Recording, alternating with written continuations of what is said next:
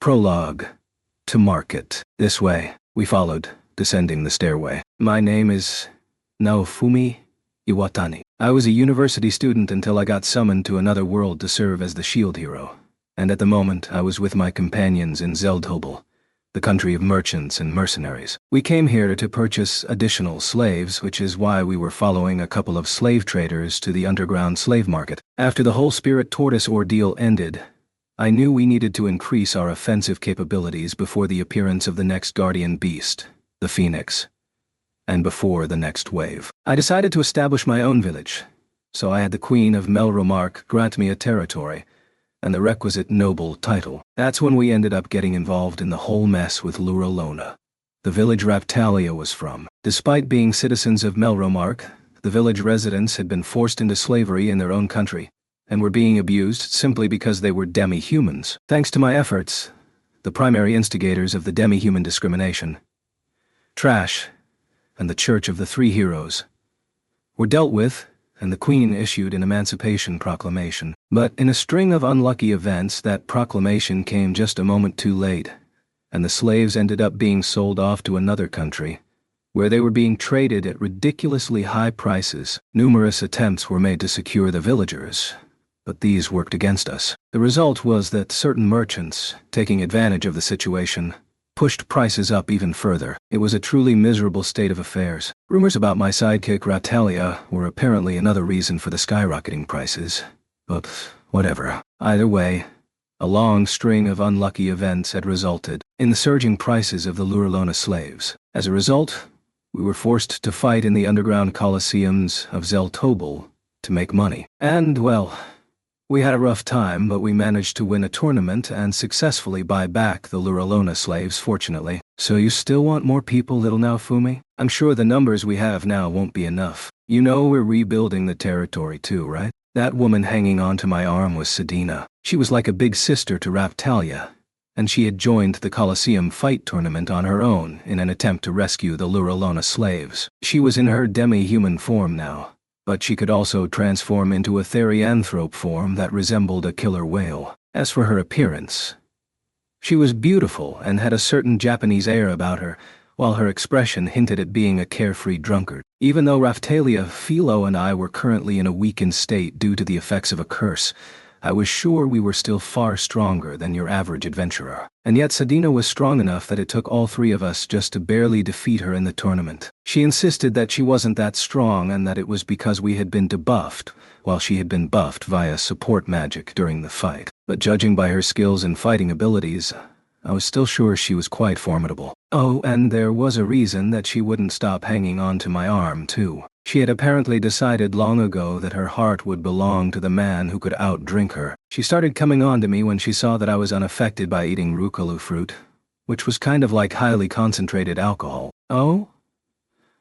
So you really are serious about rebuilding the village, I guess. Well, yeah, just rounding up and securing the slaves isn't going to solve the problem. There was also the incident of slave hunters attacking the village because of the skyrocketing prices of the Luralona slaves. Fortunately, we had been training the villagers prior to that, and they were able to turn the tables on the attackers. That was just it. We needed to make them realize that they couldn't keep holding on to naive hopes of someone always being there to save them, and that realistically it was up to them to protect their own village. The people of this world had a bad habit of depending on the heroes every time they were in trouble. If they actually took a moment to think about it, they might have realized how absurd summoning people from another world to fix their problems really was. Although there were certain aspects of this world that made it feel just like a game, like the concept of levels and defeating monsters to raise your level. Oh, little Naofumi, you're so great. I think I'm falling in love all over again. Get your hands off me. I told you I have no interest in that kind of thing. Sedina, get a hold of yourself, please. That was Raftalia,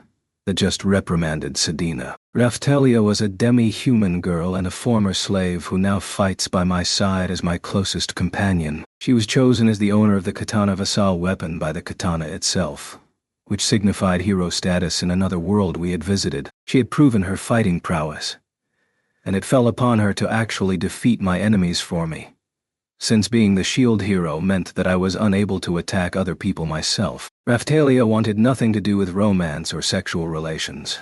probably due to prioritizing her mission to save the world from the waves. I was repulsed by the thought of romantic relationships too. Of course, it was being framed by that worthless bitch that had made me that way. Raphtalia looked really good in Meko outfits, by the way, but she refused to wear them because of her utilitarian nature. She was quite attractive, and her tanuki ears and tail provided the perfect accent, which was probably why the Miko outfits looked so abnormally good on her. I would have been happy if that was all she wore. So I was secretly considering having a Miko outfit with powerful effects custom made for her. Oh? Lately, Sadina had constantly been trying to get close to me, and she always teased Raphtalia in the process. I really wished she would try thinking about what it was like always having to calm Raphtalia down. That was Risha behind us that just made a really pathetic sound. There were times when she would step up to the plate. She could be a real force to be reckoned with when she got emotional, but she usually just stuck to handling the more intellectual side of things for us. It felt like her performance had been especially lackluster lately, even though she'd apparently been up to all sorts of things. Of course, having her fight at a place like the Colosseum while she was still a weakling would have basically been signing her death warrant, so I guess she hadn't really had a chance to impress recently.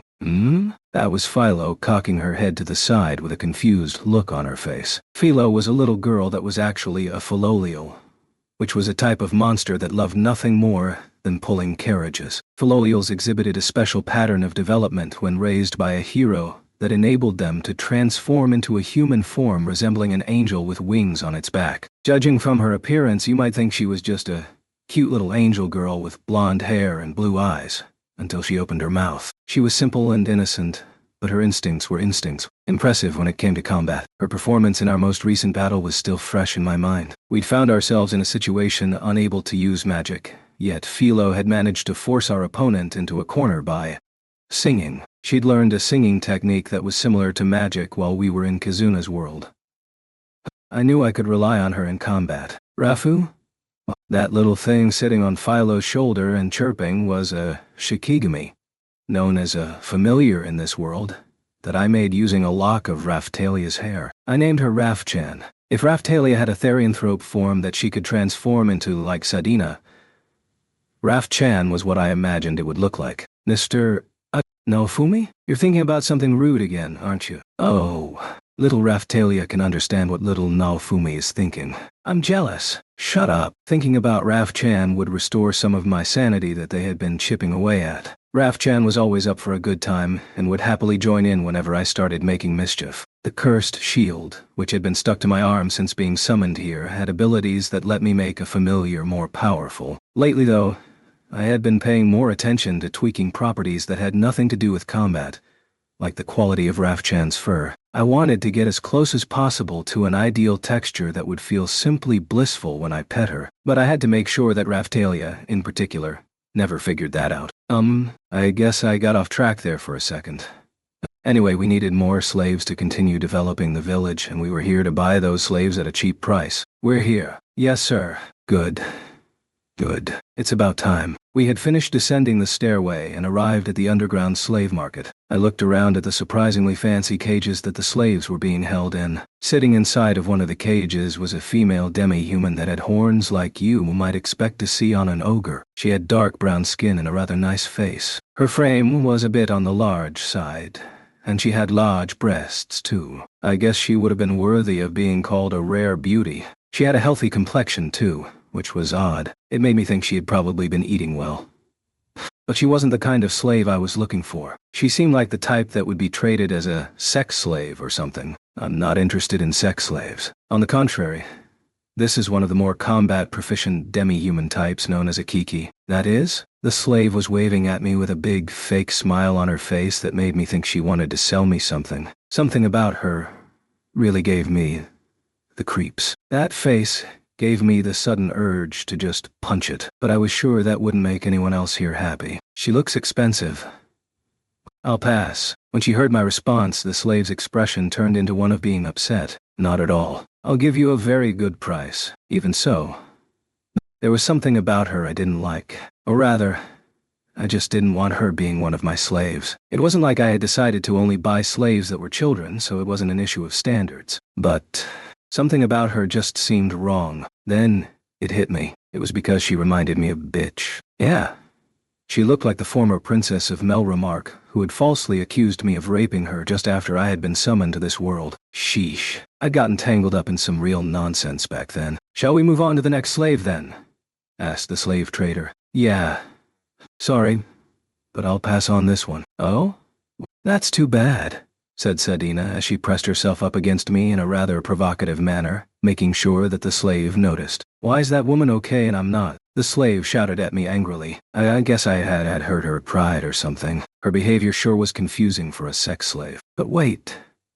Why did she want me to buy her anyway? You're not the kind of slave I prefer. That's all. Sorry I'm not a cute little girl. Her outbursts sure were annoying. I glared at the slave traders. Slave trading was a family business for the two slave traders standing in front of me. One of them handled the slave trade in Melromark, while the other was based out of Zeltobel, and they were the spitting image of each other. If I were forced to come up with some kind of difference between them, the colors of their tailcoats would probably be the best I could do. When I glared at them, they both suddenly shifted their gaze elsewhere. Whatever. They were doing plenty to help me out after all. I glared at the slave. Cute little girl? It almost sounds like you might know who I am. When she heard my response, the slave suddenly fell silent. Aha! I knew something seemed fishy. Oh, do I really look that young? Teased Sedina. How old are you anyway?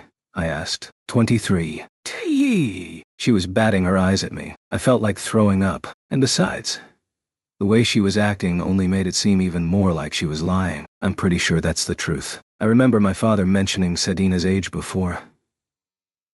Raftalia corroborated Sedina's answer. I thought women were supposed to lie about their age. Some of them do. But several years ago, father was talking about it being about time to have Sedina start meeting potential suitors. Adding the number of years that have passed since then to the age that he mentioned would indeed make her 23 years old now. Oh? You remember that? Children have such impressive memories, Sedina exclaimed. Saying things like that is exactly why I figured she was a lot older. Frankly, she usually sounded like an old lady. Anyway, I didn't have any illusions about myself, despite how it might have seemed. Yes, most of the slaves I bought were children, and female. That's just how it had turned out, since I was focused primarily on gathering up the Luralona slaves. Judging by her pronunciation and language use, I would say that slave is. I guess Raisha had figured out where the slave was from. That reminded me of the fact that my shield had translation capabilities. Multiple languages were spoken in this world, just like in my own world, just like back on Earth. Conveniently for me, my shield could translate all of those languages for me. As for the official Melromark language, I was pretty sure it was used in countries with large populations of pure humans. It doesn't really matter anyway. Just forget about it, Rishia. Oh, understood. On to the next one. Understood. Yes, sir. Why? Why won't you take me? I ignored the shouts of the slave and followed behind the slave traders. Chapter 1. Sacred Tree Elixir. This is the next slave. I looked inside of the cage that the slave traders had brought us to. It was another demi-human slave that looked healthy and well taken care of. This one was a child, and a female. She was waving at me with a big fake smile on her face. No thanks. What? Just as I expected, she started complaining. Her response was slightly more childish than the last slave, but she was still way more chipper than she should have been. The slaves I knew all started out with lifeless eyes. They'd given up on everything. Even our fearless Keel had been terrified until she saw Raftalia. This kid looked like a dreamy-eyed adventurer. There was no way she was a real slave. I had the slave traders show me another slave. Once again, the slave complained when I showed no interest. I started to understand what was going on. I squinted my eyes and glared at the slave traders, who both started wiping the nervous sweat from their brows. Seriously? It's unfortunate that none of our offerings seem to satisfy your preferences today. Yes, sir. Yes, I sighed. You've left me no choice. I didn't want to do this. I beckoned to the slave that we had been brought to. When she got closer, I slowly reached out and grabbed her by the collar, and then started questioning her using my best threatening tone. Spit it out. Who's behind this? I'm the shield hero, you know. If you don't tell me, I'll destroy the country you came from, the slave shrieked. Dee Daddy made me do it. He told me I had to marry the shield hero. They say the shield hero only associates with slaves, so Daddy paid someone to set this up. the slave explained while cowering in fear as I glared at her. She was just a child. This wasn't her fault. And is that what you want? I asked. Huh? Even if it is for your family's sake, you're being given as an offering to someone you don't even have feelings for. Judging by the slave's appearance, she was probably a bit younger than Raftalia was when I first saw her. The thought of someone using a small child like this to boost their own status filled me with disgust. Either way, I want you to go home. Tell them I saw through their plan. If that's not enough for them, tell them that the shield hero said he only helps demi-humans that are truly in need. It was becoming clear that these kinds of slaves were being sent in groups, so that settles that. I kindly refuse your offer, I told the slave. Siltfelt, the demi-human country, was obviously trying to set up an arranged marriage. They were disguising children of wealthy and noble families as slaves, and sending them here for me to purchase. I'm pretty sure that country considers my word as gospel, right? I'm on the verge of personally notifying them in writing that it's going to work against them if they keep trying to force slaves onto me like this. Understood.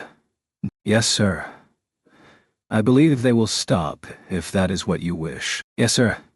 The shield hero does it again. Of course you would notice the slaves were fake. Such perceptivity sends tingles of excitement down my spine. There's no way anyone wouldn't notice. It was as if they were practically shouting out that they were fakes. They could have tried to make it a little less obvious. Or they could have even sent slaves bought from some human supremacist country or something. How deplorable. Even Raftalia was losing her patience. There's no way Mr. Naofumi would be seduced so easily. It would save me a lot of trouble if it were that simple. Huh? What was that supposed to mean? That's where I come in. Don't worry, little Naofumi. I'll cure you of your distrust of women. Rafu! Nadina's excitement rubbed off on Raf-chan, causing her to join in the ruckus. What an annoying woman. It was in my best interest to just ignore her. Oh, your reaction must signify your approval. I won't let you down, little Naofumi. Huh. She just interpreted my disregard however it suited her, just when I thought this woman couldn't get any more annoying. Look, boobies. Sadina embraced me from behind and pressed her breasts up against me. Go to hell, Mr. Naofumi. Calm down. Sadina, behave yourself, please. Oh. Sadina yielded, backing off when I protested, but she still had a grin on her face that was really getting on my nerves.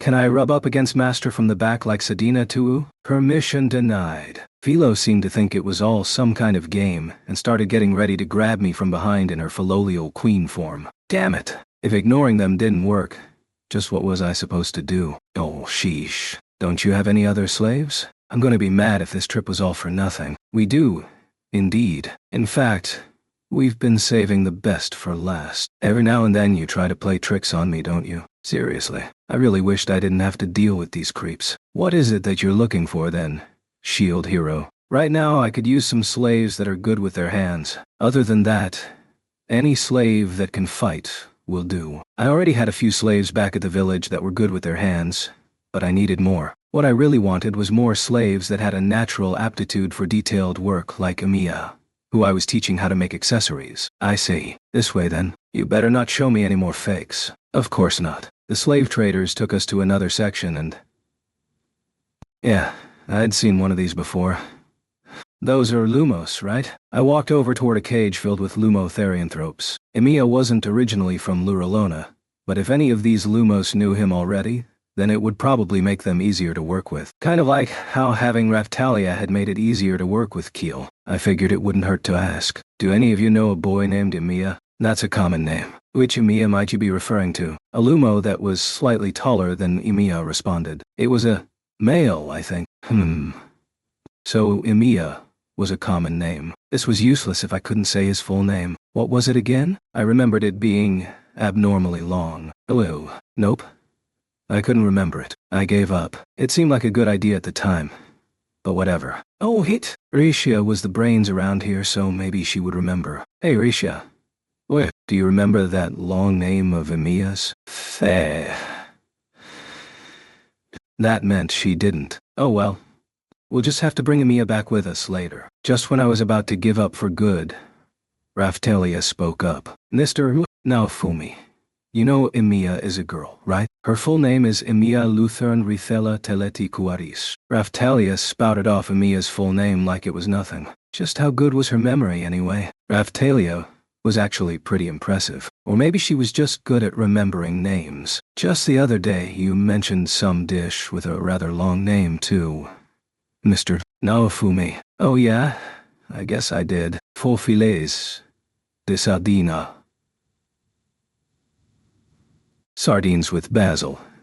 In other words, there were fish similar to sardines in this world, but they weren't quite the same. They didn't have basil here either, so I just made do with some random herbs. Not long ago, I'd cooked the dish for the slaves to celebrate their return, since we'd finally gotten the village's basic infrastructure in place. It was a French dish, by the way. Emiya's name isn't much more complicated than that. You think so? The name of the dish wasn't difficult to remember since each of the words had meaning. Emiya's name just sounded like some kind of foreign code to me. You mean that Emiya? The Lumo male spoke up again. You know her? She's my niece. Course I know her. Oh? I guess we'd found one of Emiya's family members. It was our lucky day.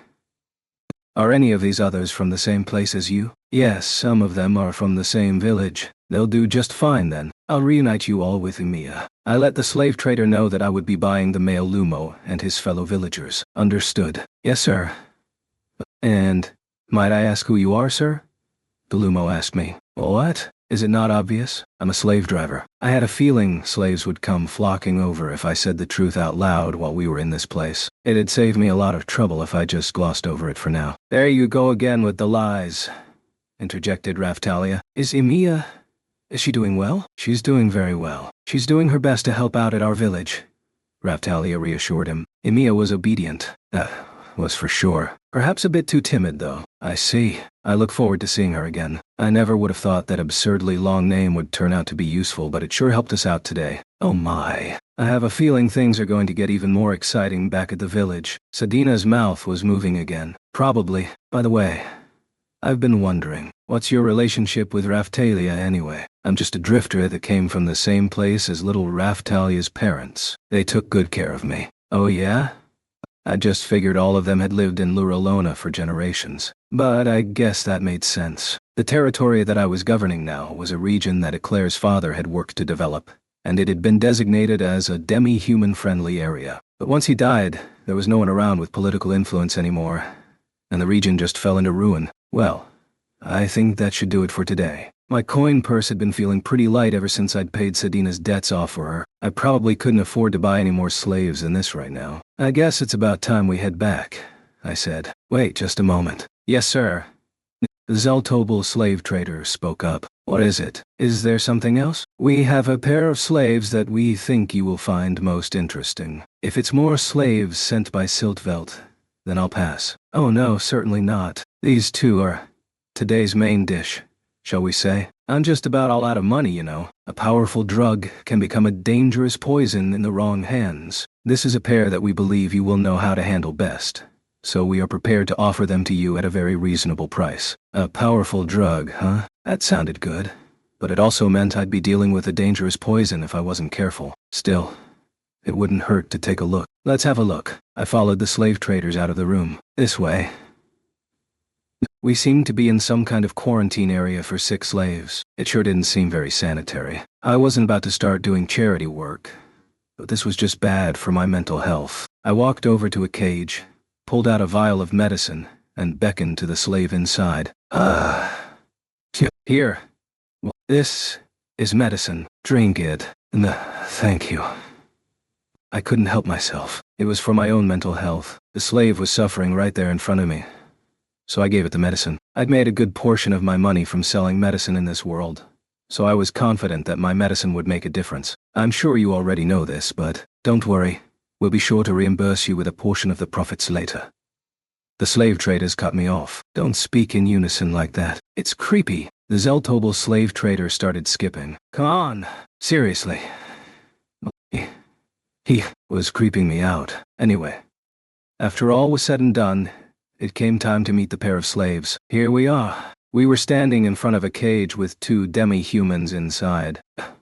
What now? I'm working like I'm supposed to, right? What do you want? One of them was a young boy around 12 years old.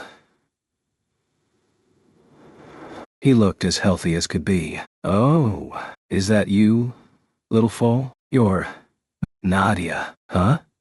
They knew each other? I pointed at the slave, and Sedina nodded. I saw him fighting in the Colosseums every now and then when I first came to Zeltobel. I even saw him fight in the underground Colosseums a few times. So he was a slave and a fighter. I'd heard that some people in Zeltobel ended up as slaves and were forced to fight in the Colosseums. I guess this foal kid was one of those combat slaves. And that one? I pointed at the other slave lying at the back of the cage. "No idea," Sedina replied. "It was hard to see since it was so dark, but I could make out someone lying on a bed of straw. Whoever it was didn't seem to be in very good condition." Cough, cough. I looked the foal kid over. The first thing that caught my eye was the color of his hair. It was black and white. I could tell from the colors and texture of his hair alone that he was more valuable than the other slaves. His eyes were blue, with pupils that were vertical slits, like those of a cat. Those slits, surrounded by blue irises standing out against the whites of his eyes. That alone gave him an air that felt almost intimidating. His face had a wild look to it. There was something in his eyes that said the whole world was his enemy. His ears were also a bit cat-like, but thicker and rounded. What really stuck out was his tail, with its black and white stripes. Could it be? Strange. Something about him reminds me of an opponent that we faced in Kazuna's world. Raphtalia echoed my thoughts. What a coincidence. I was just thinking the same thing. The white tigers, right? Oh? Even Philo had noticed, apparently. She was right. Something about the slave reminded me of the white tigers that we had fought in Kazuna's world. It made me think of the half-human, half-beast enemies that Kyo had created. How should I put it? I imagined this slave was what the perfected version of those things would look like. He looked like a human that had been very skillfully combined with a white tiger. I'm sure he was just a demi-human, of course, but my prior experience with white tigers put me off. He seems expensive, even for a kid, factoring price in from the very first impression. My hat's off to your financial prudence, hero. Even Raphtalia seemed stunned by my verdict. Your focus on the bottom line is impressive, little Naofumi. Just ignore them all. But actually, they did have a point. Maybe thinking about money before anything else wasn't such a good thing. After all, I mean, compared to the other demi-human slaves, something seems different about him, I said. You have good intuition. This slave is a Hakuko. It's a type of demi-human with quite the reputation, the slave trader responded. Hakuko. It's said that the very first holy heroes named the race in ancient times. In Japanese, the character for white could be pronounced Haku, and Ko was one of the pronunciations of the character for tiger. When the two were combined to refer to the legendary white tiger, they were actually pronounced Byakko. But if you didn't know that, I guess you might mistakenly pronounce them Hakuko. That meant it was a type of demi-human that had been around since ancient times. In that case, it might have been a good investment. But what if he turned into some kind of monster like the spirit tortoise when he grew up, and then ended up going on a rampage or something? That was not something I wanted to deal with. And anyway, what was up with that name? Why did all of the past heroes seem to have such bad taste in these things? It was the same with the legends at the Kalmyra Islands. Then again, I did name my filial Philo. So I guess I couldn't really talk. I see. And what are you planning to do with this one? We would like to present him to you.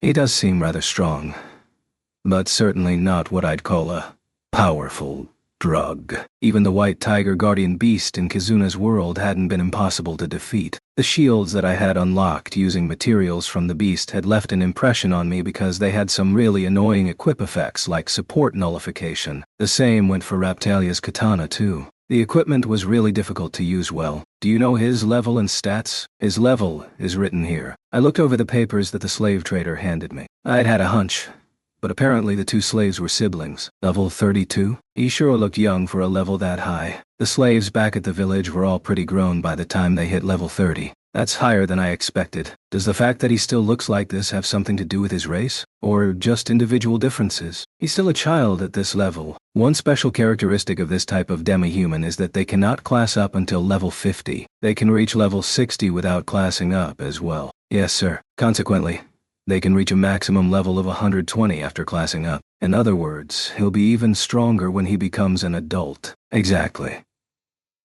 Impressive. So, this was some kind of special type of demi-human. Even Philo had to class up at level 40.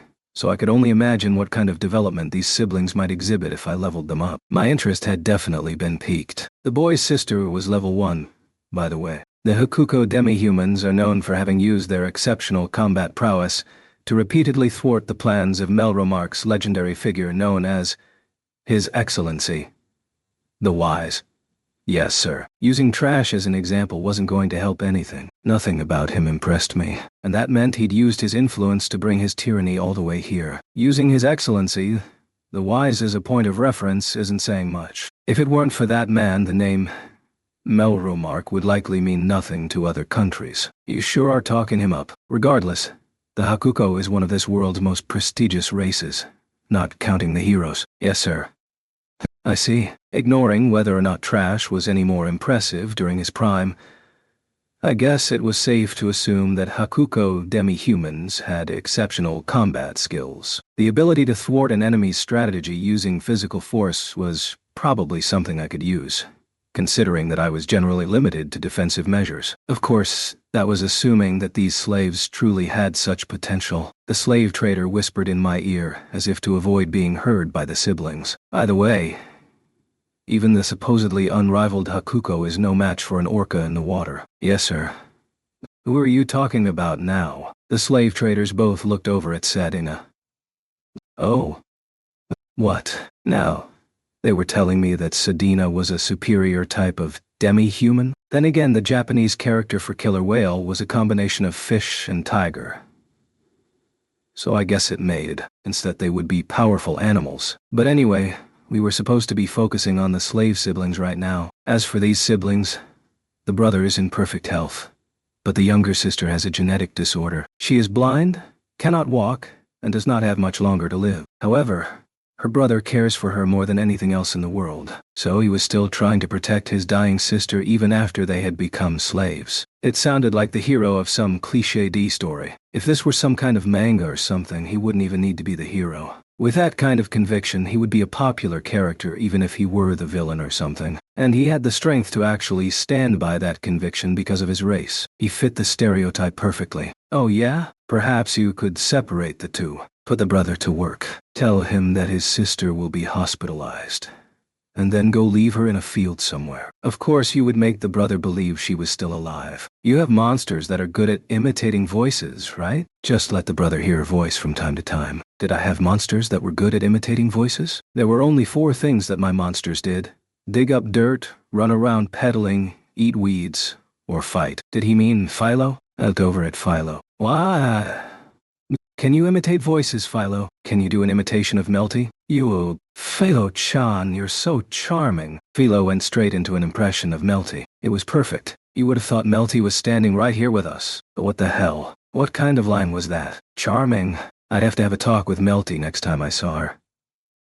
I motioned for the slave trader to continue. If you did that, the brother would continue fighting to the very end, all for the sake of his precious little sister, who would have actually already departed this world. All that would be left is for you to reap the benefits. His plan was pure evil. It made me cringe. There were just too many ways it could backfire. I could just imagine someone like Itsuki showing up, rescuing the brother, and then teaming up with him to try to defeat me. That wouldn't even be funny. I'd win the fight, of course, but I wasn't going to go out of my way to create my own enemies. That's why you're useless at handling all but the simplest slaves. I'll show you how to do it the right way. I told the slave trader to unlock the cage. What are you going to do? Just shut up for a second, you little brat. What? I'm not a brat. You sure look like one to me. The brother was surprisingly aggressive, but I just ignored him. I went inside of the cage and approached his younger sister at the back. Stop! Don't touch Atla. The brother tried to stop me. I pulled some medicine out of my pocket and showed it to him. I'm just going to give her some medicine. I'd made the medicine using my shield, by the way. I still couldn't pull it off on my own. That's how difficult it was to make. I'd learned how to make it from an equip bonus on the Spirit Tortoise Sacred Tree Shield. The bonus was called Miracle Drug Recipe, Spirit Tortoise Sacred Tree Shield 040C, and LT abilities unlocked in GT. Equip bonus, Miracle Drug Recipe. Equip effects, Protection of the Ancient Flora, Blessing of the Sacred Tree. Mastery level 0. I had no idea what the shield's effects did, although it was clear that they had something to do with plants. Miracle drug recipe had only taught me how to make one medicine. Even worse, it required a bunch of other medicines and potions to make. Regular medicine, superior medicine, a healing salve, magic water, and soul healing water. On top of that, you had to mix an extremely precise amount of poisonous materials, filter the mixture, and skim the top layer off to use along with sacred tree sap, wherever that came from. Just recently, I'd tried to compound the medicine without using my shield, but I failed. I went and asked the apothecary to try to figure out what had gone wrong, but he just scolded me and told me I was in over my head. That's how difficult it was to make. It was a priceless medicine that was practically impossible to get your hands on unless you just happened to have a legendary shield. Its name: Elixir of Yggdrasil. It was the same medicine that the lively old Hengen Muzo lady had used, so it went without saying that it was effective. Any gamer would know that something with elixir in the name was bound to be powerful. The name may have been my shield's translation, but it still included the name of the world tree nonetheless.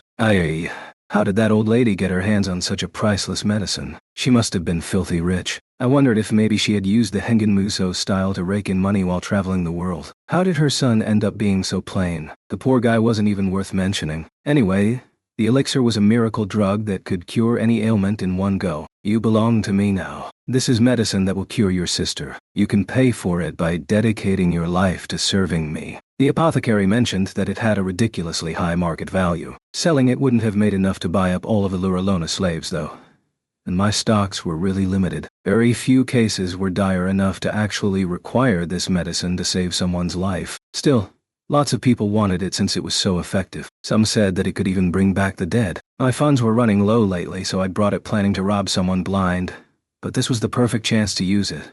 Considering the coming battles with the waves, I needed power more than I needed money. I would use it to secure a powerful ally via an enormous debt that ensured allegiance. You better not be lying, he said. Maybe you know the smell. The brother sniffed at the medicine. Of course, if he'd smelled this medicine before, he probably wouldn't be here in this situation. He took a couple of really big sniffs before looking up suddenly and shouting, "That's the elixir of Yggdrasil. So you do know it. What was he? A dog? Maybe being a superior race meant having a good nose too. But it could have poison in it. Are you always this suspicious of medicines? Do you distrust every medicine your sister takes? If you refuse to believe me, then I don't have to give it to her.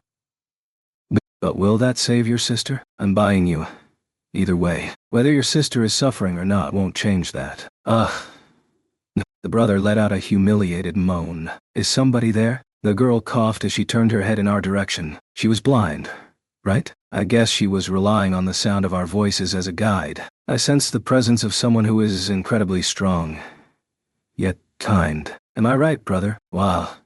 Who knows? However, I feel great power. However, the girl slowly turned her head toward me. The brother hesitantly motioned for me to approach her. I moved toward this girl that he'd called Atla. She was in terrible condition. She was wrapped in bandages from head to toe. You couldn't even see her face, but I could still tell she was covered in sores. Judging from her appearance, it was surprising she was still alive. Her ears and tail were the only signs left that she was even the same race as her brother. However, what? She seemed to be referring to me, so I tried speaking to her. The first impression is always the most important, so I decided to go with my usual big-headed attitude. I feel a deep sadness hidden within that great strength and kindness. Deep sadness, huh? Memories of being consumed by rage after bitch betrayed me came flooding back for a split second, but then faded almost immediately, being replaced by memories of my time with Raphtalia.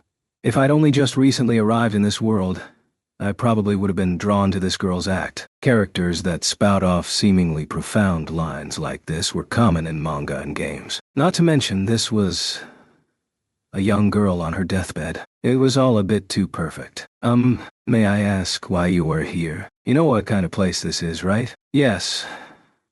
I am being held hostage here in order to force my brother to work. She understood completely, and yet, no. There was a sense of resignation in her voice, and with the kind voice, "Might you be so kind as to tell me your name?" Naofumi. Mr. Naofumi. Her pronunciation was impressive. Apart from the other heroes, this was the first time anyone had pronounced my name correctly here. Even in the other world, Kizuna had been the only one who could pronounce it properly. Lark and Glass could never say it quite right. Mr. No, Fumi. Please, take good care of my brother for me. Atla, what are you saying? Wasn't it obvious? She knew she didn't have much time left, so she was asking me to watch over her brother. Sorry, but that's not a promise I'm ready to make. Oh, I see. Because I plan to take care of you too. Here. Take this medicine. Atla started to say something in reply, but then simply nodded. I held the elixir of Yggdrasil up to the young girl's lips. Unable to defy his younger sister, the brother stood aside with clenched fists and said nothing. Gulp. Atla drank the medicine without hesitation. Huh? In addition to the glow from my skill that increased the efficacy of medicine, there was another strange light radiating out. It was no small glimmer either. I had unlocked the complete Spirit Tortoise series of shields thanks to Ost, so I did have a bunch of new skills. Maybe it had something to do with one of those. Whatever it was obvious that it was increasing the efficacy of the medicine even further. Pant. Pant. The medicine was starting to work. She began to breathe more easily. What's this? My body suddenly feels lighter. Atla? My skin is tingling and I can feel a warmth deep within my body. Well, it will probably take some time to feel the full effects of the medicine. I'll give you several doses over a period of time, so just rest for now. Understood. I'm afraid I will be useless to you, but I thank you for your kindness. I stood up and stepped out of the cage. And your name was Foal, right? The brother had been glaring at me but looked away when I spoke to him. I get it. You don't want to talk. I didn't want to wake Atla up. But I guess. Yes, that's right. My name is Foal. And your last name? He suddenly fell silent. Considering their race, they probably came from a good family. Maybe they had been disowned or something and could no longer use the family name. It didn't matter anyway. That's fine. Either way, you're my slave now. Understood? Yeah. Fine. Young. That medicine seems to be the real deal, so I'll work until it's paid for. You want me to fight in the Colosseums? That wasn't a bad idea, but having this little brat fight in the Colosseums in his current state would be a waste of time. I wanted to toughen him up a bit before anything else. I haven't decided if we'll do that yet.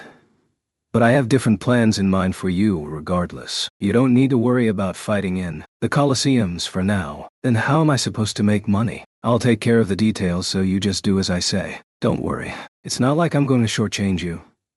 I threw in an evil laugh there at the end, and Foal shot me an icy glare. This was how the relationship between owner and slave was supposed to be, right? That medicine is expensive, you know. It's on a whole different level than any elixir of Yggdrasil you'll find on the market. I threw in a bit of extra condescension for good measure. If I talked the price up enough, maybe I wouldn't have to worry about him trying to say he'd worked enough to pay for the medicine and running off. Although, it wasn't like I'd actually let him get away. I know. That's obvious from how peacefully Atla is sleeping now. Foal was clearly unhappy, but his reply was an honest one. He seemed to have a pretty serious sister complex. Maybe it had just been the two of them for so long now that he viewed everyone else as an enemy. I could kind of understand where he was coming from. I saw pretty much everyone around me as an enemy for a while after being falsely accused by Bitch. But there's no way I'll let you have my sister. What's this kid going on about? Anyone? You're ruthless, little Naofumi. You really are great. Adina.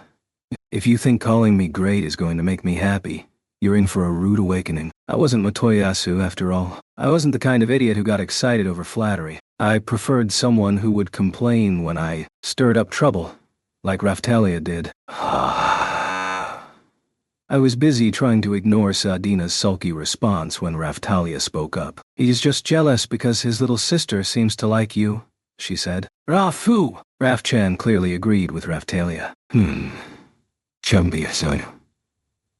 So, the kid was jealous. In that case, he definitely had the wrong impression. No! That's not it. What's that girl's problem? You too, Nadia. Stop being so rude. Foal pointed at Raphtalia and Sadina while shouting. So this was what people meant when they talked about someone not knowing their place. I was going to push this brat harder than a Spartan soldier when we got back to the village. He supposedly had a lot of potential after all. I was starting to look forward to his training. I'd given his sister the same medicine that cured the old lady, so I had a feeling she would get better too. When she did, I was sure I could find something for her to do at the village. Don't worry. Mr.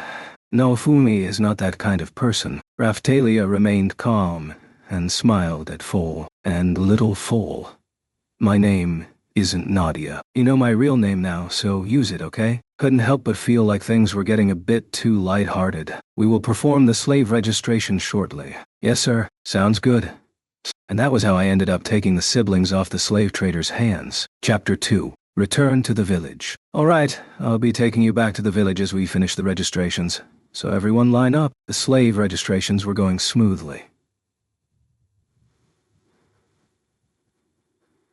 I took the slaves back to the village in groups using my portal skill as they were completed. Of course, we had to wait for the cooldown to expire each time, so we were sitting around twiddling our thumbs a lot. It's too bad you don't have a more convenient teleport skill, Raphtalia. I could use Scroll of Return. Yeah, but it wouldn't do much good to send people to the Dragon Hourglass. Although, I guess we could have Philo pick them up and take them to the village from there. It had a similar cooldown time, though. The same was true for Kazuna's Return Dragon Vein. That reminded me. I guess Raphtalia could use Return Dragon Vein too. By the way, I wonder where that 7-star hero that's supposed to be in Zeltobel went.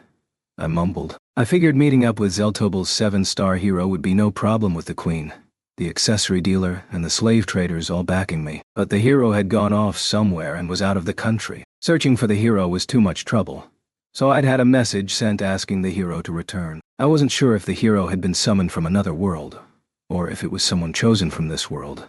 But this hero obviously didn't think much of the holy heroes. Then again, thanks to those other 3 idiots, people had come to the conclusion that I was the only one that wasn't a fake or just damaged goods. Still, at least we gotta bind you to the hourglass here so that you can use Dragon Return Vein. Yes, but it would have been nice if we'd been able to meet and talk with the hero too.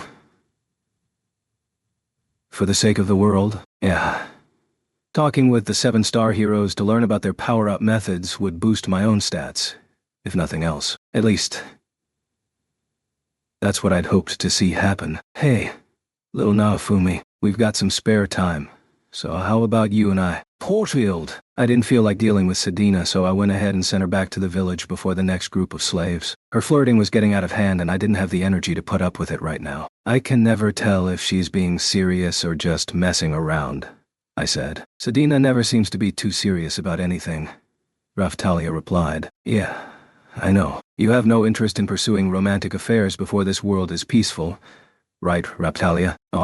Right. We went on chatting while sending people back with my portal each time the cooldown expired. And then, finally, it came time to send Foal and Atla back. Atla was still recuperating, but Foal brought her over and laid her near where we were all waiting. After he got her situated, he brought her a jug of water. Thank you, brother. No worries. Are you feeling okay? Yes, I feel very comfortable. That's good. Mr. Naofumi, when will we be departing? Atla turned in my direction when she addressed me. It's almost time. Understood.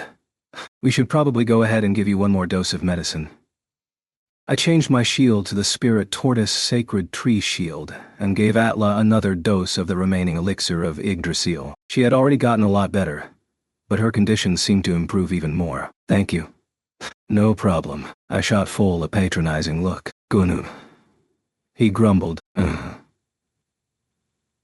Was it just me? Or did something about the way he said that sound just like someone else? Whatever. He was going to have to work hard to pay for this medicine. He was supposed to have some real potential, so I wasn't going to go easy on him. I'd work him like a slave. Mr. Naofumi. Atla gripped my hand in hers. Please try to get along with my brother. We get along fine, right? Right. Foal threw his arm around my shoulder like we were good buddies. What was up with that attitude? I couldn't have him getting the wrong idea about our relationship. You too, brother. This man is an extraordinary person, i.e.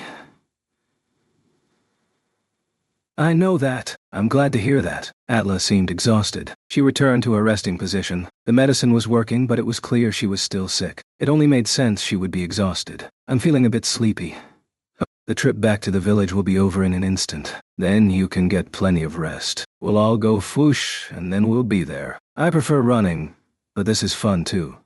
So I'm sure you'll like it. Like always, Philo was terrible at explaining things. but I guess that was her way of describing my portal skill. The bird that pulls carriages is full of energy, and I sense a pure, untainted power within her. This bird. Her strength rivals even your own, does it not, Mr. Red? Naofumi? Atla pointed in Philo's direction. Impressive. Her description of Philo was spot on. She may have been blind, but it was clear that she was still sensing her surroundings somehow. What is it, Master?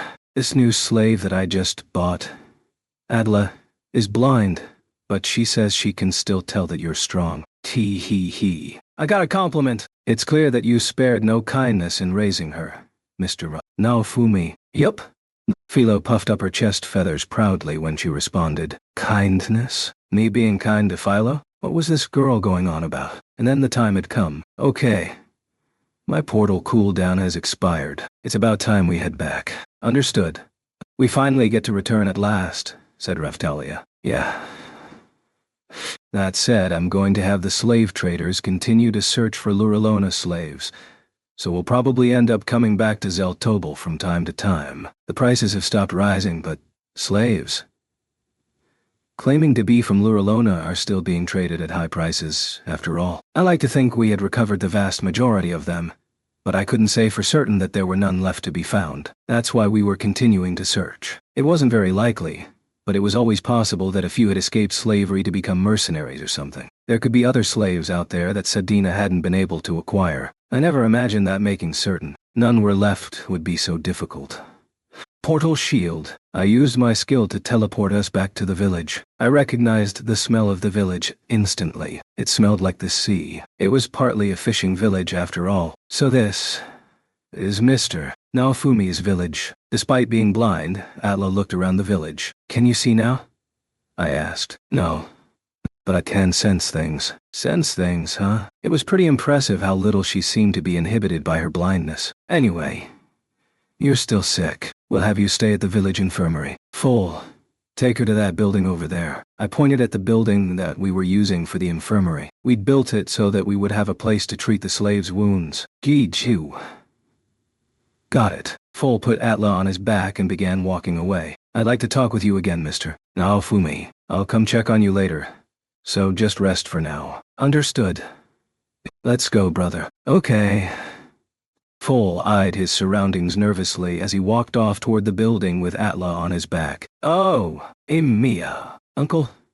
And everyone else, too? Emiya hugged her uncle, clearly happy to be reunited with family. I'd heard that her parents had been killed, so it was nice that she got to be reunited with her uncle. It looked like the new slaves had already begun rekindling old friendships on their own. We just kicked off a little party at the village to welcome the new slaves. I decided to treat them all to some of my cooking for a bit of extra motivation. Before I knew it, the day had ended. We began training the new slaves and monsters the next day. For the first few days, we just did a minimal amount of leveling while they got used to the village. I'd put Keel, Raishia, and Raphtalia in charge of the new slaves, and they were keeping them all busy with various tasks. Sedina was helping level them too. Despite how I felt about her at times, she was still ridiculously strong.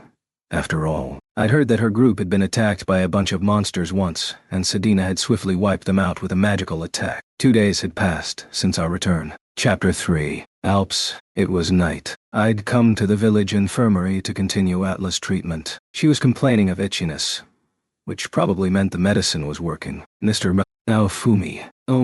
I'm sorry to ask this of you, but could you please change my bandages? I can do that. Full jumped in front of me. There was that sister complex again. I have an ointment for skin diseases that we could apply too. My hero abilities will make it more effective if I'm the one that applies it, but it's up to you. I'd like you to do it, Mr. Naofumi. Full backed down upon hearing Atla's decision, so I stepped forward to treat her. Oh? The patches of skin that looked like burns before seemed to be growing back new. What? Full was staring at Atla's skin in amazement. Was it really that astonishing? I mean, she did seem to be healing surprisingly quickly. But still, I removed the bandages from her face to see if there was any change. Oh my! Raphtalia had been watching and gasped in response, clearly startled. I had expected there to be improvement, but even I was amazed when I saw Atla's face. Let's just say the result was more impressive than I had imagined. The Atla I was looking at now was easily one of the most attractive among the village slaves. Her hair was shiny and she had clear, pale white skin that seemed unfitting for a slave. Her brother looked like he might be 12 or 13 years old, so I'd figured she was even younger, but once the bandages were removed, she looked even smaller than before. She was around the same size as Milty, I guess. The slave trader's suggestion had certainly been evil. But with a slave this attractive, he could have gone a whole different direction of evil and really cashed in. That was assuming her skin condition healed completely, of course. Still, I was at a loss for words. I could objectively say that Raphtalia and Philo would be considered attractive, but Atla's beauty belonged to a different category. She had a childish look, and yet there was a delicateness to her that reminded me of a fragile glass sculpture or something. Foal looked like he was crying. That feels much better. Thank you, Mr. Naofumi. Please apply the ointment whenever you're ready. Oh, you've grown into such a beautiful young girl, Atla. How time flies, Foal exclaimed. He sounded like a father parting with his daughter before her wedding. Your progress is better than expected. I think we can skip the ointment. Is that so? The blind Atla placed her hands on her own face. My skin is smooth now. It looks that way. This is all thanks to you, Mr. Naofumi. Thank you. Atla gave a small nod of appreciation. No problem. Some of the other slaves were peeking in from behind the infirmary door. I could hear them whispering something about Atla being beautiful. Wherever the action was, those slaves could smell it from a mile away. Little Naofumi, drinky time. Let's all get festive while looking at the cute girl. Not Sadina too. So there you are, Foal. You know what this means, right? I said. Yeah. Foal snapped back to reality at the sound of my voice and gave me a regretful nod. I'd taken his younger sister from the verge of death to this. I was going to work him like a horse. Mr. Naofumi. What? I'd like you to talk to me. I want to know more about the village. What is everyone doing here? I'm making soldiers out of the villagers. Soldiers that will blindly follow my every command. In due time, you and your brother too will happily charge forth into the jaws of Dea. Mr. Naofumi. Raphtalia ruined the moment. I just wanted to shake Al up a little bit. Raphtalia never seemed to enjoy my malicious shenanigans. Then again, I couldn't help but think my past behavior gave her good reason to be that way. The village, you say? I told Atla about all the people in the village, and then Raphtalia helped me tell her about our plans for the future. It may not have seemed like much, but having been able to bring a dying young girl back to good health made me glad that I had learned how to compound medicines. We continued talking for a while until I realized quite some time had passed. All right, let's call it here for today. Already? I want to talk some more. Don't be selfish, Atla, said Foal. Reluctant to part ways, Atla reached out to me quickly when I stood up. Foal lovingly intercepted her hand, but Atla had reached out so forcefully you would think she had been trying to leap at me. So when Foal caught her hand, she lost her balance and tumbled off the bed, and then caught herself on her feet. Oh? Even Atla herself let out a gasp of surprise. And up, we go, she said, using Foal to help support herself. Atla then stood up. Wow. So, this is what it's like to stand up, she said. Atla! Atla is standing, screamed Foal. It was like a scene straight out of Heidi. I was imagining Foal in the Alps. Oh, damn. If I didn't already know Foal's name, I probably would have ended up calling him that in my head. Kind of like Trash Hash, too, Doria. Atla slowly began walking with shaky legs, and then smiled. Thank you, Mr. Naofumi, brother. Thought. Foal snuffled. Keep getting better, Atla. I will, brother. To think she had gone from being a complete invalid to this in a matter of days. That's amazing. That medicine of yours is amazing, Mr. Naofumi. I've cured your illnesses before too, Raphtalia. So it's not that crazy. That's true, but still.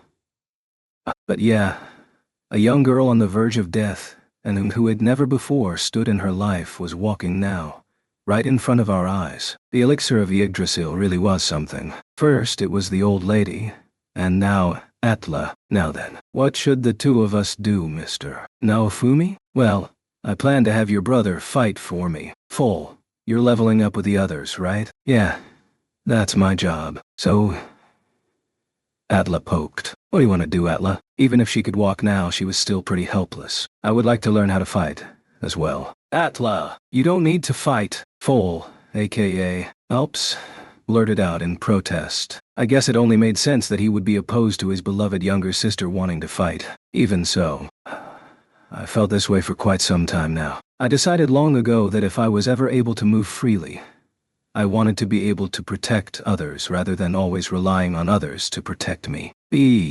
But Alps was having a hard time defying Atla's sense of determination. If I kept calling him Alps in my head, I was probably going to end up blurting it out eventually. I decided I'd better stick with Foal. So, please, Mr. Naofumi, teach me how to fight. Send me out with the others to level. It seemed like things weren't going to turn out quite like I had imagined. But that might not be a bad thing. After all, Atla was a Hakuko, which meant she should be able to reach level 120. Alright, what about you, Foal? I'll fight too. It's my job to protect Atla. I like that eagerness. In that case, I have a proposition. Being the slave of a hero comes with all sorts of special benefits. I told Foal and Atla about all of the boosts for slaves that came from being a hero. Ultimately, starting over from level 1 would likely result in being stronger in the end. Foal had already gained a few levels and was level 34 now. So it might feel a bit like wasted time, but considering all of the little advantages, it was probably worth it. Oh? In that case, maybe I should start over too? The drunkard woman butted in while leaning in through the window. You're strong enough already. Where in the world did she even get that alcohol in her hand? Sedina was supposedly level 98 already. Raphtalia was level 87 now, by the way. Sedina was strong to start out with, so there was no point in starting over for her. No, I couldn't actually say that. I had to admit I was curious to see how strong she would end up with all of my slave boosts, considering how formidable she was without them. But the thought of an even stronger Sedina making sexual advances, in a literal, physical sense, scared me. I want to be stronger too. Let me start over too, little Naofumi. Then again, who knew what kind of trouble we might end up in if we started slacking? If it meant being stronger, she should probably do it. If you're that set on it, then why not? Alright then. I guess we'll reset your level sometime in the next few days. Let's do it, she replied. There you have it, Foal. If you really do want to be stronger, you should reset your level too. What do you want to do? Atla might end up stronger than you in no time on just the boosts alone. I gave him a bit of a nudge. It would probably take Sedina a while to get back to her current level. But that wasn't true for Foal. I could just throw him on Philo's back and have her run around killing monsters and he'd be back to where he was now in no time. I'd like to beat... brother. Foal looked over at Atla while trying to make up his mind. It would be pretty embarrassing if his precious little sister beat him to a pulp. He might never recover from that one. Fine, I'll reset my level too. Alright, now then. It's getting late. Go back to your assigned residence and get some rest. Atla, if you can walk, then you can go with Anne. Already? I would like to talk with you some more, Mr. Naofumi. It's night already. Go get some sleep so that you'll have plenty of energy tomorrow.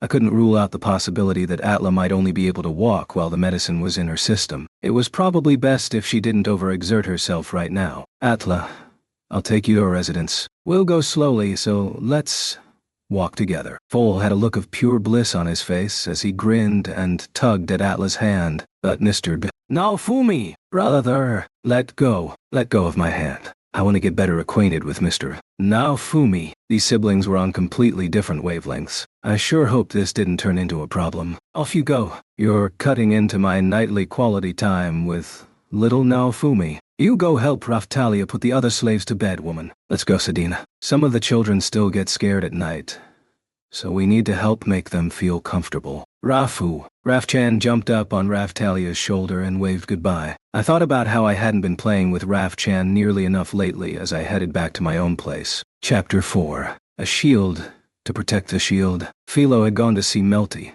and Rashia was in her own room trying to decipher the manuscripts we'd gotten from Kizuna and the others. I had the night to myself. Having some peace and quiet felt nice.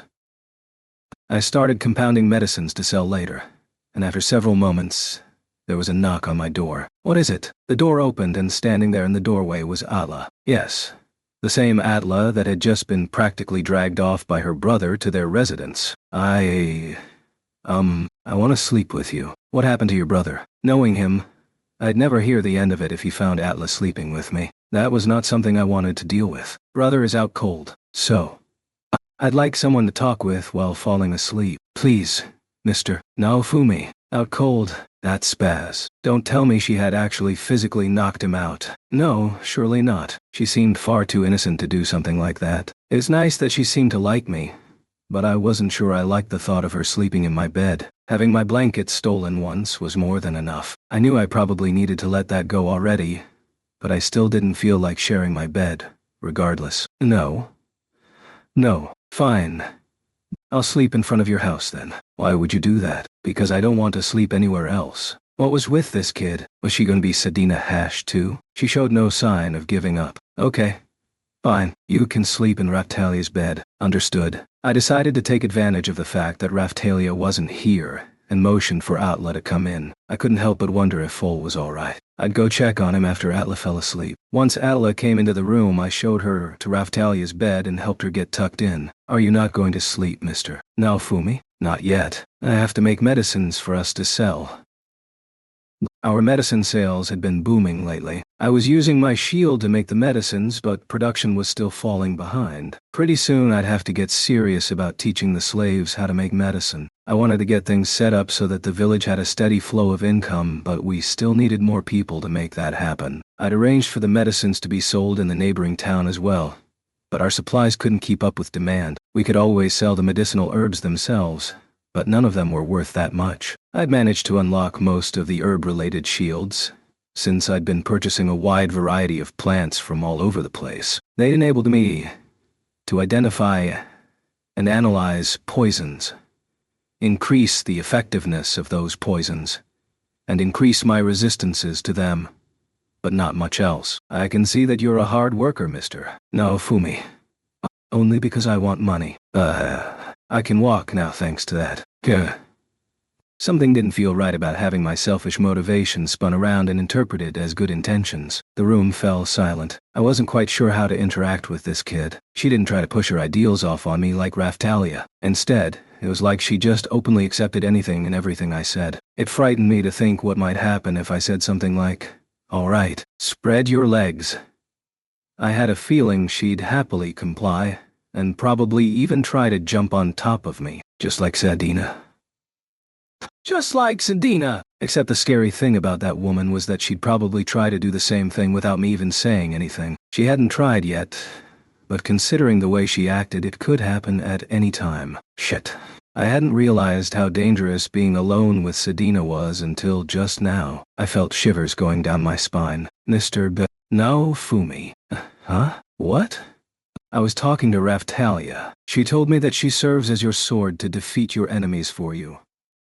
Pretty much.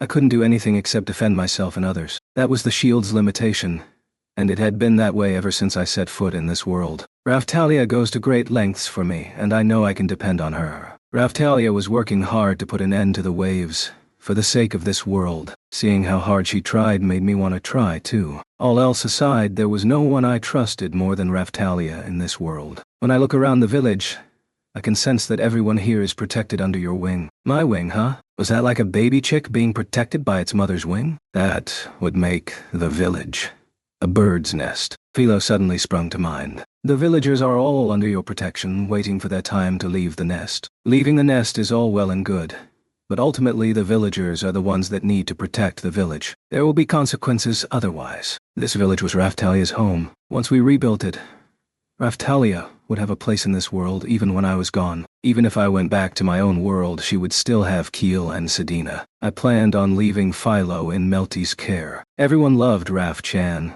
so she would probably end up sticking around as the village mascot or something. I was confident the village would last for a long time to come. If anyone, organization, country, or otherwise, were reckless enough to try to destroy the village built by the hero that saved the world, they were as good as dead. In my time here at the village, I've heard about all the amazing things you've accomplished. It truly is impressive what you're doing. You should be proud. Despite all of the hardships you've faced, you've persevered and overcome them all. I admire you, Mr. Naofumi. Thanks. I'm not one to be modest, but I guess I've come a long way. That said, who is it that protects you, Mr. Naofumi? Huh? What was she talking about? Protect me? Why? Why would she be talking about protecting me, of all things? Didn't she realize she was talking to the shield hero? How dense could someone be? Although, it was true I wouldn't be here if it weren't for the help of plenty of others. I couldn't forget that. Plenty of people do. Raphtalia, Philo, Melty, the Queen. All of them had given me a hand at times when my position or my life had been in danger. Here's what I think. If Raphtalia is your sword, then I want to be the shield that protects you. Shield, huh? It's really not as great as it sounds. Being someone's shield and always defending that person really didn't feel all that great. Why do I have to defend this person? The thought had crossed my mind time and again. It was painful at times too, but if I worried about that, I'd only end up losing and creating friction. Even so, knowing that I was protecting Raphtalia, Philo, and all the people I cared about, outweighed the unpleasantness of it all. But still, be my shield. She'd sure come up with a lofty goal. I guess it was because she had spent her whole life being the one protected by someone else. She'd probably idealized the role of protector. It was like saying if Raphtalia was my right arm, then she would be my left. Still, I did appreciate the thought. How about you save that line for when you're actually strong enough to pull it off? Understood. I will become strong enough. No matter what. I will begin tomorrow. I'll do my best. Good. Good. I'm counting on it. Before I knew it, Atla had begun snoring. Sheesh. So, that was what she wanted to talk about. Now then, I picked Atla up and carried her to the house where Fol was sleeping. And he really was sleeping. Hey! SZZ. Seriously? ZZZ. This isn't a manga. Wake up! What? I laid Atla on the bed and took the freshly woken Fol outside to talk. You need to look after your sister better. She showed up at my place, saying she wanted to sleep with me. She? She what? That means Atla already knew. Fol was glaring at me like I'd murdered his parents or something. I activated his slave curse and scolded him. You think I'd do that? You bastard. Are you trying to say that Atla isn't attractive? Oh, hell. Stop being difficult. I have no interest in that kind of thing. Liar! Nadia was hanging all over you and you're surrounded by women. I couldn't deny either of those things.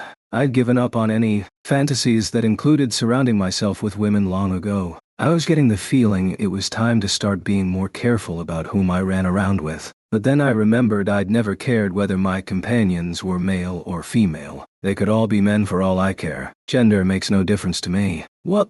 Woo, what? Are you saying that you're...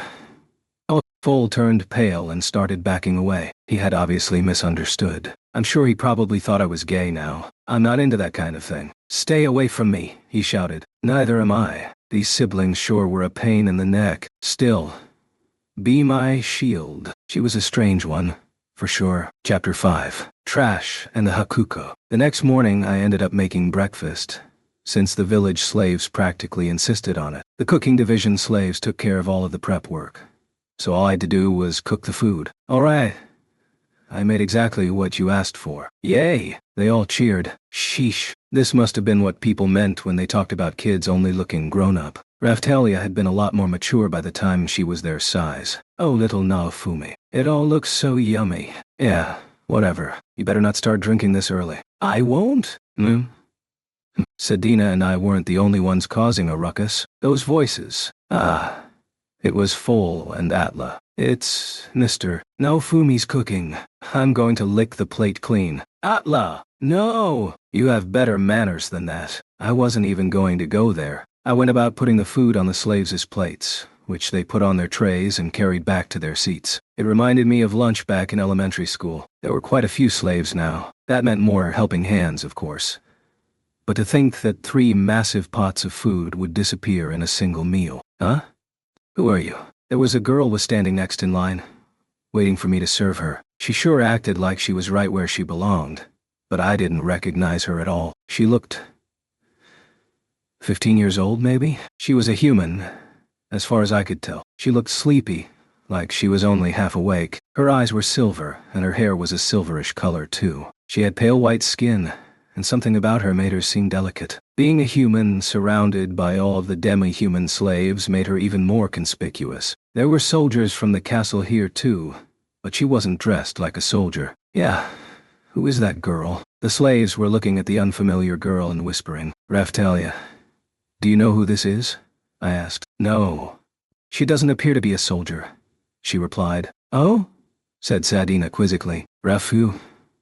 Philo came running up just then. Master, I'm back. Hey, Philo, are you going to eat too? Yep, I ate over at Mel Chan's place, but I'll eat again. What a pig. Huh?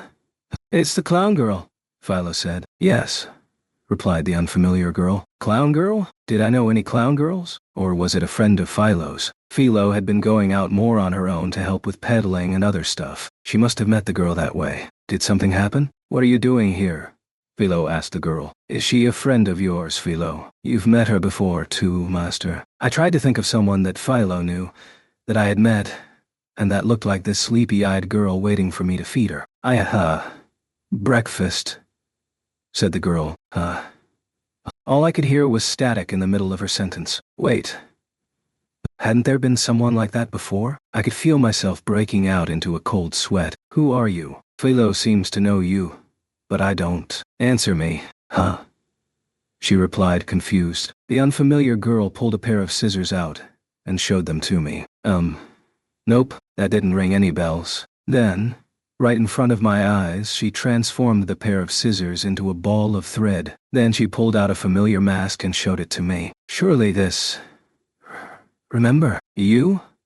That's right. She was showing me the same equipment that had been used by Murder Piero, the freak that we had fought with Sadina several days earlier in the underground Colosseum. The Murder Piero in the Colosseum had been wearing a mask and a weird outfit, so I didn't recognize her at first. But there was only one person in the world that sounded like a sandstorm when they spoke. Murder Piero? What are you doing in my village? I walked? Not asking how you got here. And why did you say that like it was a question? Was she trying to be funny? I wish she would stop it with the static already too. Murder Piero put away the mask and ball of thread she'd used to identify herself and held her tray out to me, as if asking for food. Despite what it may look like, I'm not just handing out food for free. Oh. She stuck her hand in her pocket, pulled something out, and placed it in my hand. It was 2 silver pieces.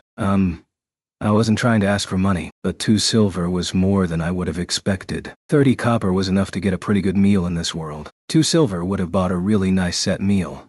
Something like fancy broiled eel served over hot rice at a posh restaurant if we had been in Japan. I was going to play along with her joke and say something clever, but she just stood there staring at me, completely serious. Oh, fine.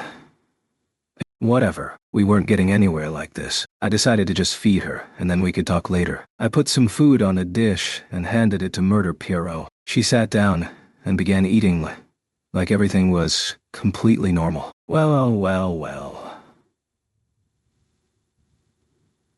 Sadina sat down next to Murder Piero excitedly and struck up a conversation, although Murder Piero was hardly even responding. It was really more like Sadina just talking to herself. Just who is she anyway? Asked Raphtalia. Who knows? I'll ask her later, but we need to get the slaves fed right now. It didn't look like she was going to cause any trouble, and I could tell that Sadina was on her guard, just in case she did. The slaves did seem curious, but with all of the new slaves and everything else going on, they didn't really seem bothered by her presence. But why in the world had she come to the village? I finished serving the food to the slaves and sat down to eat my own breakfast. Little Naofumi, the girl told me that her previous contract was terminated, so she's not tied to any employer at the moment. She said she came to find out if she could work for you. Fighting us at the Colosseum had been purely business, I guess. Running off in the middle of a fight didn't seem like it would be good for business, but I guess that kind of thing was probably common in the mercenary business. I don't need any mercenaries. I was already working on training the slaves to fight, and I had no desire to hire a weirdo like her. Really? Then let's be friends, the girl responded. You realize it seems like you're not actually listening to anything I say, right? Why do you want to associate with Mr. Naofumi? Asked Raphtalia, choosing her words carefully. Murder Piero fell silent. At the Colosseum, you told me. You have to work harder, or you'll die. What did that mean anyway? I asked, trying to help. I was hearing static again. What was that? It felt like talking to someone on a cell phone with really bad reception. What's going on, Mr. Naofumi? Atla came walking over with Full tagging along behind. If they were done eating, they should have already hurried home and started getting ready to head out. We were going to the castle today to reset her brother's level. It's nothing.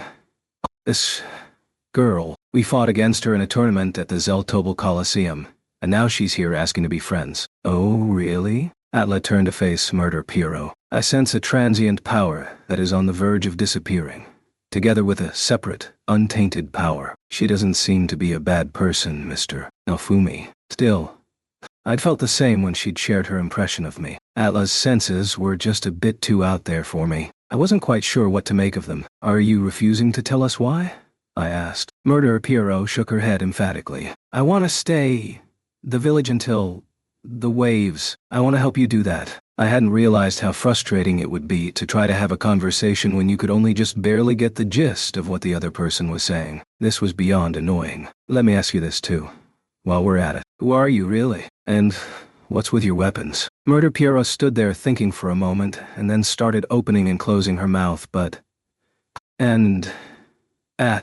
Aside from the simplest of words, all I could hear was static. I had no idea what she was saying. What was with this girl? Also, about our fight at the Colosseum. Judging from what I can make out of what you've said, you're the holder of a vassal weapon or a 7-star weapon, right? I wasn't dumb.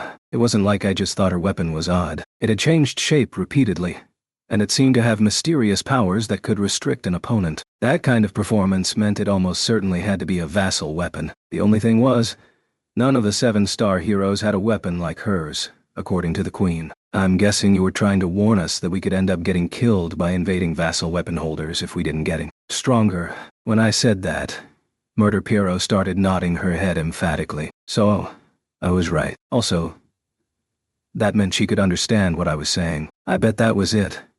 She'd probably snuck into this world to try to kill the holy heroes like Glass and the others had done, but now she couldn't get back home because of the spirit tortoise's barrier, something like that. You seem to be under the impression that we're weak, but I've used the power-up methods of all 4 holy heroes. I'm just in a weakened state because of a curse right now. Murder Piero shook her head. The little brat obviously wasn't satisfied with my explanation. Not enough. You... more. Yeah, okay. Whatever. I may not be able to explain it very well, but I know what the waves are. I know that other vassal weapon holders are trying to save their worlds by killing holy heroes. Murder Piero shook her head again. Destroy other worlds.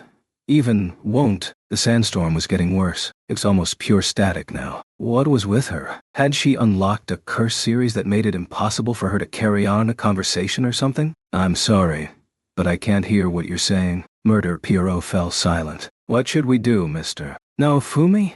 Asked Raftalia. We can't trust her. She could just be pretending to be an ally and end up betraying us when we least expect it. For all I knew, she was pretending to be a drifter, to get close, and wait for a chance to try to kill me. Even if she had exposed her own identity, I still couldn't trust her. Murder Piero just kept staring at me silently. What was this feeling? Something about her eyes reminded me of Raftalia or Philo. It was true I didn't detect any hostility. She showed no sign of ulterior motives. Even so, I still couldn't trust her. And if she had no intention of fighting, then there was no reason for her to come to me. She could just wait until the next wave and then go back through the rifts. If it's money, accommodations, I'll pay. So she was offering to fight for me and even pay for her own room and board. Those were certainly favorable conditions. I knew that when something sounded too good to be true, it usually was. But the offer was still hard to refuse. But yeah, she was probably going to try to kill me in my sleep or something. I'm smart enough to know there's no such thing as a free lunch. If you understand my words, then you understand I'm telling you to get out of my village. Okay. Murder Piero looked down dejectedly. She finished eating, and then stood up. Something about her reminded me of Glass after we had settled our differences. Another possibility I could think of was that she just wanted to get stronger and had come to this world looking for materials to power up her weapon like Lark and Teresa had done. It wasn't like going to another world meant she was trying to kill heroes. Lark had mentioned that the abilities and stat increases gained in another world could be shared between worlds, after all. And in fact, I'd retained my stat increases, despite ending up back at level 1 when I first arrived in Kizuna's world. Murder Piero probably didn't intend to kill any of the holy heroes. She had probably just gotten stuck in this world and didn't know what to do. Still, the power on the verge of disappearing that Atla mentioned did have me a bit curious. Murder Piero started walking away at a ridiculously slow pace while stopping to look back at me every few steps, like she was trying to stall or something. Was she hoping I would stop her? I just stood there silently, glaring at her, and she just kept doing the same thing over and over. She would turn around and start walking again, and then stop and look back again. Mr. Naofumi, ignore her. She's just hoping that I'll stop her. If you can tell that's what she wants, then why not stop her, little Naofumi? You do realize how strong she is, right? Strong enough that she might actually be able to kill me in my sleep. I can't trust her. Shh. Ah, that's too bad. Murder Piero stopped and looked back again. I'm not going to stop you, so just give up already. This was getting a bit awkward. Considering what was coming, it might have been a good idea to keep her around. We could always just kill her if she tried anything, but that wasn't a chance I could take in my current state. Murder Piero continued walking slowly while glancing back at me every now and then, all the way to the edge of the village. Get out already. Once she had finally left the village, I started cleaning up the dining hall. Apparently something had been bothering Raphtalia. How did Murder Piero get here? She said she walked, but she probably used some kind of portal. Wouldn't that mean she'd been here before? That was a good question. I should have asked her. Actually, I had been so focused on kicking her out that I didn't even think to find out what she knew about fighting against other heroes. Now I was regretting not asking her more while she had still been interested in being friends. Should we go after her? Asked Raphtalia. That would be like falling for the enemy's trap. We're letting her go unharmed because she doesn't seem to be interested in fighting, but I'm not prepared to let my guard down. It may not have seemed like it, but I was being plenty LX already. It wouldn't have been a surprise if she had wanted to kill me. Honestly, I was a bit worried about what might happen if she ran across any of the other 3 heroes. We needed to find them and get them somewhere safe as soon as possible. They might very well end up dead if they were forced to fight against someone like Murder Piero. We had finished eating, so it was time to take care of the day's business. I guess we'll start by heading to the Melromark Castle. It's been a while. Raphtalia, Foal, and Sedina. You're coming with me. We're going to do the level resets we talked about yesterday. I would like to go too, Mr. Naofumi. Okay. You're coming too, Atla. It was probably a good idea to take Atla along with us. Foal would probably start causing trouble if I tried to leave her behind. Philo had gone back to hang out with Melty again after she finished eating. Raph-chan had taken it upon herself to help Risha and the villagers with whatever they were doing. I would have been more than happy to take Raph-chan along, but whatever. Portal shield. I used my portal skill to teleport us to the Melromark Castle. When we arrived, Sedina looked over and commented on the mountains on top of the spirit tortoise's back, which were visible from the castle. Wow. It's been a long time since I came this way. Things seem pretty crazy outside the castle town gates. So, you've been here before? I am a citizen of Melromark, you know. Sedina was still looking at the spirit tortoise mountains as she replied. As for the rest of the spirit tortoise, looking closely, I could see that many of the trees had been cleared away. The reclamation of the land was coming along nicely. Humans sure were a hardy bunch. Disaster had struck, but everyone was working hard to bounce back. Where to now? Asked Sedina. We'll go talk to the Queen first. We didn't tell anyone we were coming, so they'll probably need some time to make preparations. It made sense to go see the Queen. Unlike class ups, level resets were probably relatively uncommon after all. Into the castle then. I've seen the Melromark Castle from the outside like this plenty of times, but I've never actually stepped foot inside. I guess it would be rare for demi-humans or therianthropes to see the inside of a castle in a human supremacist country. Yeah, that doesn't surprise me. Although, we are in the courtyard right now. I've been here many times now, but the size of the castle never fails to amaze me, Raphtalia remarked. It's about the same size as Lark's castle, but this isn't a very good place for demi-humans to be. You're right. I'm on friendly terms with some of the people here, but it's still uncomfortable. I can imagine, replied Sedina. Several of the castle soldiers noticed us and saluted, but they looked slightly disconcerted when they saw Sedina. She was in her therianthrope form, which was normal for her, but I guess it only made sense that we would get some confused looks. But then again, They had invited all the adventurers to the celebrations after we defeated the last wave. Actually, I hadn't really seen many demi-humans there. I guess being a demi-human in this country was hard in more ways than one. I'd started to forget that. It was only the Queen that didn't discriminate. The racism was deeply ingrained in the citizens themselves. Alright then. I wonder where the Queen is right now. She was probably staring at paperwork in that office of hers. Like always, I asked a castle servant where the Queen was. Apparently she had already been informed of our arrival and was headed out to meet us. We could just wait for her to come to us then. Relaxing in the castle courtyard didn't sound bad to me. We're going to wait here, I announced. Okay? Atla, aren't you getting exhausted from standing? Do you want to sit down? I'm fine, brother. Crash. It sounded like something had fallen over behind us. I turned around to see Trash staring at us with his mouth hanging open like a fool. So he was still around, huh? More importantly, why was he half naked? He was wearing nothing but underpants and a cloak. I guess he was going for the Emperor's King's new clothes look. What's with the new look? Some kind of punishment? Or you lose a bet? A smile crept across my face. Why hadn't they invited me to join in the fun? He even had a note stuck to his back that said, "I'm doing a lap around the castle grounds as punishment. Do not assist me in any way, no matter what I say."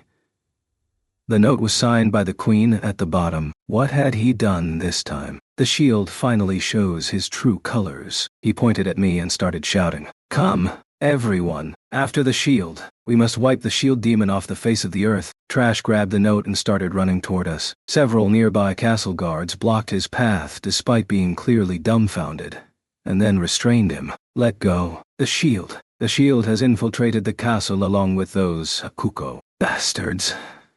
Out of my way, or else I can't kill the shield." I'd heard that there was bad blood between Trash and the Hakuko, but this was an impressive show of rage, even for him. And that last line of his was almost identical to a quote famous with otaku back in Japan. Huh? Atla turned around. Trash had been stomping his feet violently, but he began to lose steam, and then stopped completely. And then, what was going on? He was just standing there with a really strange look on his face. I couldn't tell whether he wanted to smile or cry. Huh? Brother? Why are there two of you? Atla looked back and forth between Foal and Trash. What are you talking about, Atla? How in the world had Atla managed to mistake Trash for Foal? Of all people, and when they were both right there in front of her? I guess they did share a tendency to be rather annoying, but otherwise, they could hardly be more different. I mean, in their ages and physical builds, were irrelevant since Atla was blind, I guess. What? Trash regained his composure, turned around, and hobbled back in the direction from which he had come, as if he'd lost any desire to confront us. "Hey!" I shouted. It was as if Trash couldn't hear me at all. What in the world was going on? What happened? "He looked like the empty shell of a person," said Raphtalia. "He looked really surprised when he saw little Atla," Dina commented. "Yeah. Had he seen something ominous in Atla's face or something? What was all the commotion about?" asked the Queen. Having heard all of the shouting, she'd finally showed up several minutes later. I told her about how Trash had started raving when he saw Foal, only to up and leave as soon as he saw Atla's face. "I see. So that's what the noise was. Any idea what that was about?" "I've never seen Trash act like that before." "This Atla, was it? Let me take a look at your face." "Of course." Atla stepped forward so that the Queen could see her better. Now I understand." "You do? It's a long story, but I'd be happy to explain if you have the time." "I do have better things to do, but I'm curious after seeing Trash like that." "Don't worry. I'll skip the finer details." The Queen began to explain why Trash had calmed down when he saw Atla. L.D., the staff hero, had a sister much younger than himself who was blind. Her name was Lucia. Why was she making a point of not calling him Trash? I guess it didn't matter. But, little sister, there were a number of issues that made LGE's birth rather complicated. "Oh yeah?" "Yes. His full name is LGE Lansars Fabri. He was born as the 30th heir to the throne of Fabre. Fabre is this world's most powerful country, right? And he was the prince? The youngest prince, But yes. However, there was an incident that prompted him to relinquish his right to the throne. That incident was the murder of his parents and everyone he loved by the Hakuko. It sounded like Trash's life had been one hell of a roller coaster. But now I understood why he seemed to detest Foal, a Hakuko, so much. Fortunately, LGE and his younger sister had been away at the time, which is why they weren't killed in the incident. However,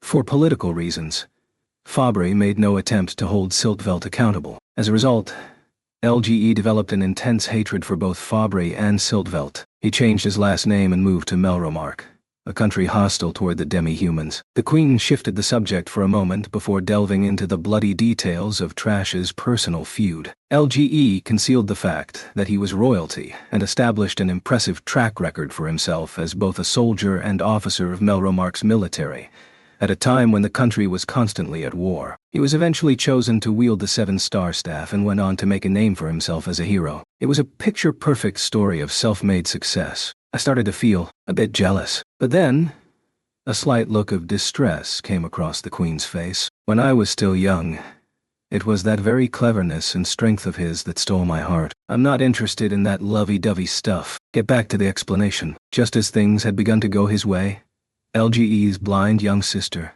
who he loved dearly, was attacked by a Hakuko, and presumed dead due to the bloody scene of carnage left behind. But her body was never found. More than ever, LGE was consumed by a desire for revenge, pushing him to finally confront and overthrow the King of Siltvelt, who was a Hakuko. And what does that have to do with his reaction earlier? I already had a good idea of what the answer was going to be. More than likely, just as you suspect, Atla is the spitting image of LGE's beloved younger sister Lucia. I knew it.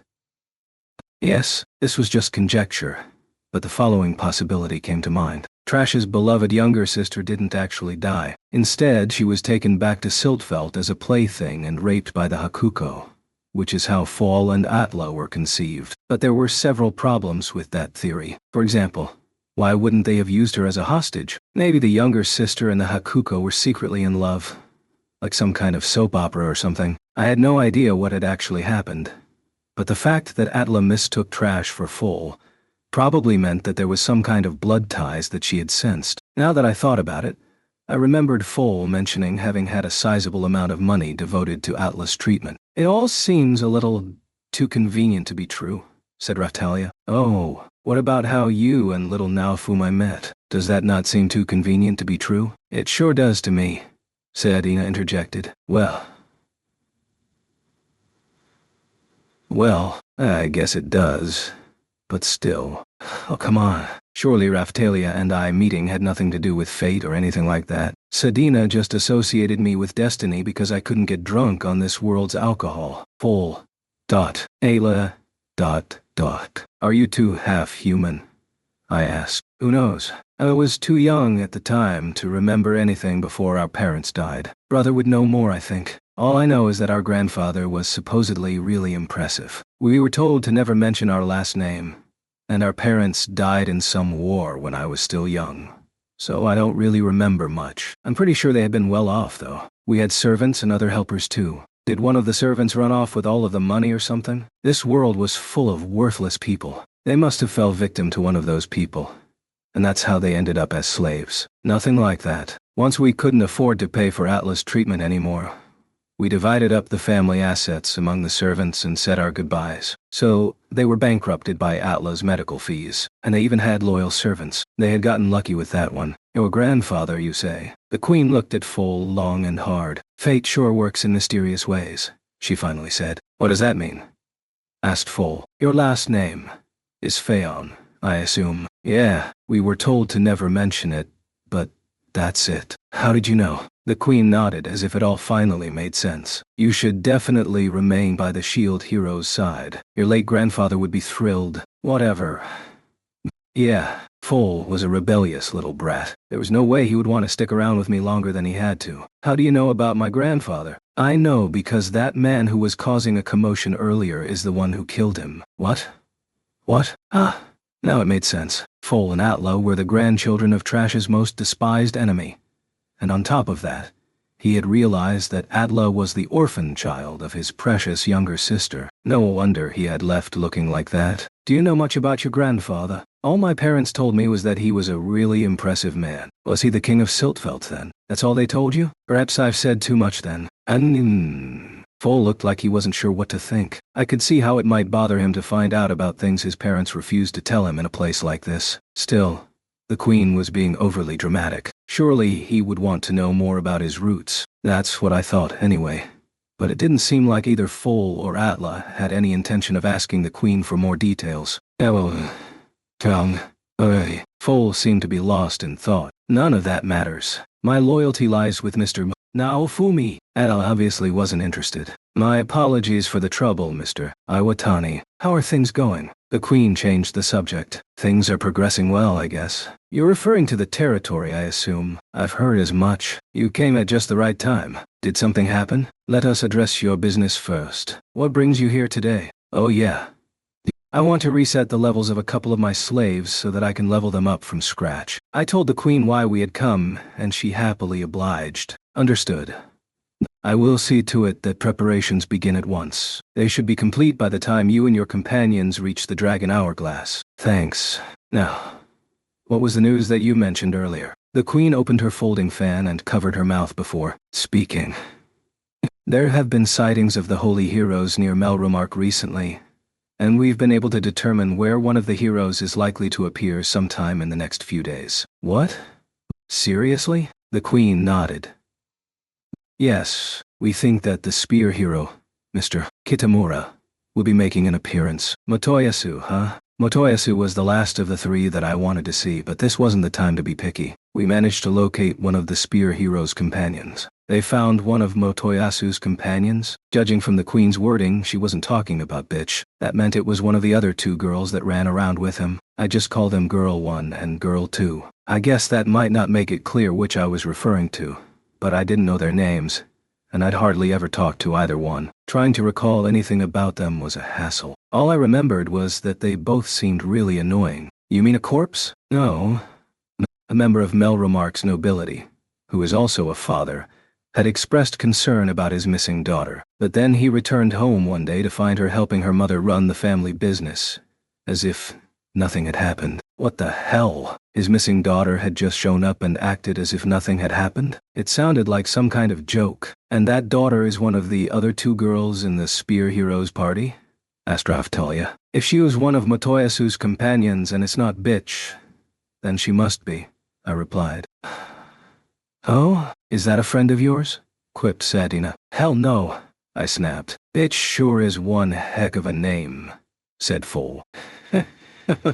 Foal's comment brought a smile to my face. That was one of my greatest achievements. That's nothing to be proud of, Mr. Naofumi, chided Ratalia. It's a glorious achievement, Mr. Naofumi. I am certain she deserved the name. Atla, I'm not saying that you're wrong, but your way of looking at it is questionable. Raftalia was always so serious. I continued my conversation with the queen. Did you not take her into custody? We did question her. I was hoping that you would meet her and try to convince her to help lure the spear hero out of hiding. Now it made sense. The queen believed that Motoyasu might try to see the girl. It was a bit of a gamble, but if it meant possibly capturing Motoyasu, then it was worth a try. And you think she'll cooperate? She could betray us and leak the details to Motoyasu. I already have a shadow keeping an eye on her. She seems fully compliant so far. So she was basically trying to protect herself in a plea bargain. It made sense. The girls that ran around with Motoyasu had all seemed like scum. Fine.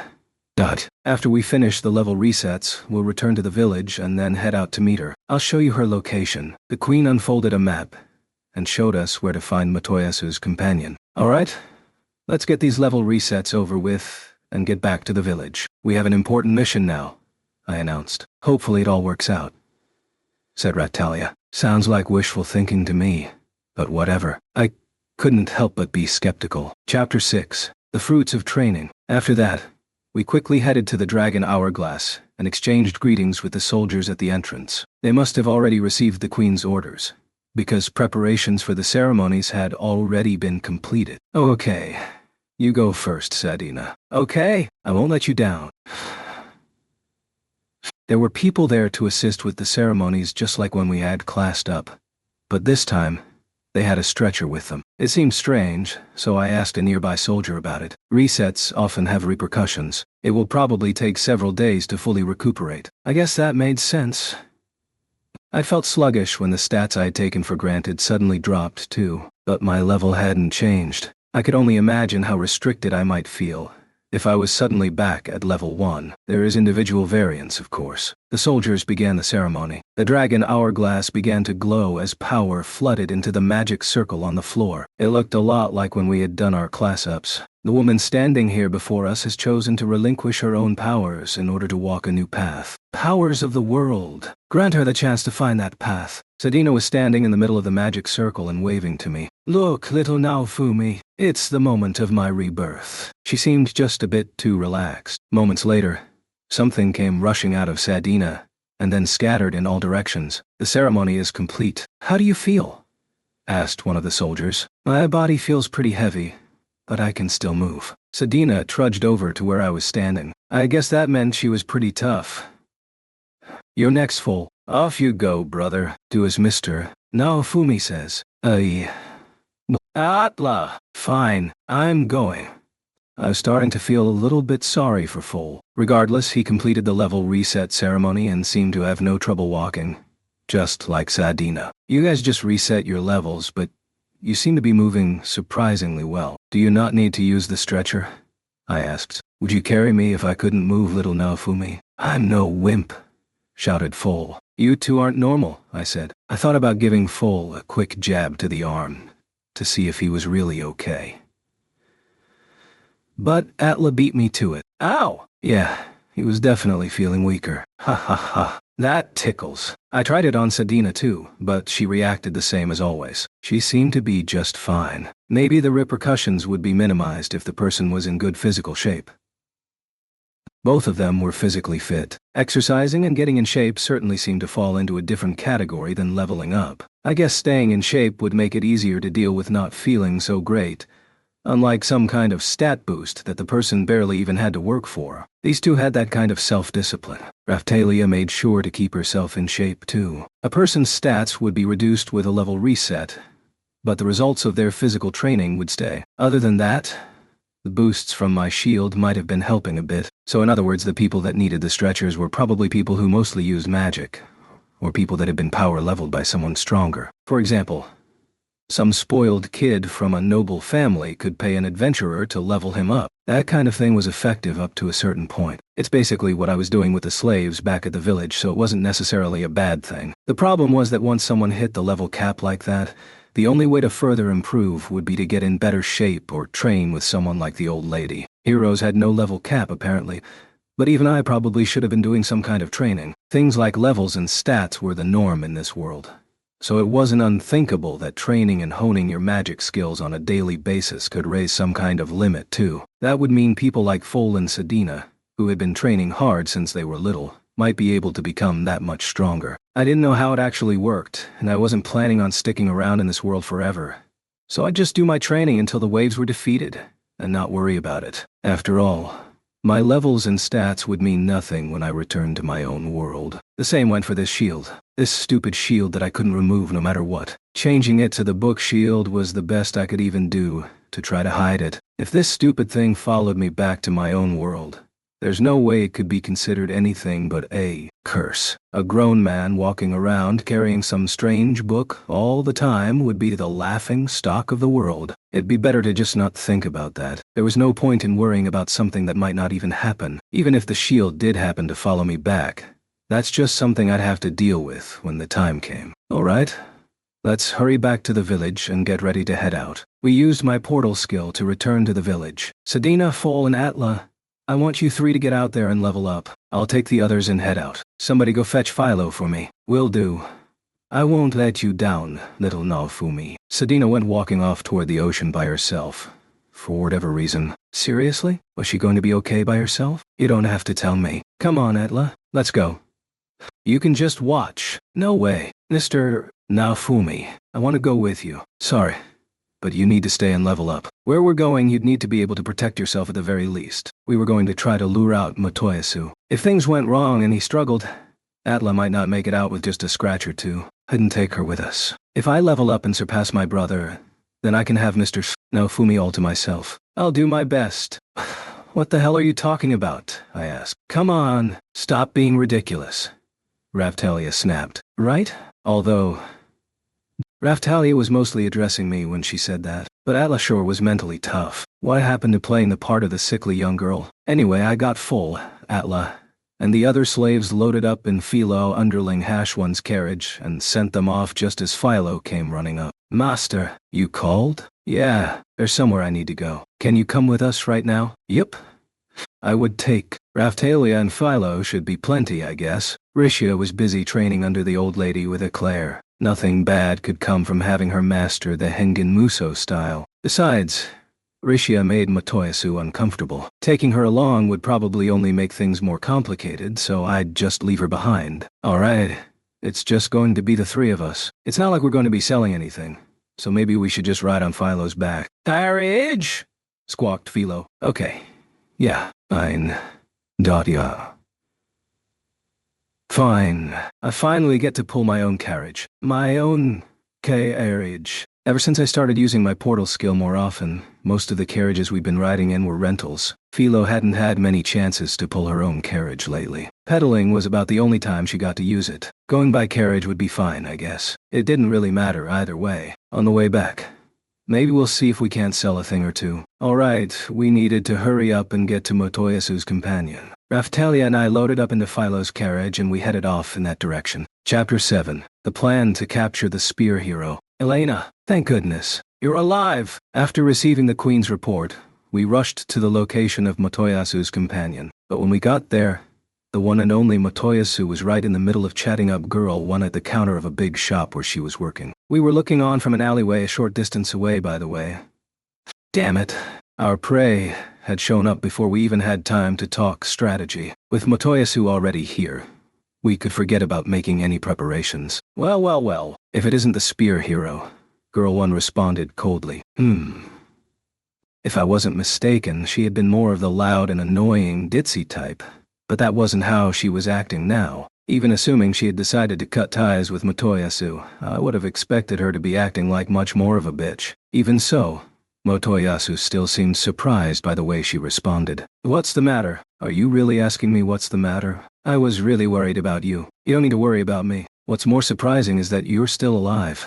Of course I am. There's no way I could die with you and the other girls on my team. Motoyasu seemed to be enjoying the conversation now. Girl 1, on the other hand, remained icy cold. She looked at Motoyasu with a stony gaze. This must have been what people meant when they talked about looking at someone like they were trash. Mr. Naofumi? Are we not going to go talk with him? I was hoping to enjoy their conversation a bit more, but I guess you're right. We should probably go have a talk with him. Philo was looking at Motoyasu and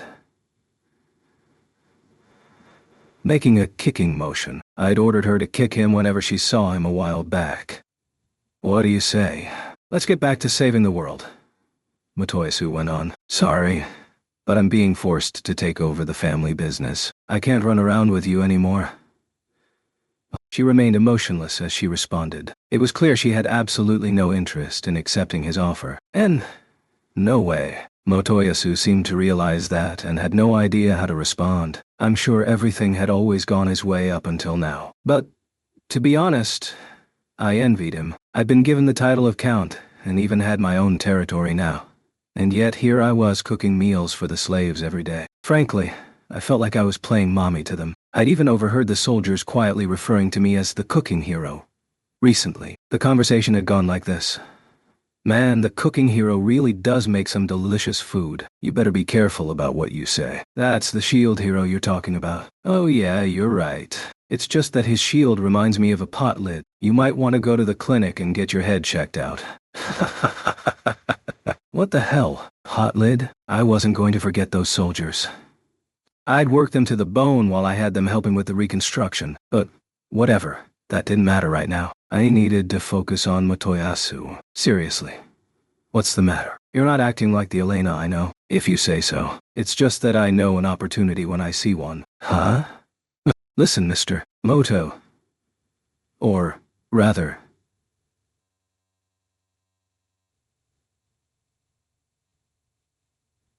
Kondole Miru,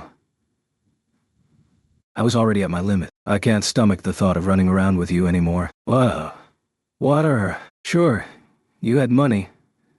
And you had fame. But that's all in the past now. So what do you have to offer, huh? I'm a hero, you know? Frankly, I'm exhausted.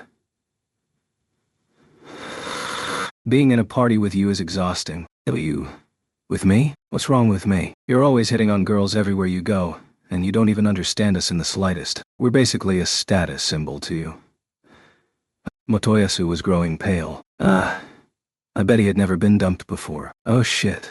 I found myself starting to smile at his misfortune. Are you smiling, Mr. Naofumi? Can you blame me? Motoyasu's white as a ghost. Still, this girl sure was being blunt. Motoyasu was still a hero after all. If you've got time to come looking for me, shouldn't you be reporting back to the castle first? Motoyasu didn't know how to respond. You're a has-been now. If you want me to hang out with you, then go make something of yourself. Like the shield hero. Girl 1 dissed Motoyasu in the classic style of the woman I hated. It was like she was saying, I've done absolutely nothing wrong. This is all your fault. If this were a dating sim or visual novel and she were the main character, this would be one of those parts that really pissed me off. But for some reason I couldn't help but be super excited when it was Motoyasu getting dumped on. That was what he got for calling me a cheater all the time. Mr. Naofumi. Raftalia was getting mad at me. If I just stood here smiling any longer, she might run off and leave me with Sedina. I didn't want that. Hell. What happened to you? You were a lot more fun before, said Motoyasu. If you say so, the girl replied. Motoyasu was focused on their conversation and still hadn't noticed us. Come on, you're joking, right?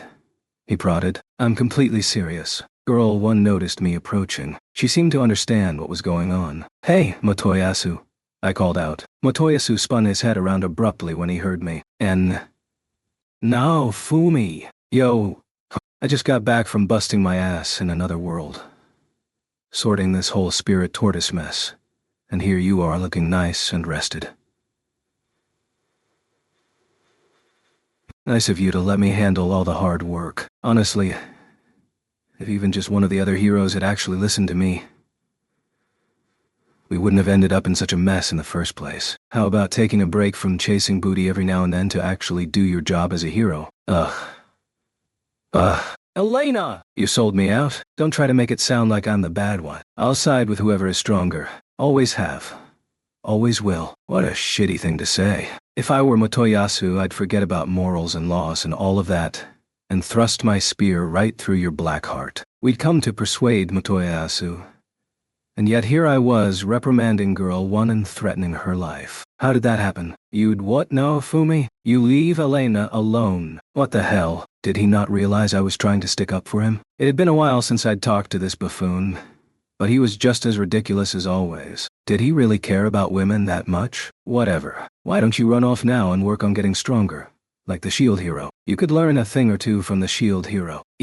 Elena. I couldn't tell if she was actually more considerate than bitch or not. Either way, she was a little shit. Motoyasu seemed to realize that he was at a disadvantage and readied his spear. Did he really intend to fight in a crowded place like this? Listen to me, Motoyasu. Sorry, but it looks like I have to clear my name. Clear your name. It's not like I have any intention of killing you. On the contrary, not having you participate in the waves would be more of a problem than anything. I've said this a million times already, but my specialty is defense. I can't attack worth a damn. I'm not weak. Are you listening? I'm going to regroup with my companions and save the world. Like I said. Oh, goddammit, you're annoying. All I was trying to say was that he needed to learn how to properly power up his weapon and become stronger, so that he wouldn't cause any more trouble for me, Melromark, or this world. Other than that, I could care less what he did with his time.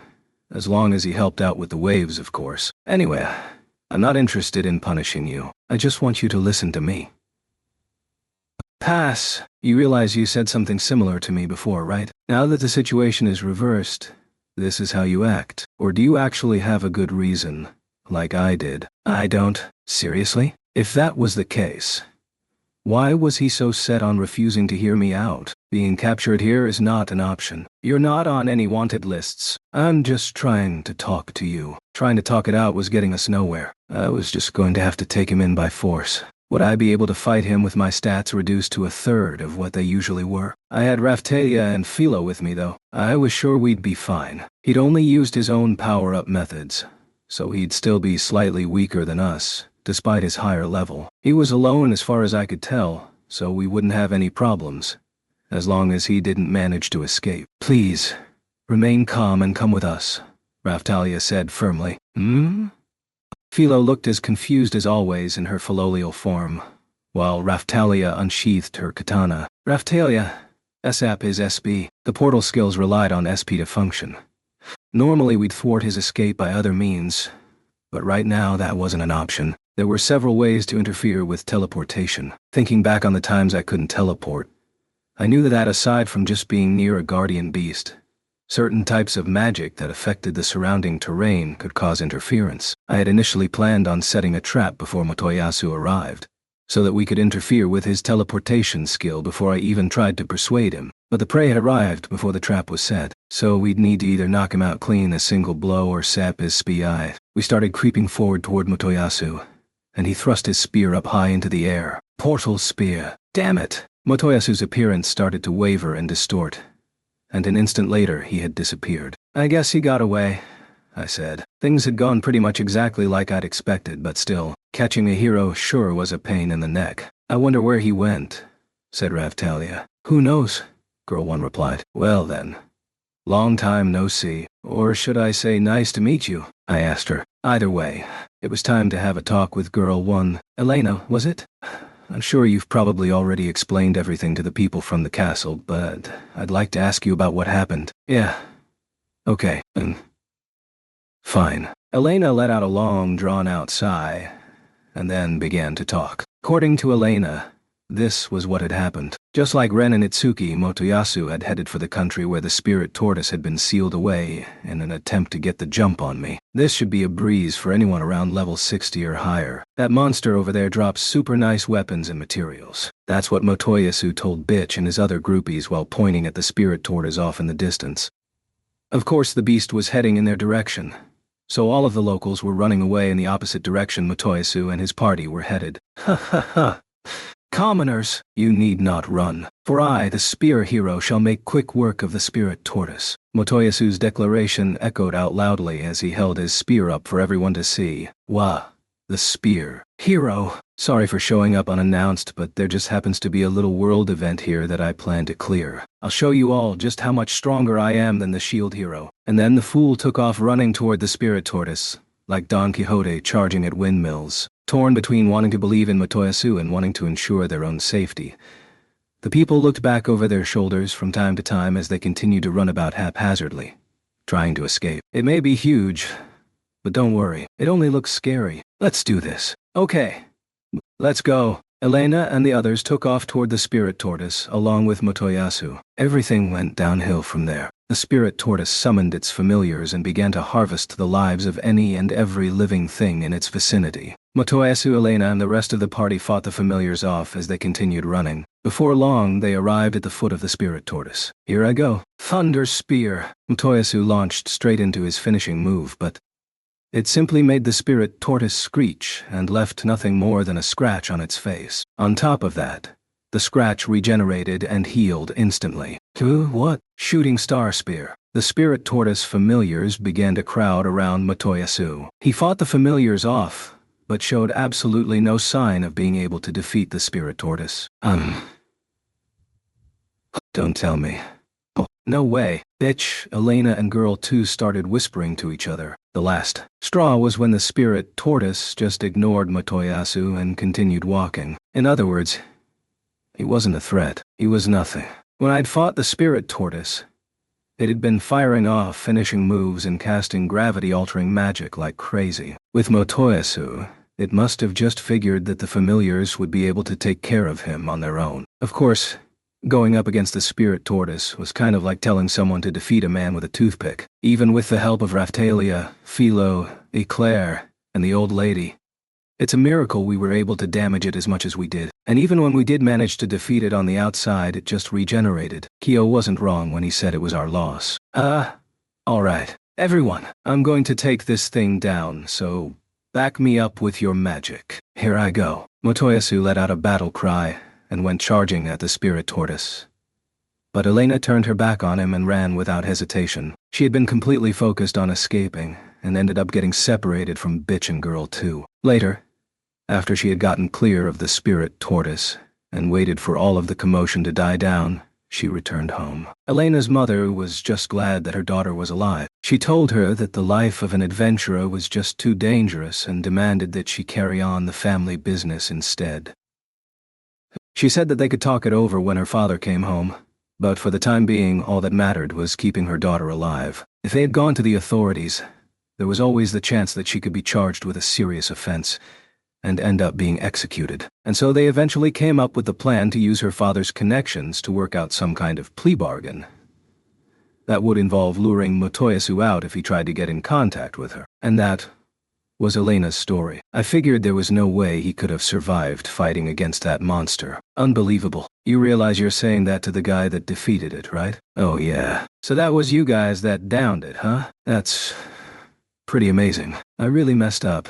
I never imagined you'd drag yourself out of the mud and actually make something of yourself. I sure picked the wrong hero to suck up to. Elena let out a deep sigh. Honestly, the level of bitchiness she was displaying made me want to punch her in the face.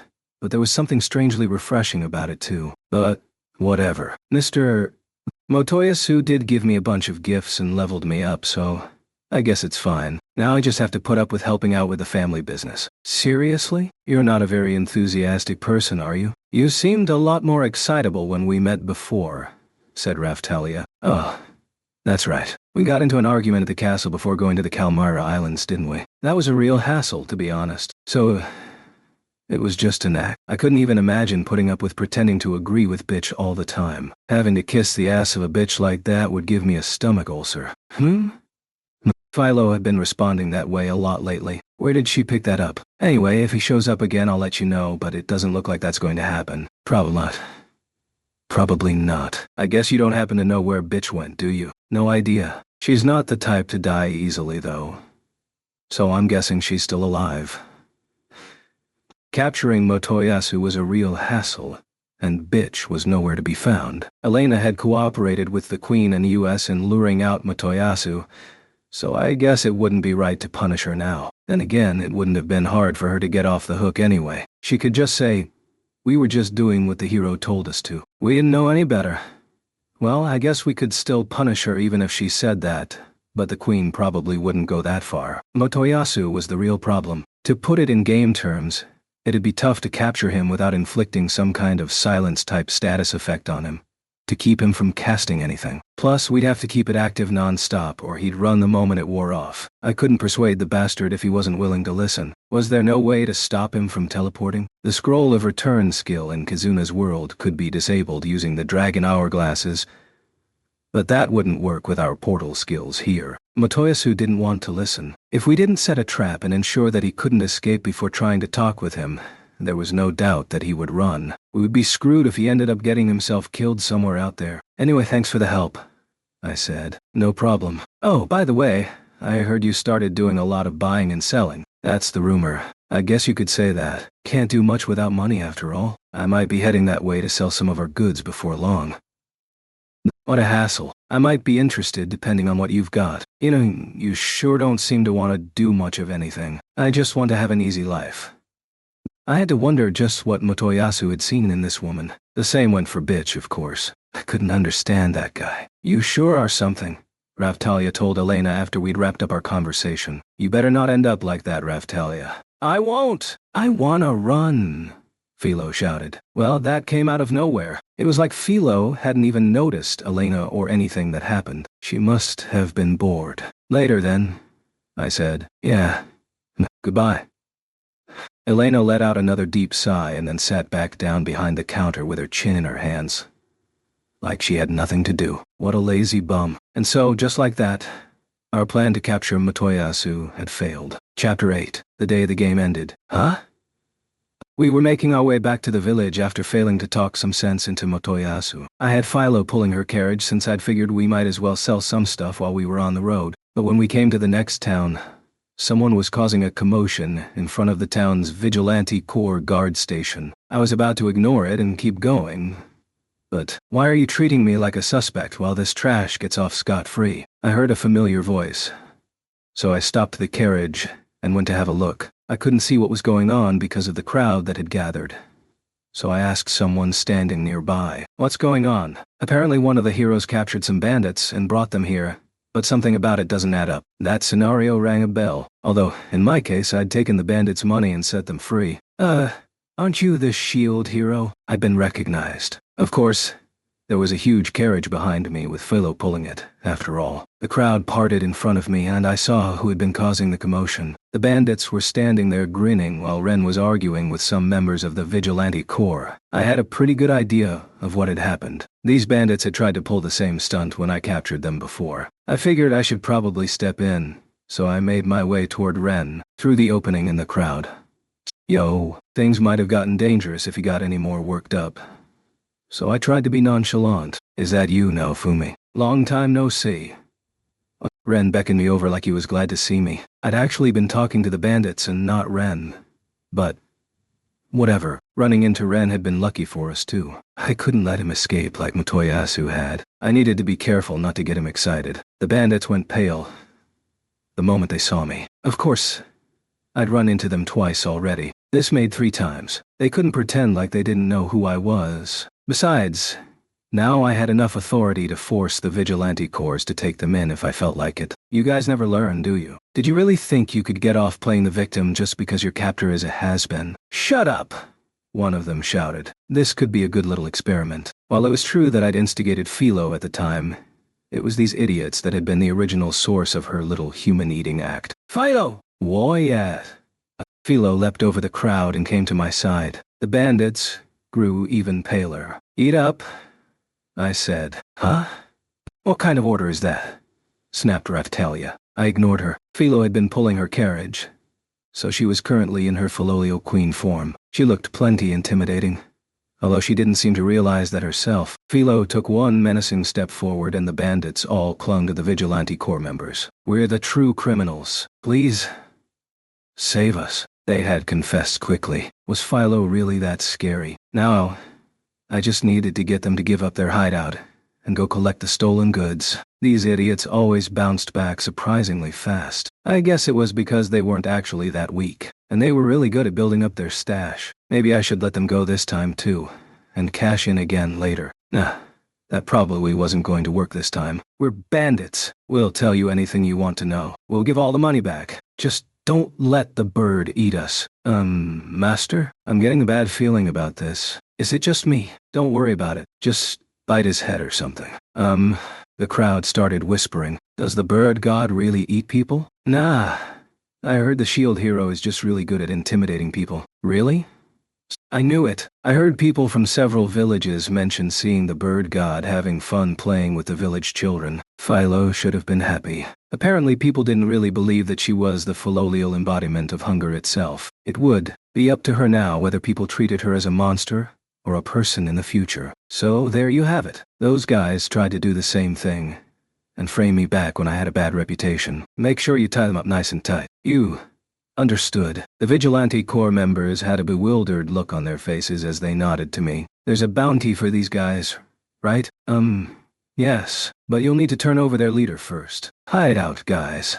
Of course. Here's a map right here. Their obedience sure made things easy. Alright. Philo, take Raphtalia to this location and you two take care of any bandits there. Okay, understood. But what about the sword hero? He's less likely to get excited if I talk to him alone. Ren had his own portal skill, so we had to be careful or he'd just flee like Motoyasu had. If he was going to run, at least I could try my best to talk some sense into him first. Understood. We'll be back soon. I gave the map to Philo and Raphtalia and sent them on their mission. I told the Vigilante Corps that the rest of the bandits would be arriving soon and asked them to give the bounty to Raphtalia. The SHIELD hero sorted everything out. Getting those lying bandits to confess like that sure was impressive. I guess that shows they know there are things worse than being arrested. I guess so. I couldn't have agreed more. Just because you do the right thing doesn't mean that the bad guys will get the punishment they deserve. Long time no see, Ren. Yeah. Well, Ren tensed up and started to back away slowly. Hold up. It's not like I'm here to capture you or anything. I just want to talk. I'm no threat to you alone, right? Part of the reason I'd sent Raphtalia and Philo away was to show Ren that I had no intention of fighting. I figured it was the only way to get him to loosen his guard. I guess so. It's just that everyone seems to be treating me suspiciously lately, Ren replied sulkily. I'd say he had it pretty good if that's all he had to deal with. I'd been cursed and called a demon for reasons I didn't even understand. It was mostly because of Trash, Bitch, and the Church of the Three Heroes, of course. Why don't we go to the tavern and talk? I sure hoped I could get through to him. Why did these idiots always seem to show up when we were unprepared? I took Ren to the tavern. We sat at the bar and ordered some drinks. The barkeep handed me a Rukalu fruit, along with the drinks, and looked at me with a twinkle of anticipation in his eye. Oh, whatever. I tossed it in my mouth. He's the real deal. Crazy? I guess eating a Rukalu fruit had become the gold standard for proving my identity. I wasn't really sure how to feel about that. Sadina got oddly excited whenever she saw me eat one. Sounds like you've been having a tough time. I decided to start the conversation with something neutral that wouldn't upset Ren. The guy was a lone wolf who had been pushed into a corner, so it was hard to know how he'd react. And actually, revenge was all I thought about before I had Raphtalia and Philo with me too. Yeah. The guild is constantly harping on me to return to Melromark, so I go clear out monsters or hunt bounties on my own, and then someone takes a cut of my reward money. Then, to top it all off, something like this happens. The self-professed imperturbable Ren was visibly angry as he aired his complaints. Of course, it's not like I couldn't understand how he felt. I'd experienced the same thing. So I've been selling monster drops and whatever else, basically living hand to mouth. I've had enough. Everyone is treating me completely different than before. Why should I have to protect this world? I wanted to roll my eyes. All he was worried about was being praised. He was still treating this all like a game, as usual. That's just the way people are. I had it at least that bad, if not worse, when I was still the shield demon to them. I mentioned my own experience and pretended like I sympathized with him. That must have earned me a bit of trust, because he nodded. I guess so. It was tempting to let him experience a little bit more of what I'd gone through. But if he lost all hope and ended up dying on us, that'd just be more trouble for me. But what a little weakling. Everything about him was just weak. So, what should we talk about? I asked. I tried to think of something to talk to Ren about, but nothing came to mind, honestly. I mean, I could have told him to get serious about the waves, or asked him what happened with the spirit tortoise, but I didn't want to get him worked up. Ren and I sat there in silence. With the state he was currently in, Ren would only think I was boasting if I tried making small talk, like mentioning what I'd been up to lately. I didn't have any other ideas, so I decided to bring up what happened with Motoyasu, who was in a similar situation. Then I could appeal to how Ren surely wouldn't want to be so childish. I ran into Motoyasu a few hours ago. I tried to explain that neither I nor Melromark was interested in punishing him or anything like that, but he just ran away. He showed basically no interest in listening to me, or even to one of his party members that survived. More accurately, Elena had completely rejected Motoyasu, but I left that part out. Oh, yeah? So his party members survived, huh? Ren seemed to grow even more despondent as he replied in a near whisper. By the way, had Ren's party members been killed? I seem to remember Kyo saying something like that.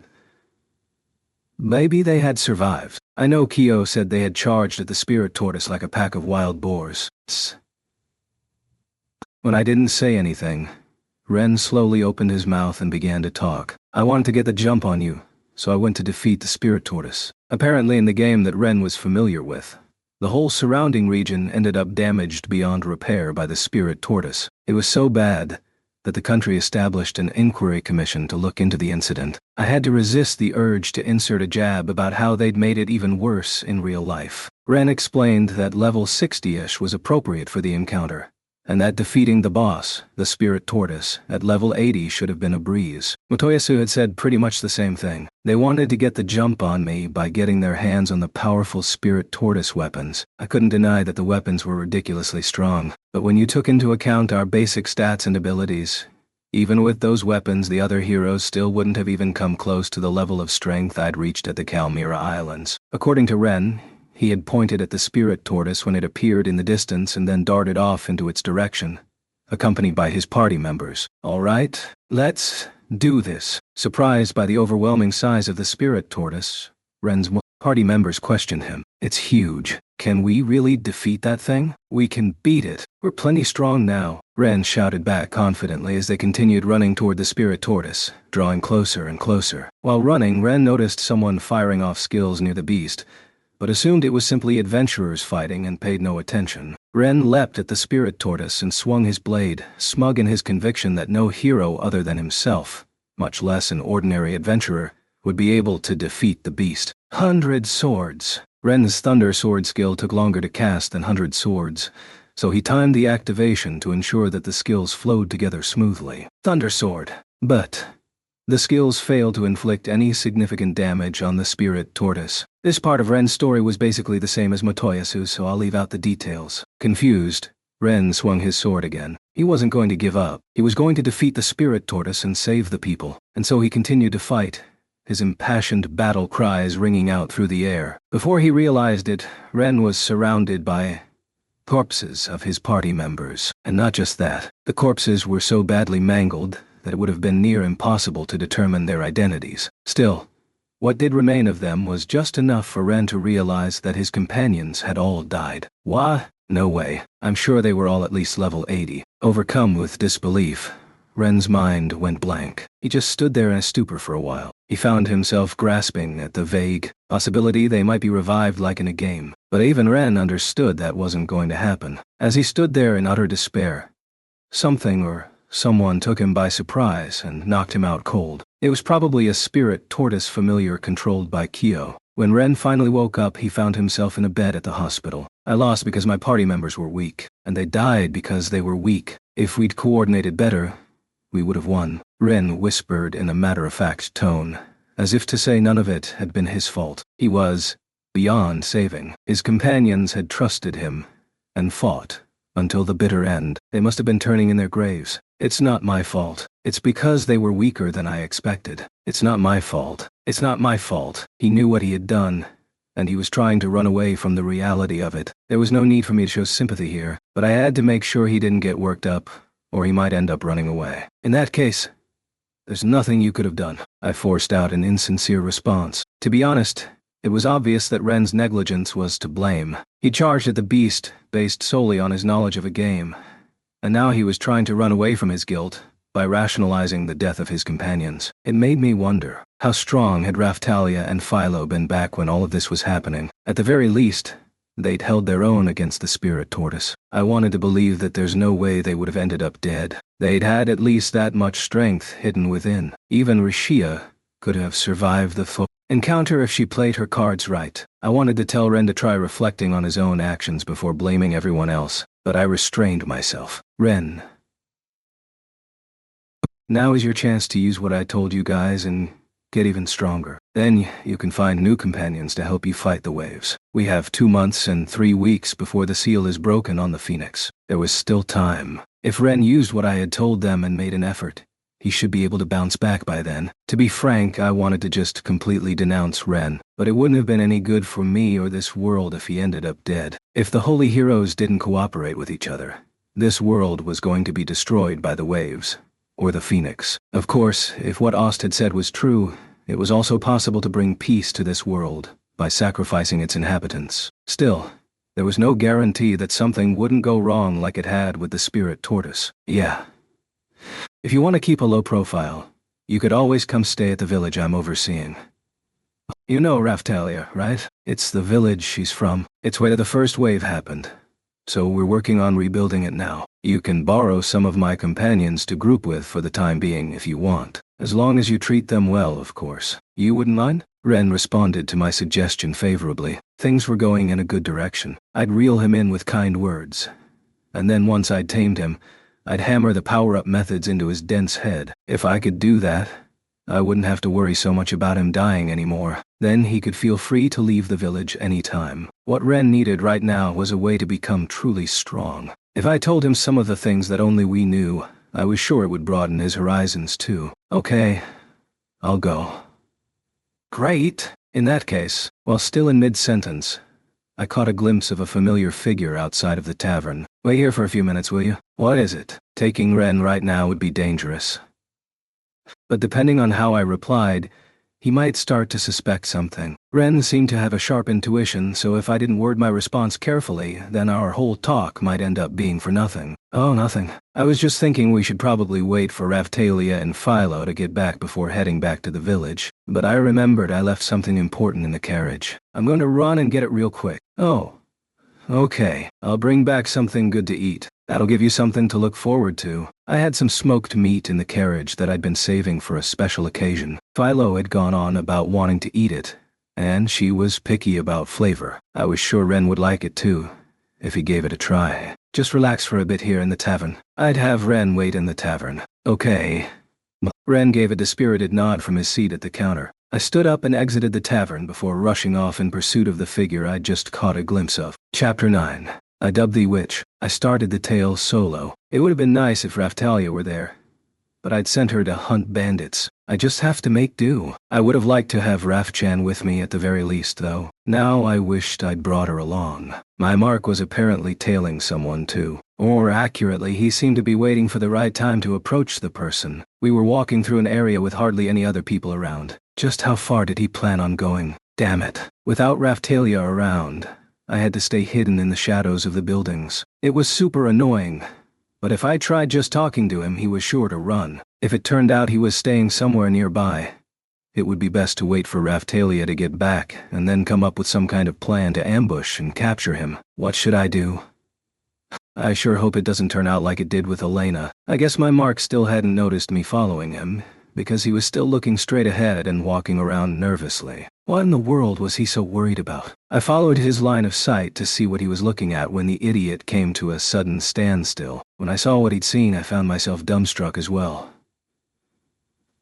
It's bitch and girl too. And for whatever reason, they were in the tavern talking to Ren. What were they talking about? I decided to ignore the idiot, aka Motoyasu, and approached bitch. That is to say, I intended to capture her. I couldn't capture Motoyasu since he would just use his portal skill to flee. But things were different with bitch. What was that bitch whispering to Ren in the first place? The spear isn't worthy of being called a hero. From the very first time I met you, I was certain that you would be the hero that saved the world, Mr. Ren. The shit that came out of her mouth was unbelievable. I wanted to leap over there and smash my fist right into her face. I ignored Motoyasu and proceeded over to the tavern. Plus, the spear tried to force us to do things with him just like the shield did to me. I wanted to refuse, but I couldn't. Now that I'm finally free, I've been searching for you, Mr. Ren.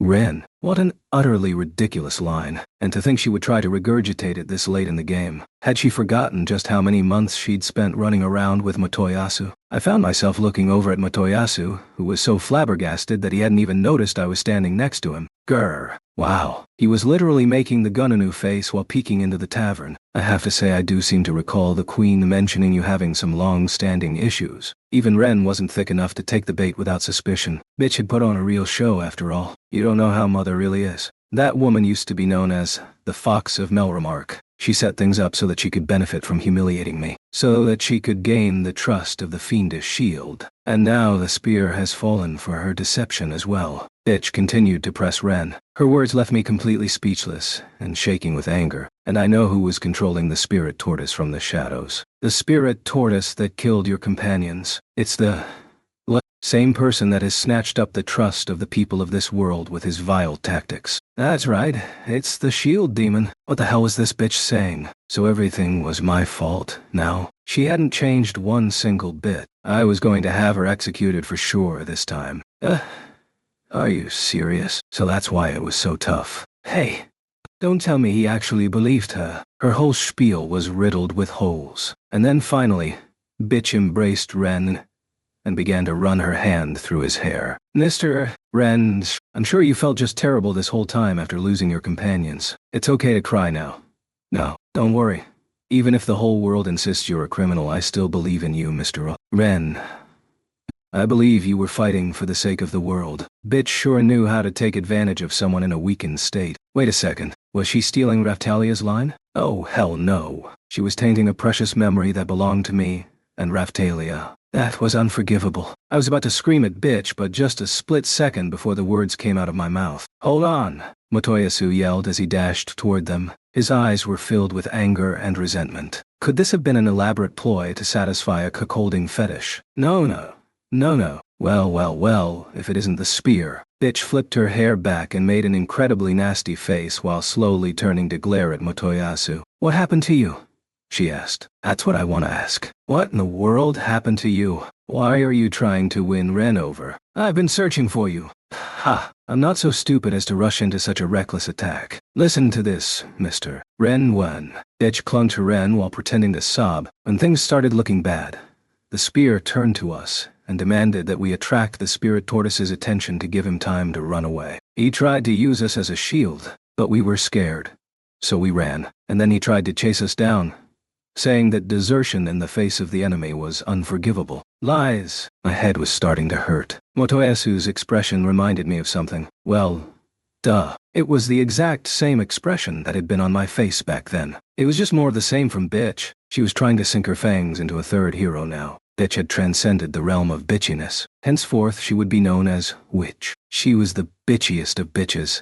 And on top of that, she was as wicked as a witch. Maybe I would just kill her and say she struggled. It would be the perfect way to get Motoyasu on my side. It didn't matter how weak I was at the moment. I was sure I'd still be able to make quick work of Witch. Look, mister. Ren! The spear brought the shield demon with him. They're conspiring together to capture you, mister. Ren! Yeah. I'd made up my mind. I couldn't imagine doing anything but killing her. But damn it, if only Raphtalia and Philo were here, I could choke the life out of that shitty woman without relying on Motoyasu. So, that was your plan, Motoyasu? You're as bad as Naofumi, if not worse. Anyone willing to betray the trust of another is a disgrace to humankind. Ren, whore is lying to you. You have to believe me. Motoyasu pleaded. Why would anyone believe you? Snapped Ren. Exactly. You forced yourself on us every single night, threatening to kill Daddy if we didn't comply, continuing to call me whore as a testimonial to that fact. Stop lying. I was really worried about you. If you really cared about me, you would call me by my proper name. I only called you that because I would be punished otherwise. I was tempted to continue enjoying Motoyasu's misfortune, but I couldn't take it anymore. Your ability to continue spouting off such blatant lies really is impressive, Witch. Witch raised her eyebrows. Her expression was clearly an attempt to appear unperturbed despite being faced with someone she despised. I knew because that's exactly what I was doing too. Sorry, but I've decided to kill you. Consider it punishment for trying to create discord among the heroes. She had gone this far. Surely even the queen would recognize that execution was the only choice. She could have just gone back to the castle without causing any more problems. Was causing discord among the heroes the only thing this woman knew how to do? Upon hearing my words, Ren was the first to act. You stay away from mine. Ren swung his sword. A clanging sound rang out and sparks flew as the sword struck my arm. Screams echoed throughout the tavern. A fight had just broken out between heroes, after all. The other patrons began to scatter and run for their lives. Come on, Ren. Think about it. Between me and which one of us can you actually trust? I had never told Ren a single lie as far as I could remember. I wasn't trying to say that I was an honest person, but I pretty much never really tried to deceive him. Shut up. You stay away from my nay. Shooting star sword. Whoa, now. I wasn't sure how strong Ren's attacks were now, but Motoyasu was standing behind me. Couldn't have him getting killed by a stray bullet. I held my shield out and stopped the attack. It looked like Motoyasu had readied himself to fight too. This wasn't how I'd hoped things would go, but I guess there was no other choice. Ren, you're better off not trusting Witch. She's exactly the kind of person the queen said she was. She was the kind of person who could falsely accuse someone without a second thought, and then enjoy watching them suffer. I had no doubt that she would deceive Ren and toss him aside before long too, just like she had done with Motoyasu. Take a good look at Motoyasu. Is that not a pathetic face? Do you honestly believe that's the face of someone who did the things she's accusing them of? Stop it. I heard about how he's being deceived by the queen.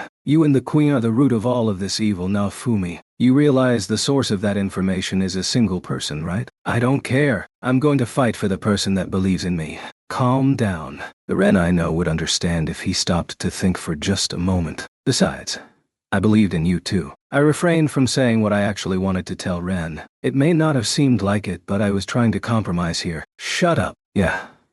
This wasn't going to work. He seriously believed he was doing the right thing. It's not that I had no idea how he felt. In the very beginning, even if something seemed strange, I just ignored it and kept telling myself to have faith. And right now, Ren was much more emotionally unstable than I was back then. Witch had told him what he wanted to hear, so he wanted to believe her. All said and done, he'd just chosen to believe the attractive woman instead of the guy. It was you, after all. You caused all of this, the death of my companions, and my being persecuted.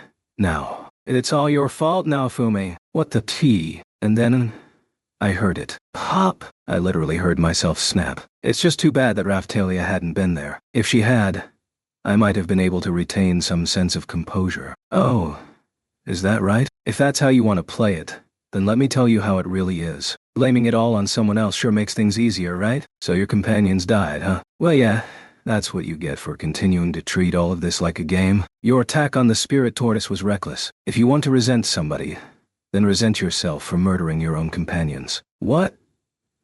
Ren shouted back at me with a fierce look of anger on his face. I couldn't take it anymore. I couldn't bring myself to have any compassion for a fool that only believed what was convenient for himself, especially when it was this outrageous. What?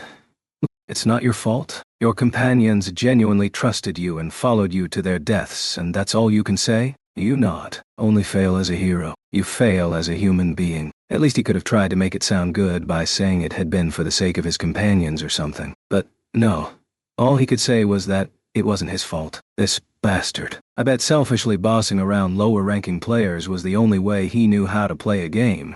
Just like I'd imagined. He'd gone on a suicide mission and challenged a boss that was too strong for him.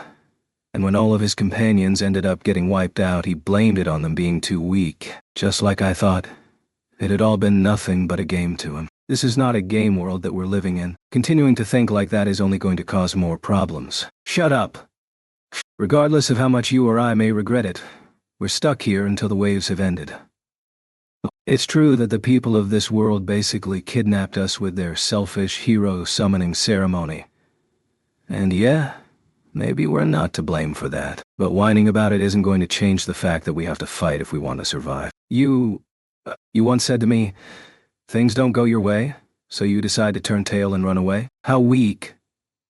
So let me ask you, are you going to fall to the level of weak? He'd gotten what he deserved. Could he not have figured out if things were too dangerous before his companions ended up dead? Even I made a point of testing the waters to make sure we had a fighting chance before proceeding into battle, but this idiot based all of his judgments on his knowledge of some game. He was the type who went around attempting encounters based on what others had learned and posted online, rather than trying to figure anything out on his own. It was cowardice, in a way. I doubt he'd ever actually discovered anything on his own. The game is over.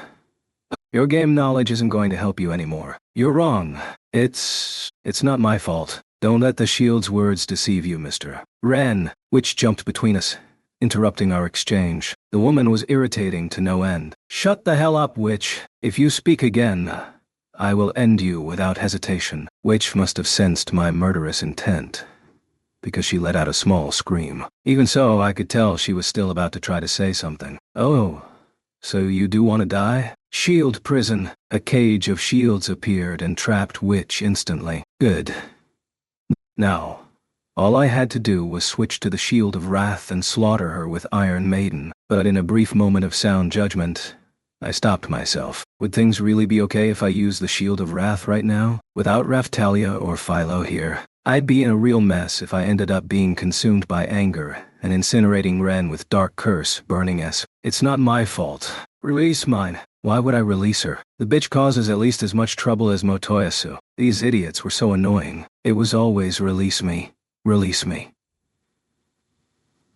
With them, if they wanted to be released so bad, I'd be happy to just release them from this life. Besides, weren't you the one that told me my actions were unforgivable once? If you refuse to admit it, then I'll be the one to say it. What you did was unforgivable. You're a bona fide murderer in every sense of the word. Silence. Shut up. Shut your mouth. Ren was shaking violently as if he had finally begun to blame himself. It reminded me of the time I'd told him about how he'd driven a bunch of people to their death in the village with the epidemic. He admitted that what he'd done was wrong and immediately tried to head back to the village. Deep down inside, he knew it was his fault, but he couldn't admit it, or rather, he couldn't allow himself to admit it, I suppose. But the truth was, he knew. I know it wasn't on purpose. Regardless, you're still alive. And it's exactly because you're still alive that there are other things you need to be doing, right? Shut up. Shut your mouth. I'll say it as many times as you need to hear it. The truth is, you already understand, right? You already know what you need to be doing right now. And I can say for a fact that believing that shitty woman is not it. Silenci, I believe in mine. Ren drew his sword back and swung it down hard. I parried the attack with my shield, and it made a light clanking sound. Eat this. Ren followed through and swung his sword at my face. I didn't even attempt to dodge. I heard a metallic clanging sound come from near my ear and Ren grinned, but then immediately after, his eyes grew wide with disbelief. Wow, impossible. That sword that you're using now seems to be made from the spirit tortoise materials you wanted so badly. But don't you think it's a bit weak? That's right. I withstood Ren's attack without even needing to lift a finger. Of course, my shield had been fully powered up, but even so, he was just too weak. If it had been Raphtalia that just attacked me, I'm certain I would have sustained some kind of injury. That was true even despite the fact that powering up vassal weapons was less effective than powering up legendary weapons, and even with her stats currently being 1/3 of their usual values due to the effects of a curse. Mr. Ren, we should retreat for now. Damn it. Shield prison had worn off while we were going back and forth. I had to make my next move before Ren could use his portal skill. Normally I would have used Raphtalia or Philo, but right now, there was only one person here I could rely on. Motoyasu. You know what to do, don't you? Take that bitch out immediately. Oh. Okay. No way. You cheater!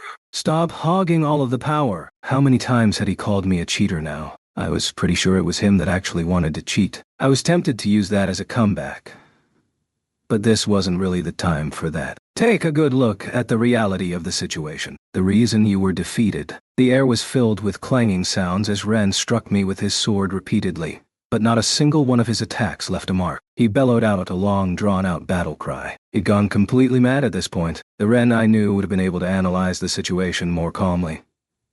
Damn it. All he could do was keep calling me a cheater. The situation he was in now was so bad that thinking rationally was probably no longer even possible for him. I'd just ignore Ren for now. We needed to hurry up and kill Witch. It was obvious she was up to no good again. Motoyasu, what are you waiting for? Hurry up and do it.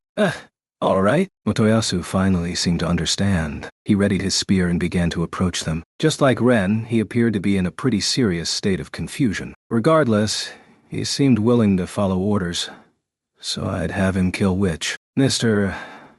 Ren. Witch called out loudly to Ren, and he snapped back to himself. Maybe it was because he realized that if he didn't do something, Witch was about to die. Damn it. If only he had just gone on attacking me endlessly. Flashing sword? He must have finally realized they were at a disadvantage, because Ren nodded at Witch and shot off a skill. His sword flashed, blinding me momentarily. Motoyasu had been blinded too and couldn't make a move. Damn it. You bitch. I was seeing stars. I reached out to try to grab Witch to keep her from getting away, but it was already too late. Ren grabbed Witch and Girl too and raised his sword up high into the air. Transport sword, just like Motoyasu had before. Ren began to disappear. Witch too. Witch, it looks like you've managed to get away this time, but mark my words, I will chase you to the fiery depths of hell. You fear for your life and wait for me, damn you. Biff! Witch snorted at me before disappearing completely. These portal skills sure were a pain in the neck. I turned and looked at the other remaining hero, Motoyasu. He was sighing with his head hung low, as if he had lost every last ounce of motivation. He looked like the empty shell of a man. What's wrong? You're not going to run? I don't care anymore. I believed in my companions and spent all this time searching for them, And this is how it turns out. The people in the towns and villages treat me coldly. I'm exhausted. His eyes were blurry. They were the eyes of someone who had lost every last shred of hope. I was worried that he might be consumed by a curse. First, I'm going to take you back to the castle, Motoyasu. Then I want you to listen to what I have to say, now that you've finally seen how things really are. Surely this had been enough for Motoyasu to finally understand just how much of a bitch the woman he had wanted to believe in was. Sharing a common enemy would create solidarity between us, and then we could share our power-up methods. It worked out for both of us. Then, with our newly deepened bonds, we could go out together and kill Witch. Yeah, whatever. Take me wherever you want. Kill me if you want to. Motoyasu gave a perfunctory reply and nodded. No one said anything about killing you. I guess after what had just happened, his response was understandable though. Everyone expects me to come and save them like it's their god. Given right. But when I make one small mistake, they're all suddenly casting stones. I believed in Hor and Elena, but it turns out they're actually nothing like I thought they were. I don't care what happens anymore. In other words, he'd believed in his companions, and was finally on his way out of a tough situation, only to come face to face with the true nature of those companions, which drove him to despair. The sun was starting to set. I started to think maybe we should just head back to the village, but I was still waiting on Raphtalia and Philo. Feel free to blame the disaster on me. Would that make you feel better? Come on. I already know it wasn't your fault. Why do you think I crossed over to another world?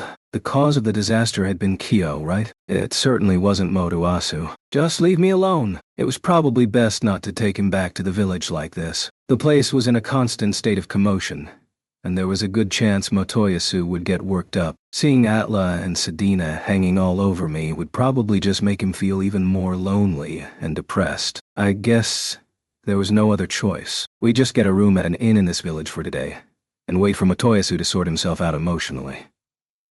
We're back, Mr. Naofumi. Raphtalia and Philo had returned with the tied-up bandits in tow. What happened here? Asked Philo. Well, I explained to Raphtalia and Philo what had just happened. I wonder why she feels the need to take it that far. Raphtalia was in utter disbelief when I told her about Witch stealing her line. I'll never forgive that bitch, I said. Philo poked the dispirited Motoyasu with her finger. Sheesh. Was he really this depressed just because he'd discovered the true nature of a few women? Actually, he might have just been completely worn out from everything he'd been through. I didn't really care either way, and I was enjoying seeing the suffering on his face. I had a feeling Raphtalia was giving me a bad look. Mr. Naofumi, is something wrong? Nah, it's nothing. Let's hurry up and get a room at the inn. We're not going back to the village? Motoyasu is in a fragile state right now. If he sees how successful I've been and compares it to his own current state, he could end up attempting suicide or something. That's the last thing I need. You understood. I'll go back to the village and let them know later. This is a good chance for us to relax a bit anyway. There were plenty of problems waiting for us back at the village, after all. Like Atla and Sedina, for example. It wouldn't hurt to take a night off and recuperate a bit. And so we took Motoyasu with us and got a room for the night. Chapter 10. New Awakening. They didn't serve meals at the inn we were staying at, so we took Motoyasu and went to the tavern to get something to eat. As soon as we entered the tavern, Motoyasu sat down at the bar and ordered a drink. He sipped away at the drink and stared at the counter. I guess that was what happened when someone who only thought about women ended up losing those women. A slutty-looking girl approached Motoyasu. Care to join me for a drink? Sorry, but I'd prefer to drink alone. Please, leave me be. Yeah, he was broken. Didn't he realize Witch had been that way from the start? Had he really believed in her that much? Raphtalia, Philo and I ordered a few meals and ate dinner. The portions were generous, and it was pretty good food for the cheap price. From the looks of it, a lot of the dishes used that red tomato, looking fruit from that village to the southwest. Philo was in good spirits after having a reasonably tasty meal, and she started singing along with the tavern bard. Sing one more for us, little miss, someone called out. Sure, no problem. Philo started really getting into it and was putting on a real performance. She did have a nice voice. Philo and the bard really hit it off and started singing some strange song that sounded like the theme song from an anime or something. I wondered if maybe it was a song she'd learned in Kizuna's world. Maybe I was just imagining it, but something seemed strange about the expressions on the faces of the people in front of the stage. Actually, Mr. Naofumi, I once heard of a type of monster that sings songs that deceive sailors, causing them to wreck their ships. What a coincidence. I was just thinking about that same monster. Maybe this is some kind of strange magical song that she learned while she was a humming fairy. She'd given us a glimpse of something similar during our fight at the Colosseum in Zeltobel. Philo knew all kinds of different songs, and she seemed to be able to combine them with the bard songs to create something new altogether. Anyway, harpies, sirens, and other similar monsters used their beautiful voices to deceive others. The way everyone seemed lost in her singing with dreamy eyes reminded me of those monsters. Before long, Philo finished singing, and the air filled with cheers. The audience called out for an encore, but Philo must have had enough because she yelled out, "New!" and ran off the stage. People were giving her bouquets of flowers in appreciation of her performance. Someone gave her some kind of vegetable that looked like a carrot too. When Philo reacted more favorably to the edible item, everyone started to give her food. With her hands full of gifts, Philo went and sat down next to Motoyasu for whatever insane reason. "What's wrong? You're usually a lot more energetic. This isn't like you." That reminded me. Appearance-wise, Philo was Motoyasu's type, apparently. He'd been throwing himself at her all the time, before he disappeared. I remembered him saying something about having a thing for angels, too. I'm sure it had to do with some character in a game that he fantasized about or something. Although he was the kind of guy who already tended to think of women as angels in the first place. He seemed incredibly annoyed as he glanced over at Philo before returning his gaze to the counter. So he was going to ignore Philo, too, despite having a thing for the way she looked? Yeah, he was broken, all right. It happens to me when I'm hungry. I start feeling tired. I'll sing you a song that will make you feel better. Philo got back up on the stage and started singing. What happened to her not wanting to sing anymore? The song had a nice rhythm, but that made me think. Philo sure knows a lot of songs. Is it just me? Or has her repertoire not expanded since the time she was a humming fairy? It's because we've traveled to so many towns all over Melromar. She's always liked singing, I think. Whenever we went to taverns, she was always listening attentively to the bards and learning their songs. Now that I thought about it, Philo always sang when she was in a good mood. The children in the village enjoy her singing too. She was singing them lullabies recently. Oh yeah, she was, wasn't she? I remember her singing back at the village when she wasn't staying the night with Melty. Philo faced Motoyasu and danced while she sang. Watching her even made me start to feel better. But why did something about it remind me of a sci-fi anime about shape-shifting aircraft? Huh? Who taught Philo this song? Was it Kizuna? Kizuna was a gamer, and she seemed like the type who would watch anime too, despite being obsessed with fishing. When she finished singing, Philo went back over to Motoyasu. "Come on, just leave me alone, okay? I hate women right now." "Okay."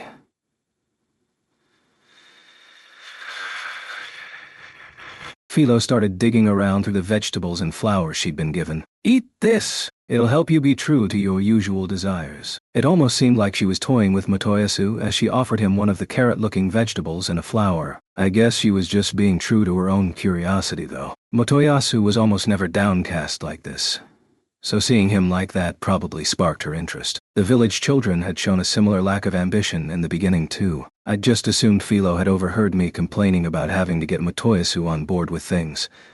So now she was trying to help out in her own way. At least, that's what I was thinking when Motoyasu looked over at Philo and started quivering. "Ah.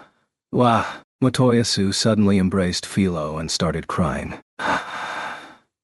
Philo let out an ear-piercing shriek. She started trying to wriggle her way out of Motoyasu's embrace, but he must have been stronger than expected because she couldn't escape. "Wah!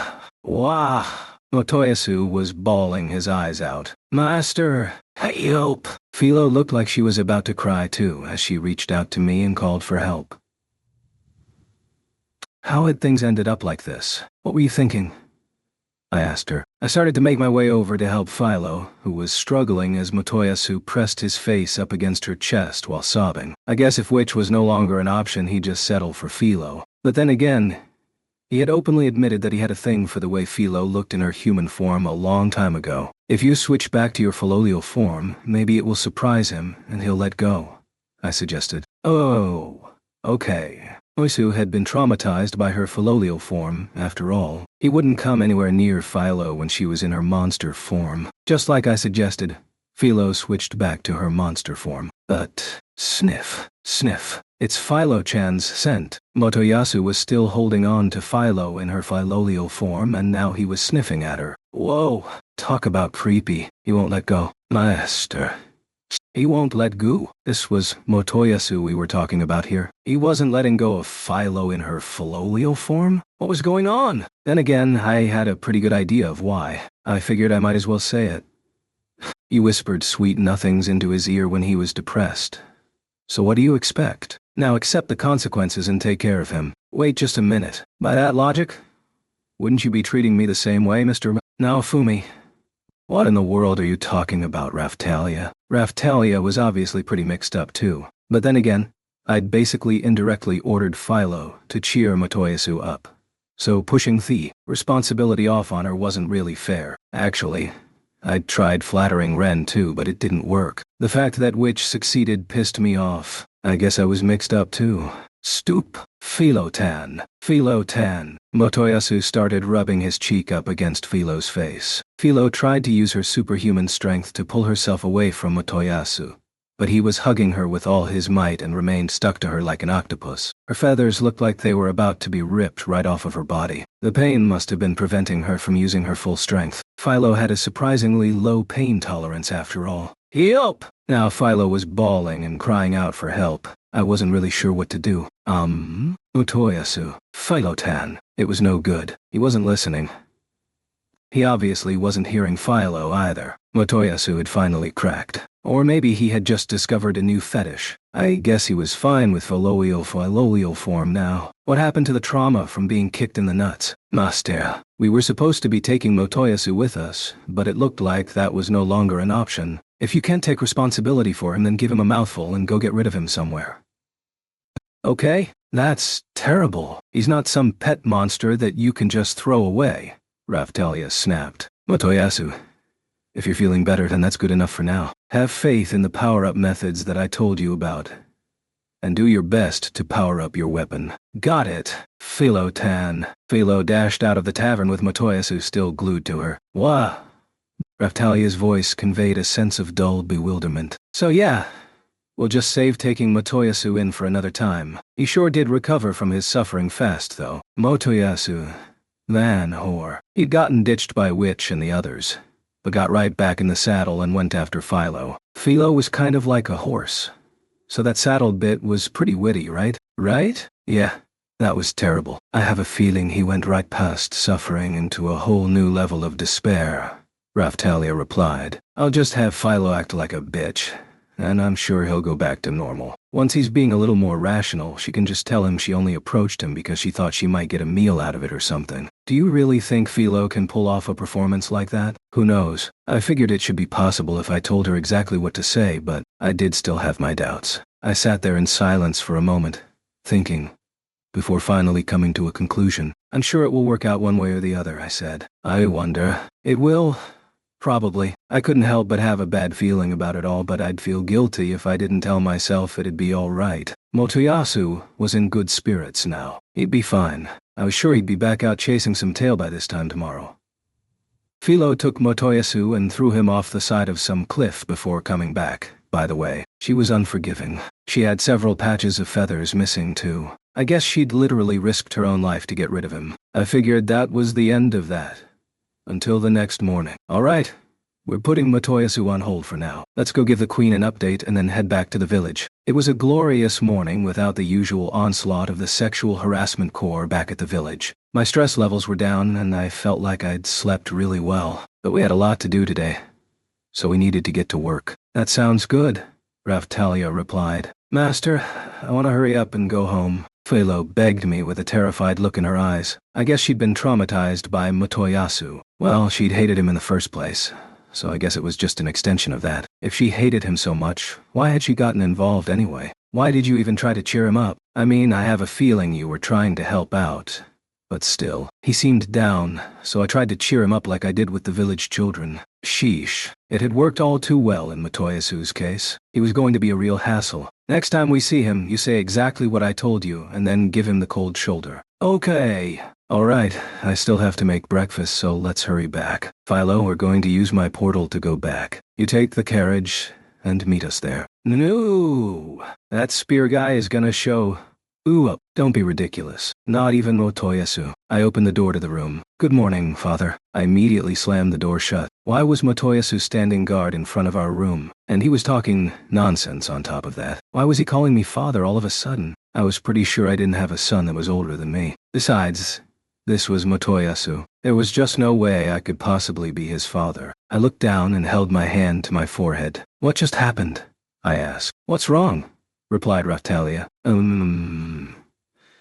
I'd just woken up, and my brain was still half asleep. I didn't feel like explaining it to Raphtalia, so I stepped aside and motioned for her to open the door. Raphtalia cocked her head to the side in confusion and opened the door. What's a tanuki pig doing in Philotan's room? Unacceptable. Jab? Ugh. Raphtalia rapidly thrust the hilt of her katana into Motoyasu's stomach and closed the door. Tanuki pig? That certainly wasn't a word I was expecting to hear first thing in the morning. That was just plain verbal abuse. Raphtalia mimicked my pose and nodded. Now I understand. What should we do? How long has he been out there anyway? I wondered out loud. I thought I heard someone making noises outside earlier, but I never imagined it would be him out there waiting this whole time.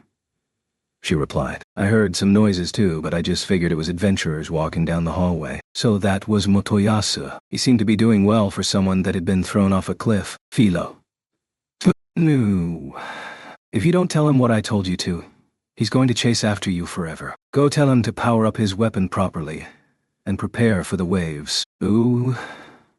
Philo wrinkled her eyebrows discontentedly and opened the door. Oh. Philo-tan! Motoyasu tried to leap at Philo, but Raphtalia grabbed him by the ear and held him back. Let go of me, tanuki pig. I need to give Philo-tan a loving embrace. Raphtalia had a smile on her face, but she was emitting a dark and menacing aura. She signaled Philo with her eyes. What the hell was Motoyasu saying anyway? I just approached you because I thought I could get a meal out of it. I think you misunderstood. Love begins with misunderstandings, Philo-tan. Don't worry. I'm willing to accept your selfish motives. No, he wasn't going to budge. Our plan had been a failure. As I was standing there, unsure of how to respond to the absurdity of the situation, Motoyasu turned in my direction and stared at me with a look of complete seriousness on his face. Father, I would like to ask for your blessing to be with your daughter. I'm not anyone's father. While it might have been true that I'd raised Philo, I sure didn't remember fathering a daughter that transformed into Big Bird. Father, your daughter rescued me. She opened my eyes to true love. I promise to make her happy, no matter what. Please, give me her hand. I'm telling you, I'm not her father. I may have raised her, but why should I have to give you her hand? No. Master! Heop. Mel-chan. Now Philo was getting mixed up too. Unfortunately for her, Melty wasn't here with us. Don't be ridiculous. She's your daughter. What you're implying is a crime, Father. Were you even listening to me? You can try to gloss over it however you want. But that kind of relationship between a father and daughter is unclean, Father. Oh, shut up. Raphtalia threw Motoyasu out of the room and closed the door. He was in worse shape than I'd imagined. He'd already cracked, but I had a feeling we'd gone and shattered him beyond all repair. Let me in, you tanuki pig. Release Father and Philo-tan. Get a hold of yourself, I yelled. Motoyasu was banging on the door. My head was killing me. It had been practically impossible to have a civilized conversation with Motoyasu before.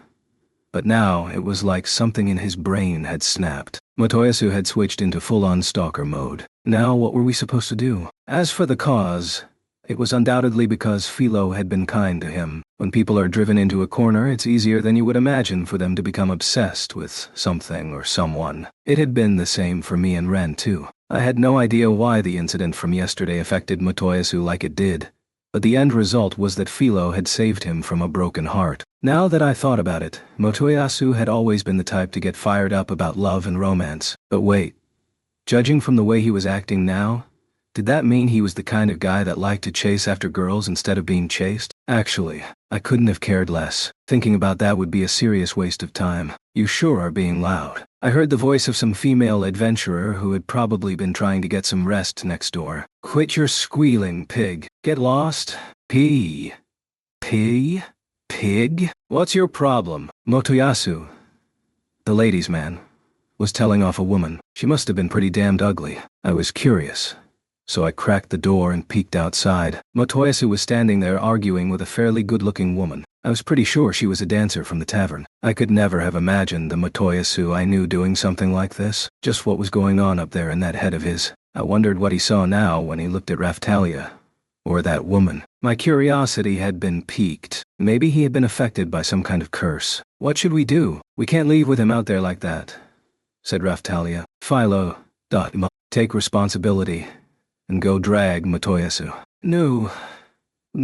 I wondered what we should do. Motoyasu didn't seem like he was going to give up easily. Let's just go out the window for now. We'll explain the situation to the innkeeper and then run. As for the carriage, you understood. If we tried to go to the shed where the carriage was parked, I had a feeling Motoyasu would be expecting it and get there before us. My carriage. Philo must have understood that, because her eyes were darting around worriedly. Motoyasu must have seriously had some kind of mental deficiency. Why had things ended up like this? It didn't make any sense. Why the hell were we running from Motoyasu? Hadn't it been the other way around yesterday? Motoyasu will notice if we make too much noise, so just forget about the carriage for now. We'll come back for it when it seems safe. Okay.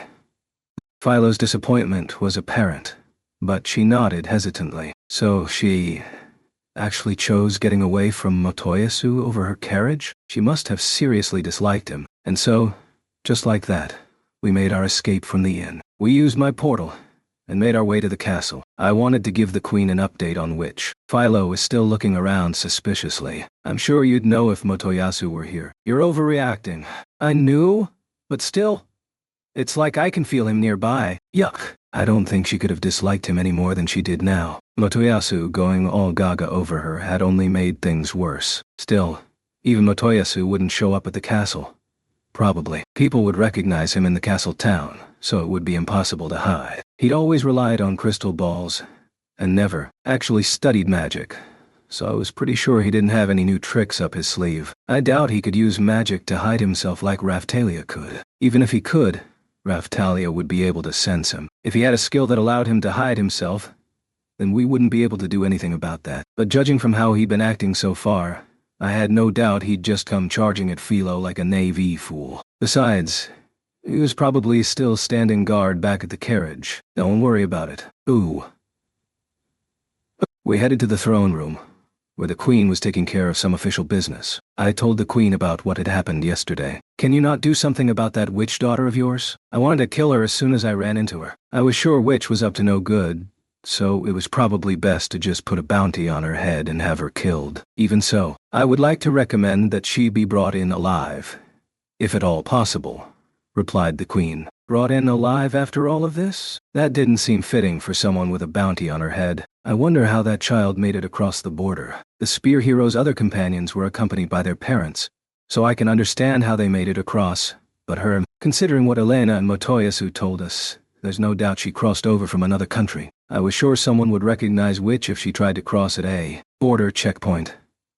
She was a former princess of Melromark, after all. To get around that, she would have to cross over the mountains, I guess. But Witch, she wasn't the type to do anything that made her suffer. I couldn't imagine her returning to Melromark by such a crude method. Maybe she smuggled herself in. She could have hidden among some cargo. That one seemed possible, at least. Can you not use the slave curse to smoke her out? I'm not sure how she's managed to interfere with the curse, but I haven't been able to. There's another problem, as well. What now? The controlled area that was functioning as a prison for the country was damaged by the spirit tortoise attacks. I've been informed that the vast majority of the criminals were killed by the attacks. But what? It is possible that there were survivors. That meant the country's criminals could be alive and on the run. I guess that did sound like a problem. This is just my intuition. But I have a feeling there's a connection with that child's shenanigans. Many of the government officials that had ties with the Church of the Three Heroes were sent there after being dismissed following the incident with you. Hold on. That meant that those people were on the run, right? That was a major problem. And now that scum was hiding out in Melremark, huh? I guess finding out about it before anything major happened counted for something, though. It seemed like I was always suddenly getting caught up in some nonsense without any warning, which made it hard for me to keep up. It was nice to hear about something ahead of time for once. But, yeah, there was almost certainly a connection between that and Witch. The Church of the Three Heroes was probably involved in getting her across the border. Can we just kill that woman already? No questions asked? I'd like to avoid that, if at all possible. The Queen must have made the same connection I did. If we take her alive, we can force her to expose her connections with the remnants of the Church, she suggested. I see. Then get as much information as you can so that we can capture her. Of course. Are criminals not given slave curses? They are. But the guard that had ownership died in the spirit tortoise attacks. That made sense. The person that had the authority to punish them was no longer alive. What a mess. There was another reason I wanted that child captured alive. Originally. What's that? Specifically, I intended to use her as a means to avoid war. Let's just say it involves choking back my tears and offering her as a sacrifice. A sacrifice, huh? I guess that was why Witch didn't show up at the castle. But no. The Queen wasn't evil. If Witch hadn't caused so much trouble, I'm sure things could have been settled more amicably. That much was clear from the way the Queen was always humoring me. But succumbing to such a fate is something that child hates the idea of from the bottom of her heart. Indeed, to avoid it, she would thrash around in refusal, plead with me, and even run away without looking back. Grouping with one of the heroes exempted her from that punishment. Oh, in other words, she voided the exemption herself. What an idiot. She should have just stayed quiet and kept her fangs sunk into Motoyasu. The details would make any noble female want to commit suicide. In other words, it's a punishment worse than death. I kind of wanted to know what the punishment was, but at the same time I felt like it was probably better not to know. This was the most effective threat I had to use against that child. It looks like it will no longer simply be a threat now, though. Whatever. Fine. Let's make the bounty for dead or alive. But you can specify alive if possible, and make the bounty bigger if they bring her in alive. I suppose there is no other choice. As you wish, Mr. Watanabe. Watani. It's the least I can do as a mother, as well. We shall stop her before she causes any more trouble. The Queen nodded, and then gave the order to one of her subordinates. And so Witch became a criminal. Wanted dead or alive. The problem was that she was with Ren now. I just had to hope he didn't go on a rampage and end up being made the leader of some opposing power or something. Chapter 11. Loincloth Pup. After finishing my talk with the Queen and heading back to the village. Welcome back, Bubba. I could hardly believe my eyes when a puppy in a loincloth with Keel's voice ran up and welcomed me back. It looked like a Siberian husky. The puppy had a fluffy coat of fur and stood at maybe a bit over 2.5 feet tall from head to toe. The reason I say it was a puppy is because its face and several other features seemed too puppy-like for it to be an adult. The puppy was wearing a loincloth and looked really proud of itself as it walked around on its hind legs. Keel? Raftalia muttered. You, pretty awesome, huh? Sadina taught me how. Keel puffed her chest out proudly. But the other villagers looked like they weren't quite sure what to make of it. Awesome? She'd turned into a cute little pet. It was just too bad it had to be a puppy. I guess technically it was a therianthrope form, but dog form was a more fitting description of the way Keel looked now. Sadina looked a little bit proud, too. She annoyed me. She seriously annoyed me. I could tell little Keel had potential, so I showed her how to do it, she said. Potential, huh?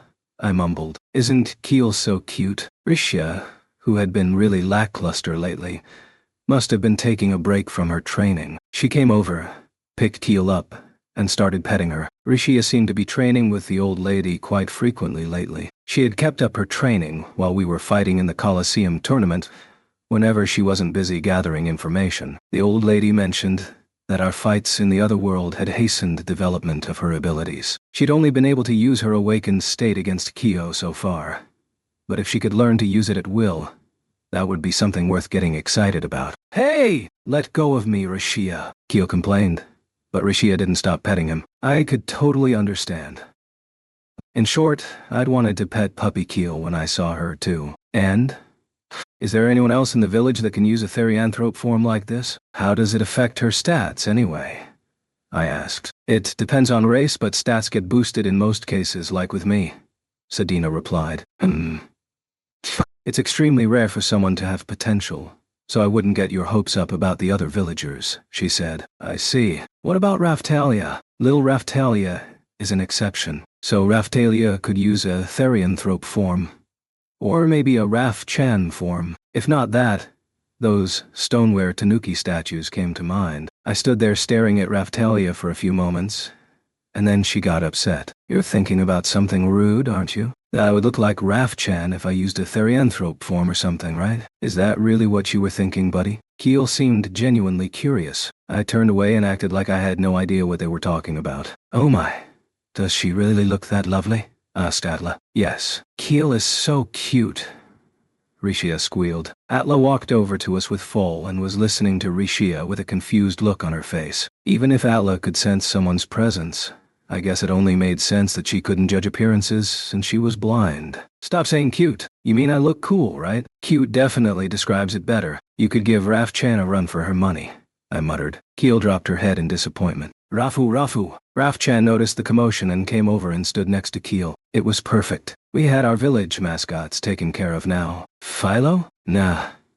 No way. I thought I finally looked cool. If anything, you've gotten further from it, I said. Keel's usual girly looks would have still classified her as cute, though. Sedina was looking at Keel and cackling before she dropped a real bomb. By the way, little Foal has potential, too. Alps sure is talented. What in the world is Alps? Is that supposed to be referring to Foal? Snapped Raftalia. Yeah, it's a little nickname I've been secretly using for him after something he said made me think of it. You think we should make it stick? I'm sure the reasoning for it is something horrible, Raftalia retorted. I can't argue with that. No way, moaned Atla. Huh? What was Atla upset about? Adieu. Atla, you've been given a nickname by Mr. Naofumi, brother. And on top of that, you can learn how to transform into something cute. You intend to try to steal Mr. Naofumi's heart, don't you? I'm jealous. Envious. Why? You're wrong. I intend to do no such thing. I wasn't even going to go there. I decided to ignore those two and check up on the levels of the village slaves. Oh, they had all leveled up a pretty respectable amount. Rishia was... She was level 69, which meant she'd hardly progressed at all. Back when we fought the spirit tortoise, Itsuki had already gotten her to level 68, and then we went to Kazuna's world after that. Once we returned to this world, she started helping out with the slaves, but still. Her progress was ridiculously slow. Her progress had been similarly slow in Kazuna's world too. She'd been stuck right at the point where it seemed like she might turn 70 AT. Anytime. It was like she had gotten to level 69 abnormally fast, and then she hit a wall right before 70. It was as if she were being forced to pay for getting to 69 so quickly. Was this a sign that she was about to finally fulfill her potential? I'd have to keep an eye on her. I guess things were going as expected. In any case, the village slaves that had shown an interest in fighting had all reached around level 40. That meant it was almost time for their class ups. I figured we should probably just go take care of the ceremonies all at once sometime soon. Well, it looks like all of you are about ready for your class ups. Ooh, class ups? Keel perked back up and responded excitedly. Yeah. From the looks of it, you and several of the other slaves need to class up soon. You do want class up, right? I do. The other slaves started getting excited too. Alright. Let's take you all to class up then. Philo, you know what that means. Yep, but the spear guy, you don't have to worry. I'm sure he's not going to show up at the Dragon Hourglass. We'd used my portal to leave, so I wanted to believe that Motoyasu was still back at the inn waiting for us to come out. That reminded me. I'd talked with the old guy at the weapon shop about having him take one of the slaves under his wing. It would have to be someone good with his hands. Are the Lumos around? What is it? The Lumos all gathered near me. They were good with their hands, and they really took the initiative to handle most of the odd jobs around the village. The whole bunch had settled in rather quickly at the village since we already had Emiya there. Right now, they were working on digging a hole at the edge of the village to function as their living quarters. Have you all been leveling up too? Yes. Those of us who had already leveled a bit previously have already reached level 30. Emiya's uncle answered for the group. Emiya was working hard to make accessories, clothes, and other daily necessities. So I was just letting her do her own thing. I see. I want one of you that's willing to learn blacksmithing to come with me. I'm going to have someone I know take you in and teach you the trade. Blacksmithing? In that case, I'll go. Emiya's uncle raised his hand. Huh? Did he have experience or something? I did some blacksmithing back at our village, so that should help. I see. All right. You come with me. Understood. I'll probably be looking for someone to work in the coal mines before long. Is there anyone that can do that? All of us excel at mining. What a handy bunch. Little by little, I'd have the slaves learn to handle new types of work to get this operation running smoothly. That was my job, just like Kizuna and the others. Got it. The rest of you just keep at your tasks and leveling and don't slack off. We will. What an energetic bunch.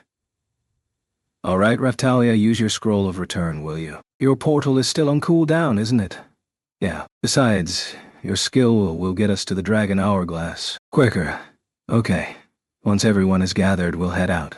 And so, after waiting for a while, we teleported out. Chapter 12. The Decision. We teleported to the Dragon Hourglass using Raphtalia's skill. Whoa! Shield hero. The soldier standing guard yelped in surprise when we suddenly appeared. The soldiers over at the castle seemed to have gotten used to it already, since we showed up there fairly frequently. We're here to class up a few of my companions. Ew. Understood. They began preparing for the ceremonies just like when Raphtalia and Philo had classed up. Philo.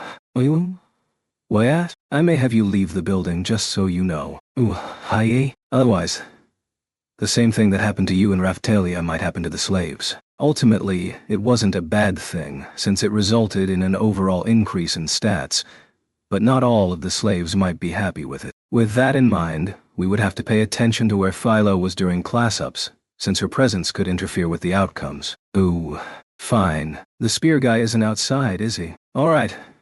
Philo had agreed. If he is, call for me, I said. But you didn't protect me before, Master. Ugh, what did she think I could have done in that situation? Philo, I promise I'll take care of it somehow if he is, so please don't argue, Raphtalia assured Philo, who then nodded hesitantly. Okay.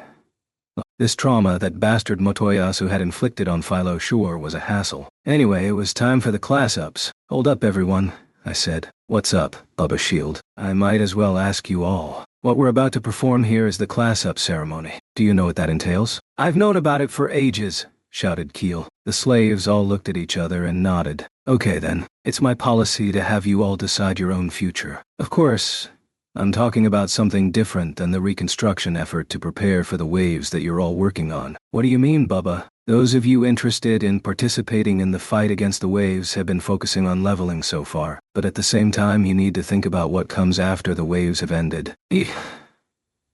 Raphtalia stood there silently, staring at me. That's right. The whole idea of rebuilding the village had been for her sake. But regardless of that, it was still important that the slaves decided their own future for themselves. The class-up that you're about to undergo will open up new possibilities for you, but it may close others off at the same time. You realize that, right? The slaves nodded. After I made sure they understood that, I moved on to my next question. There's a possibility that something you weren't expecting might happen. The class-up path that results in the greatest increase in your stats might be automatically chosen for you before you have a chance to make your own decision. Can that really happen? I nodded emphatically. Raphtalia and Philo both fell victim to the phenomenon. The two of them each gave a quick raise of the hand. That cowlick crest feather of Philo's is special. It will choose your class-up path without your permission, but the path that it chooses will result in a huge increase in your stats. Are you serious? Yeah, but you all have long lives ahead of you and combat prowess isn't everything. If there's something in particular you want to do with your life, then I believe, without a doubt, that it's worth it to choose for yourself and specialize in that thing. I didn't want them getting stronger at the expense of having any control over their lives. That's why I wanted them to decide if they were okay with having an irregular class-up. Of course, I'm pretty sure that both Raphtalia and Philo would be able to do anything they wanted to without a problem now, but there's no guarantee it will be the same for you. It wasn't like their class-ups had made them impeccable superhumans. I was sure there was no such thing as perfect in this world. That's exactly why the decision was important. Make sure you choose a path you won't regret. The slaves began whispering amongst themselves. I understand, Bubba. I want to be the strongest I can be. If there's a chance it will make me stronger, then that's the only option for me. Keel spoke up first and nodded. Keel was in charge of teaching the slaves discipline. Suffering a major injury from being attacked by a spirit tortoise familiar had turned out to be a good experience for her. She didn't act recklessly during battle anymore. I was looking forward to seeing how things would change now that she could use a therianthrope form. A boy standing next to Keel stepped forward. I would like to choose my own path. Got it. Okay. Everyone split up into two groups, those who want to choose and those who don't. The slaves followed my orders and split up. Okay, Philo, we'll start with those who are fine with not choosing. Once we move on to the ones who want to choose, I want you to go outside. Okay. Me first. Keel raised his hand and then reached out and touched the hourglass. She must have been excited because her tail was wagging. The magic circle appeared below Keel and an icon popped up in my field of vision. Whoa! Philo's cowlick popped out and leapt at the icon, interfering with Keel's class-up. The area filled with smoke, and just like what had happened with Raphtalia, Keel's stats all skyrocketed. But I had a feeling the difference wasn't quite as drastic as it had been for Raphtalia. Then again, Raphtalia was always doing push-ups and exercising in her spare time, so it was probably just a matter of her being more physically fit. Awesome. My body is overflowing with power. I feel like I could do anything, Keel exclaimed. We continued on with the class-ups for the slaves who didn't care about choosing, and just wanted to be as strong as possible. Once we'd finished those... Okay then, Philo. You go wait outside. Yep, I knew. It was time to perform the class-ups for the slaves who wanted to choose their own path. So I had Philo leave the building. That would probably be enough to prevent the interference. Just as I thought, the class-ups went normally. Bubba, let's see how strong I am now. Let's go hunting and you can see for yourself, shouted Keel. I guess we could do that. I probably should see how strong you've become with my own eyes. Raphtalia, Philo, Rishia, and Eclair were acting as sparring partners to the slaves under the guidance of the old lady. But the reality was that there were certain things only I'd be able to see. All right. Let's borrow one of the castle carriages and have Philo take us somewhere where there's likely to be some monsters. Ooh. I'm scared. She was so worried about Motoyasu that she didn't even want to go outdoors now. She was in critical condition. Don't worry about it. If he shows up again, just give him a good kick, and you'll be fine. Motoyasu did have a few screws loose, but he wasn't a threat. It's not like the spear hero is a bad person, you know. You were the one that kicked him every time you saw him. In the first place, Philo. I'm pretty sure that makes you the bad one. You're standing up for him after he called you a tanuki pig. I guess you turned out to be a good kid after all, Raphtalia. Did the fact that I was getting a little bit sentimental mean that I'd softened up? Nah. It was probably more like my interpretation of Raphtalia's response. As well-meaning was a result of me being twisted. It made me happy that Raphtalia had turned out to be such an honest, straightforward girl. What are you getting emotional about? I've never seen you make that face before. Boo. Philo's cheeks were puffed out like she was upset. In any case, Philo, if we do run across Motoyasu, all you need to do is give him a good kick, just like you always have. I'm sure he'll like that. Okay. I have a feeling this whole conversation is really messed up. Bubba, you're not wrong about that, Keel. If the spear hero does show up, you help me control him too, okay? Said Raphtalia. Yes, sure. I don't really know what's going on, but you can count on me. I got the feeling that Raphtalia didn't completely agree with my plan. It's not that I don't understand how you feel, but I'm not sure that kicking him is the answer, she said. Oh? You do realize that it will only make things worse if I have her stop kicking him, right? Are you prepared to sacrifice an opportunity to hunt monsters? Raphtalia gave up when I put it that way. Okay, Philo. Just pull the carriage like you always do. I'll order a new carriage for you later. So, cheer up. Really? Philo's eyes sparkled. Well, a carriage that hadn't been used much. At least. Besides, I hadn't said that I'd buy a carriage that was any nicer than her previous one. Yeah, absolutely. Okay. I'll do my best. And if the spear guy shows up, I'll kick him. Philo excitedly dashed off toward the castle to get a carriage. Emiya's uncle raised his hand meekly. Don't worry.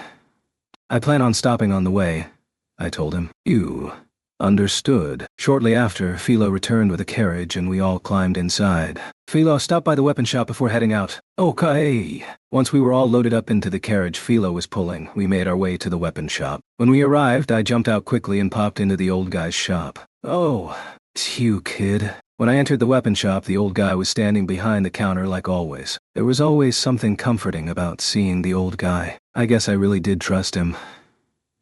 How are things? Have you made progress with the armor and shield? I asked. Not even a tiny bit. That ore from the spirit tortoise has some real peculiarities. Oh? It's really difficult to work with. So it's a hot topic of research in several places right now. Take a look for yourself. I guess that meant it was difficult to process for use in weapons and equipment. It's easy to add enchantments and other options, and since the material is so tough, all you have to do to make a weapon is carve it into the proper shape. I'd seen several in Zeltobel. I remember they were super expensive and looked really crude. The sword and spear blades looked like tortoiseshell. I guess those blades had just been carved into that shape then. That said, I don't feel right about calling something like that a weapon. The skill of the craftsman never even comes into play. Worst comes to worst, we'll end up seeing crude hammers on the market. So it's just a matter of principle? Well, I guess you could say that about the weapons, since we're talking about the skill of the craftsman. But that's not the only problem when it comes to armor. Oh really? Really? Material doesn't respond to air wake processing apparently. It has no effect at all. Air wake processing? I was pretty sure that was supposed to make heavy armor lighter. That reminded me of the gravity field equip effect on several of my shields. The effect seemed to be able to generate a gravitational field meant to alter gravity, and it showed up on a lot of the Spirit Tortoise series shields. Even if such a property only affected the Spirit Tortoise materials a slight amount, it would make sense that they might not respond to air wake processing. It was a nice feature to have on a shield, but it wasn't doing us any favors in the armor department. The material itself tends to be heavy too. The Spirit Tortoise's shell had to be pliant enough to be able to rebound attacks, but it would still need to be heavy. I considered trying to make it lighter, but then you lose precious defense. I see.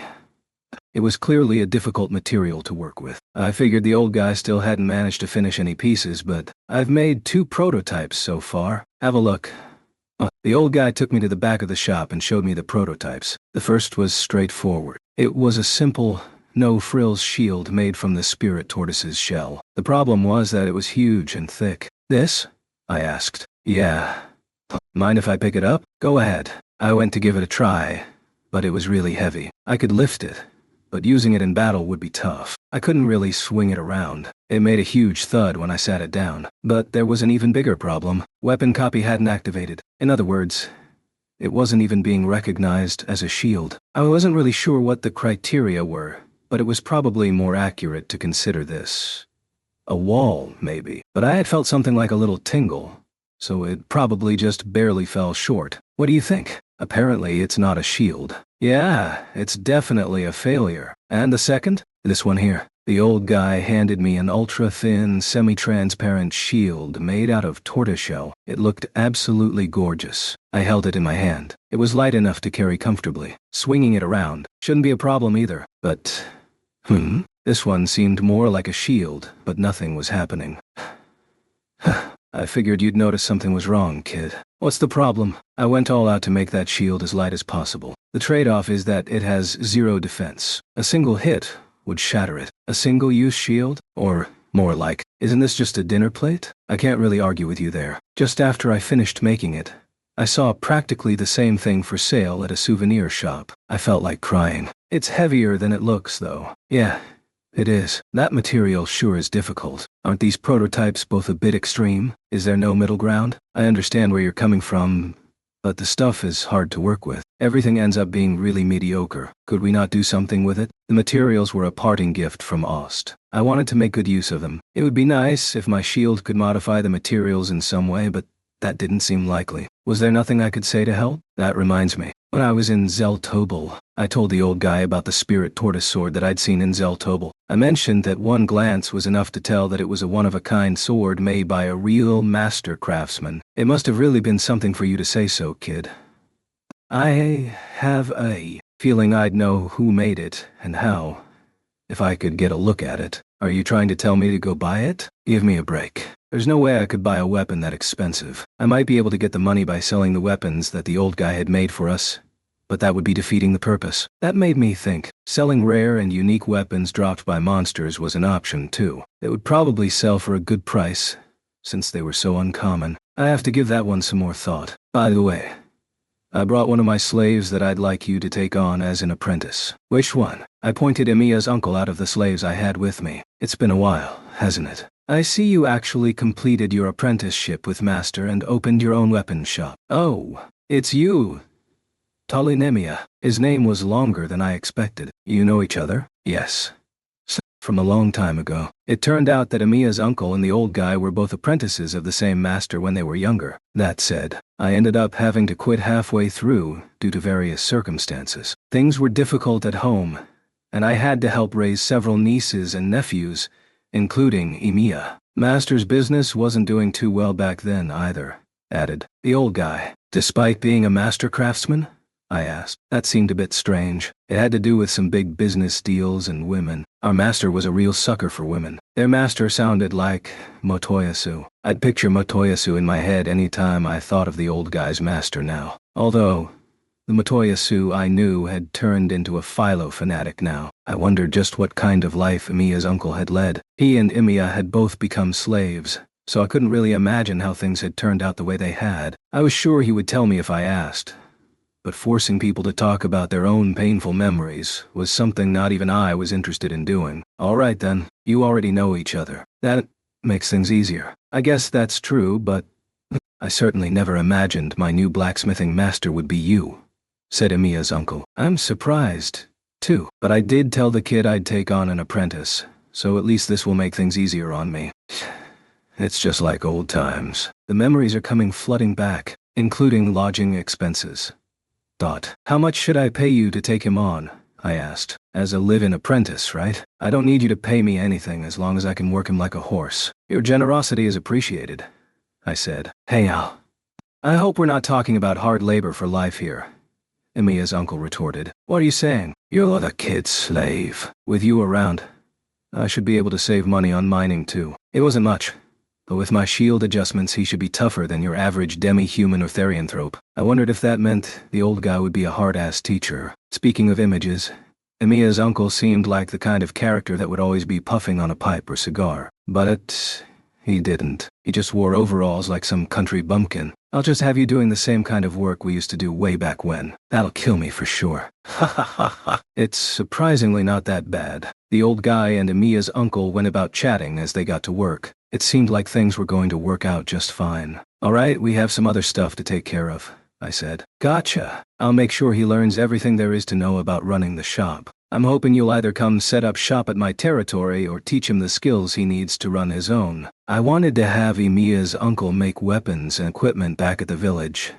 but that would depend on whether he was only skilled enough to work the counter, or if he could actually give the old guy a run for his money. I haven't really given it that much thought. Either way, I need to see what he can do now, before anything else. I've continued to work with ironware a bit, but that's about it. You're just being modest. I need to see you actually swing the hammer to judge your true skill.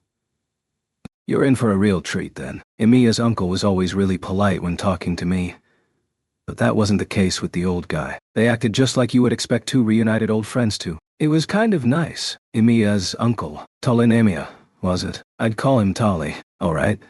If I need anything else, I'll drop back by again. If you need to get in touch with me, just send word to the village or the castle. Will do, kid. Despite having lost both of her parents, Emiya seems to be really enjoying herself. I want to do what I can to help you out too, Shield Hero. I'll do my best to master the trade. I'm counting on you. I sure hope the two of them could put their heads together and figure out a way to make good use of the problematic spirit tortoise materials. And so we left the weapon shop and continued on our way. Chapter 13. Oodles of ambushes. So we had departed, which was all well and good, but that's certain someone showed up after all. No, Philota. I sighed as I watched Motoyasu fly off into space for the third time today. He must have been using his teleportation skill to get ahead of us somehow, but it was still pretty impressive. Raphtalia, and all of the slaves had shrieked in unison the first time it happened. But I guess witnessing a person being kicked off into space would get a shriek out of most. That guy with the spear was smiling as she kicked him. That's pretty freaky. I'm probably going to have nightmares about that. That's scary. Just scary. Great. Now Motoyasu was traumatizing all of my slaves too. Maybe it was my fault for ordering Philo to kick him though. Just what in the world is he thinking? Asked Raphtalia. Who knows? I had been wondering how we should try to take the broken Motoyasu into custody. But if he was going to keep showing up this frequently, then we could just try to talk some sense into him somewhere along the way. As we made our way further away from human habitation and deeper into the mountains, I suddenly noticed someone standing in our path. Is that Motoyasu? I asked. Poo. Oh?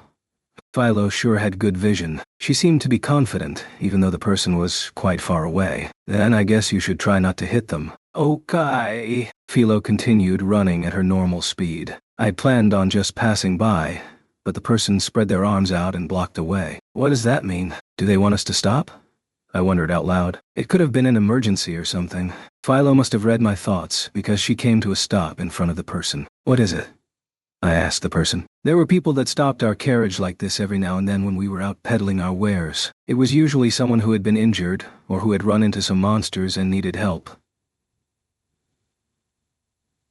The person looked like a man. I wasn't sure how old. He was rather small, but he looked older than his size let on. Maybe he was in his 20s. It was hard to tell. His hair was brown. His face reminded me of one of those comedians who are impossible to hate, despite being a bit of a scoundrel and always telling dirty jokes. I guess he was a human, but it seemed more appropriate to describe him as a mousy fellow. He was wearing a cloak that hid his clothes underneath, and it looked like there was some kind of red liquid spattered on it. Maybe he had been injured. Stop the carriage, will ya? Said the man. We're already stopped. He sure was an arrogant little bastard. Did he not realize that standing in front of a carriage and trying to stop it might be a little dangerous? Just making sure, but the shield hero is in that carriage, right? He asked. The queen had been nice enough to hang the shield hero sign on the carriage. That was supposed to be a sign that I was on board. Yeah, I'm Naofumi Iwatani, the shield hero. What do you need? Judging by the way things were going, this is where he would ask for my help. But the man's response was completely unexpected. Suddenly, standing before us was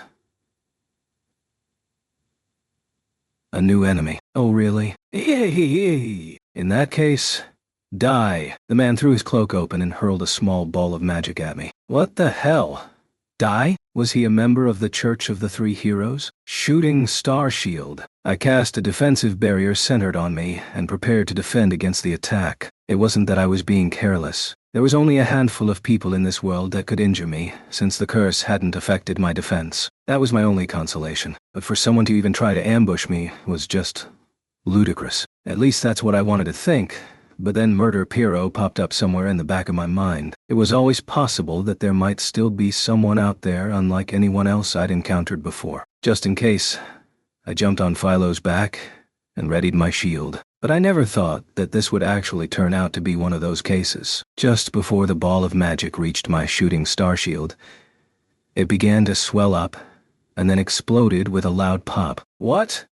Whoa! The explosion was centered on my shield and blew the roof of the carriage behind me right off. Hold on! Just how high was this guy's attack power? You're full of openings, he shouted. The man swung a sword that looked like a shamshir at me and Philo. Zwaitora! I quickly cast a spell to raise Philo's stats. Here I go. With me still on her back, Philo did a flip and kicked at the man, but the man used his sword to block her kick. What's the idea?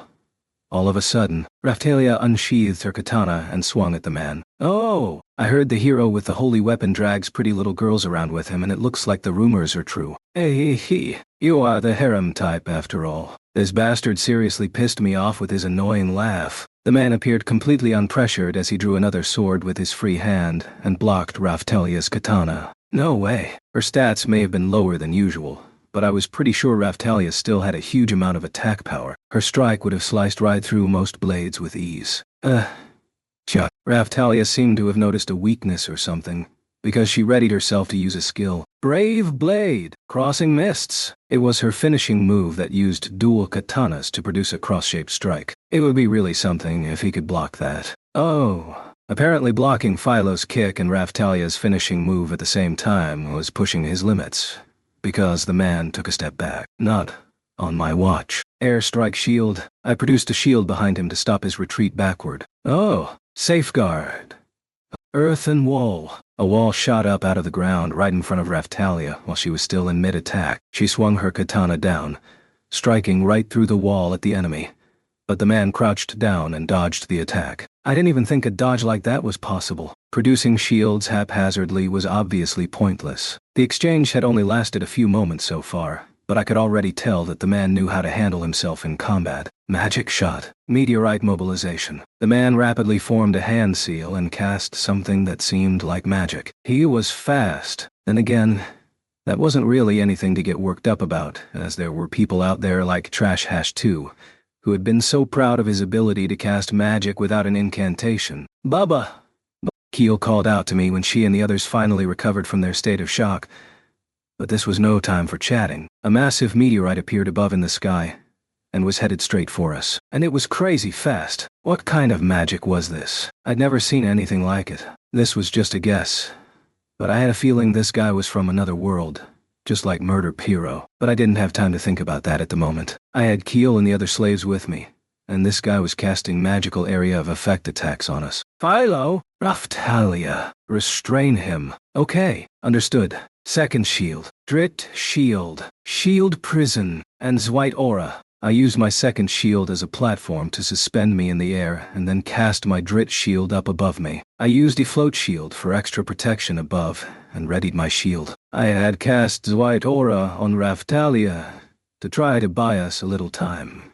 But disarming shot. Earth evasion. Raphtalia blocked the man's magic, but strength? There was a visible decrease in Raphtalia's speed. Is this the first time you've had support magic nullified? Have you never been in a real fight? I had a feeling the man still wasn't struggling. Damn it. We'd found ourselves hurled into the very predicament that I'd feared was a possibility. Huh? Raphtalia cocked her head to the side in confusion. But at that moment, I had to figure out what to do about this meteorite barreling toward us. The meteorite had smashed through my Drit shield and shield prison up above, destroying them. E-float shield finally reached its limit and shattered too. Now the meteorite was coming straight for me. I felt the massive impact hit my shield and reverberate throughout my body. I'd just barely been able to withstand it. What are you doing to Bubba? Keel and the others drew their weapons and began running toward the man. Wait, you all stay back. Keel and the others ignored me and kept running. Too late. I was hoping this might be more of a challenge. Keel! Raphtalia called out to Keel. At the same time, the man must have determined Keel to be a weak link, because he turned in her direction and raised his shamshir. Raphtalia was doing everything in her power to come between Keel and the attack, but it was questionable whether she would be able to make it in time. It might have just been my imagination, but it seemed like Raphtalia was moving quicker than just a moment ago. But it still didn't look like she was going to make it. Shit! Keel and the others still couldn't keep up, even with their newly increased stats. They were nothing but a hindrance right now. I began to see everything in slow motion, and just as the man's shamshir was about to pierce Keel's chest, that's when it happened. A loud clashing sound rang out as a large pair of scissors appeared in front of Keel and guarded her from the attack. Huh? I couldn't believe my eyes. Murder Piero was standing before the man with her scissors in hand. Spiderweb! Murder Piero wrapped the man's shamshir in thread and attempted to restrict his movements. But the man cut the thread and leapt away. You okay? Murder Piero spoke to Keel, but her words were mixed with static like usual. Yeah. Just as Murder Piero appeared in front of Keel to protect her, the meteorite that had been looming overhead as it pressed against my shield exploded outward. I'd been able to withstand the impact, but it hurt pretty bad. My armor was damaged in several places. I jumped down off of second shield, landing firmly on the ground, and turned toward the man with my shield readied. Well, if it isn't the vassal weapon holder from the destroyed world, I guess you're still alive, huh? I guess they knew each other. Murder Piero glared at the man belligerently. Destroyed world? But, yikes. The holy heroes in this world sure are weak. I get to take it easy and enjoy myself this time. Hey, what was with this creep? The way he spoke implied that he was from another world, but the impression he gave was unlike Kyo's arrogance, Trash Hash 2's selfishness, or even Lark and Glass's sense of purpose. Are you a vassal weapon holder? I asked him. Me? That would be nice, but I didn't make the cut. This jerk. Friend of the chosen heroes. Another world, Murder Piero tried to explain. Yes, that meant that the enemy was in a position kind of like Keel or Philo. Kind of like Therese, maybe. Taking a better look at the man, I noticed he was wearing a strange pendant that hung down over his chest. Maybe it was an accessory that was translating for him or something. What a disappointment. I was hoping to enjoy this a little bit more. Hey, are you saying we're weak? Raphtalia pointed her katana at the man as she replied, honestly, you're weaker than I expected. This is easy sauce. We'll see about that. Raphtalia moved at an incredible speed as she slipped into the enemy's guard and prepared to strike with her katana. Oh my, what's this? You sure sped up all of a sudden. The man's eyes were wide with surprise. I was surprised too. Why was Raphtalia able to move that fast? You made a big mistake when you used that spell to nullify Mr. Naofumi's support magic. Mistake? I hadn't noticed any miscalculations in the man's attacks so far. But, wait, if he had nullified my support magic, that meant he had erased a beneficial buff. In other words, it was highly possible that his spell could have similarly removed any lingering detrimental effects. Your spell seems to have removed a curse that I was stuck with. Bah! Raphtalia unleashed attack after attack, and the enemy could no longer do anything but defend. Impressive. But now, it's my turn. Raphtalia swung her katana at the enemy as he brought his hands forward to prepare to cast a spell. He launched his magical attack with an incantation that bordered on non-existent, but it failed to hit Raphtalia. She continued to swing and dodge, driving him further and further into a corner. I guess he hadn't actually been that strong after all. But something about the fact that he wasn't even a vassal weapon holder didn't seem right. Damn. It looks like I should probably retreat for now. You think we're going to let you do that? I asked. Indeed, you're not going anywhere. Raphtalia snapped at him as she continued to attack. Clearly not wanting to pass up a good chance, Murder Piero set her sights on the man too. Nah, escaping is a breeze. I'll be back. So prepare yourselves. The man brushed his hand against his pendant before forming a ball of magic and thrusting it into the ground. A bright flash of light filled the air and blinded us for a brief moment. With abilities like this, despite not being a hero, I guess he was kind of like a powered-up version of Therese, or something. Damn it, they always manage to escape like this, just as I was about to get pissed off. Gah! Huh? I blinked a few times and looked over at where the man had been standing to see Murder Piero holding her scissors buried into his chest. I thought you might... So, Hey, you got me. That won't work next time. Murder Piero jerked the scissors from his chest. Blood spattered out and the man crumbled to the ground. He was dead. Or was he? Murder Piero snipped her scissors shut loudly, turned to face me, and stepped off to the side, implying that I should inspect the man. I took a close look at the man that Murder Piero had killed. It was just a hunch, but I figured I might learn something by inspecting the corpse, since he had been from a different world. Just then, I noticed that there was a faint light seeping out of the man's body. What was that? Don't tell me it still hadn't ended. And then, all of a sudden, the man's corpse faded away as if it had been a mirage. Huh?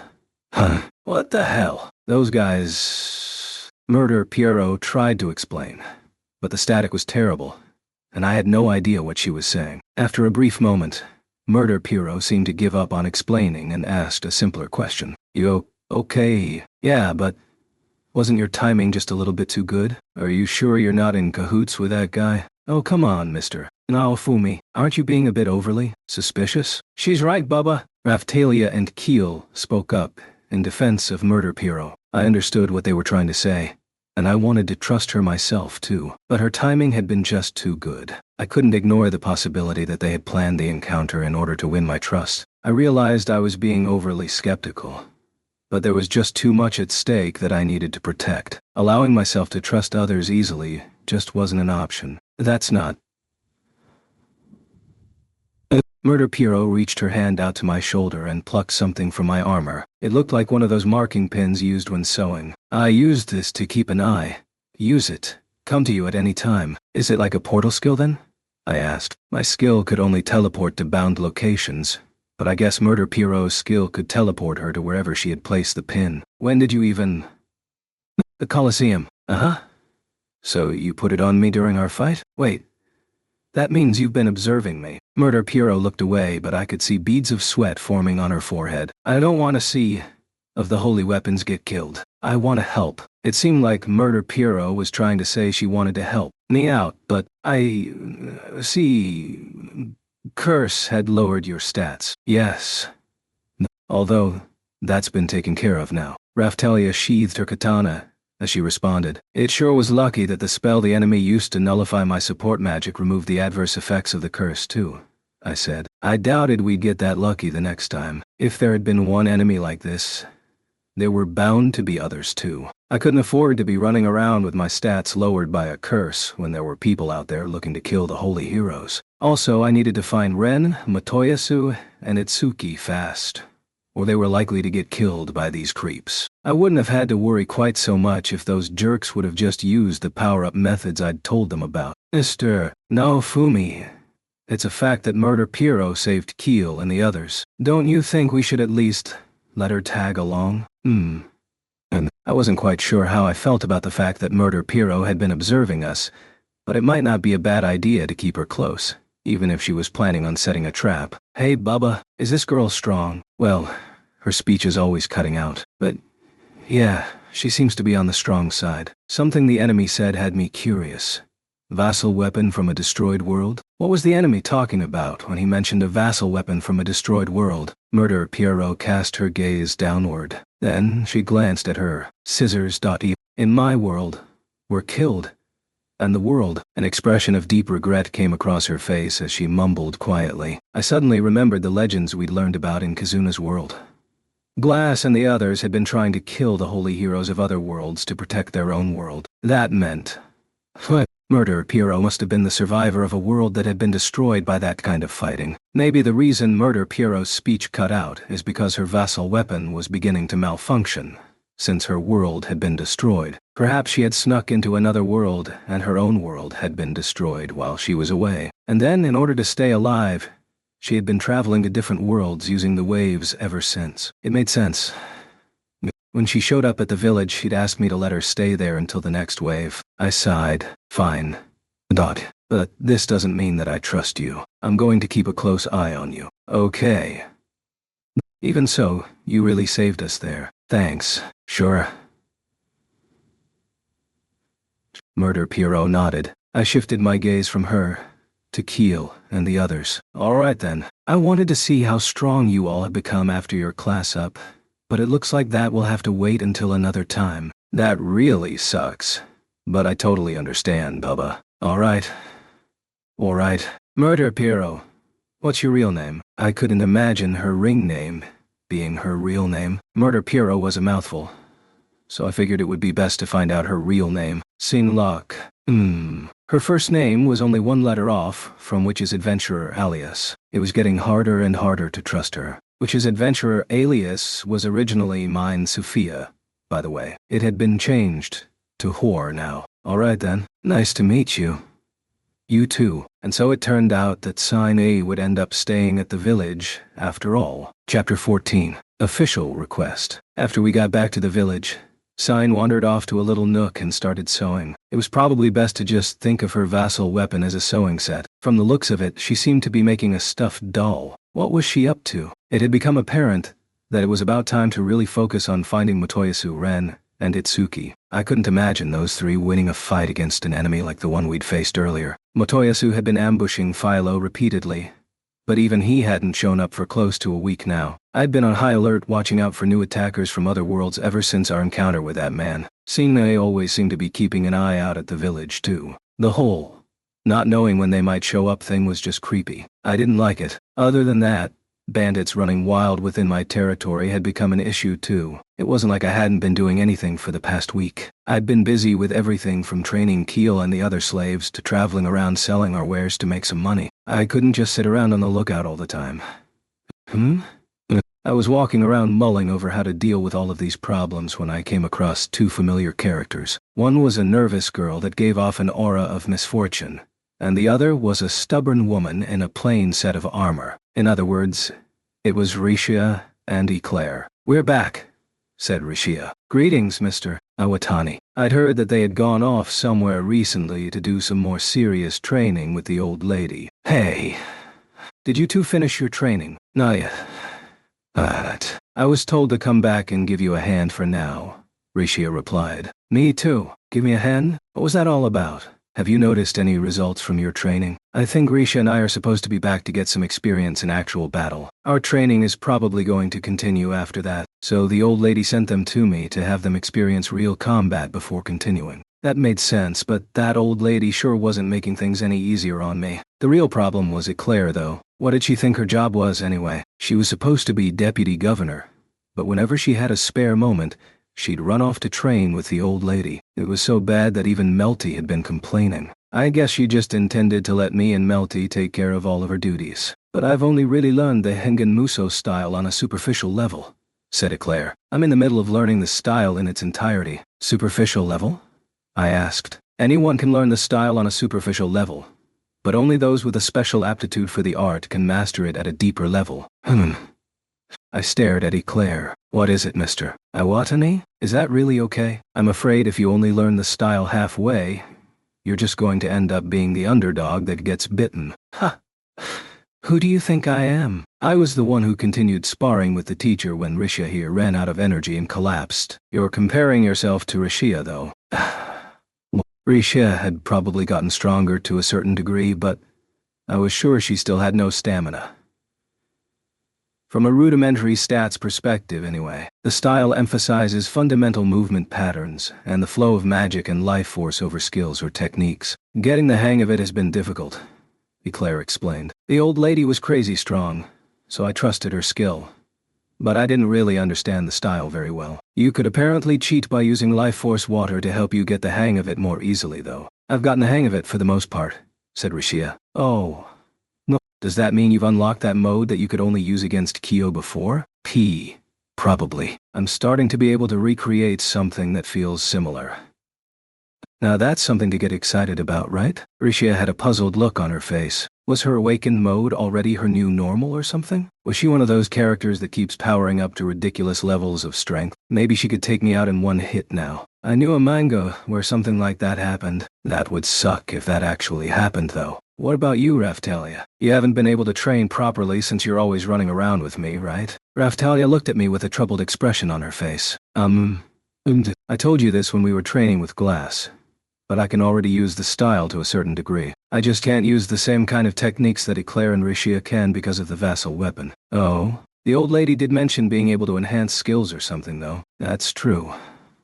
Focusing your power can make them more effective. So I guess Raphtalia could already do something similar. I remember being just on the verge of managing something similar too. I think they had mentioned Philo could already do it. That's just what Raphtalia and Glass had told me anyway. I probably should spend some time training seriously, though," she said. "Right now we can't be sure when there will be another attack. Of course, we'll never get anything done if we're too busy watching our backs," I replied. Sending Raphtalia to train might be an option, but it wasn't one I could choose in our current situation. I really needed to spend some time training myself too, but I just didn't have the time. "What does the old lady say?"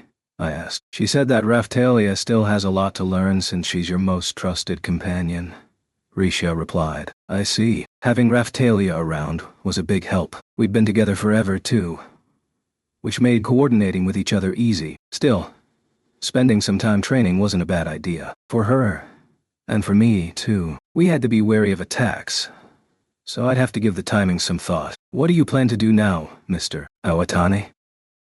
We can't just stay cooped up here watching our backs forever. We have an overgrowth of dangerous monsters and they've started showing up near the villages, so I'm thinking about going to take care of that. Melty asked me to do something about the bandits that have been active in the area, so we can do some bandit hunting too, while we're at it."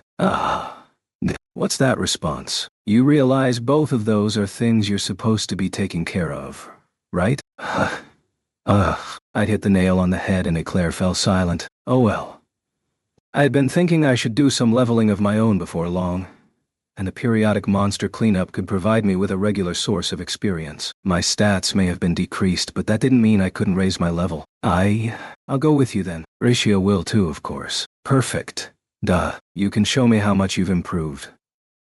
So, me, Raphtalia, Rishia, Eclair, and Milo for transportation. We should be able to face pretty much any enemy with that lineup. If we did end up getting defeated somehow, it'd be safe to assume we had no chance of winning to start out with. Anyway, Sime would probably come running if anything did happen. She still had one of her marking pins stuck to my armor after all. Also, Atla.us. Yes, what is it? Atla showed up as soon as I called her name. She'd been so quick that it made me wonder if she had just been hiding somewhere waiting for me to call. To think she'd started out as the token sickly girl. What?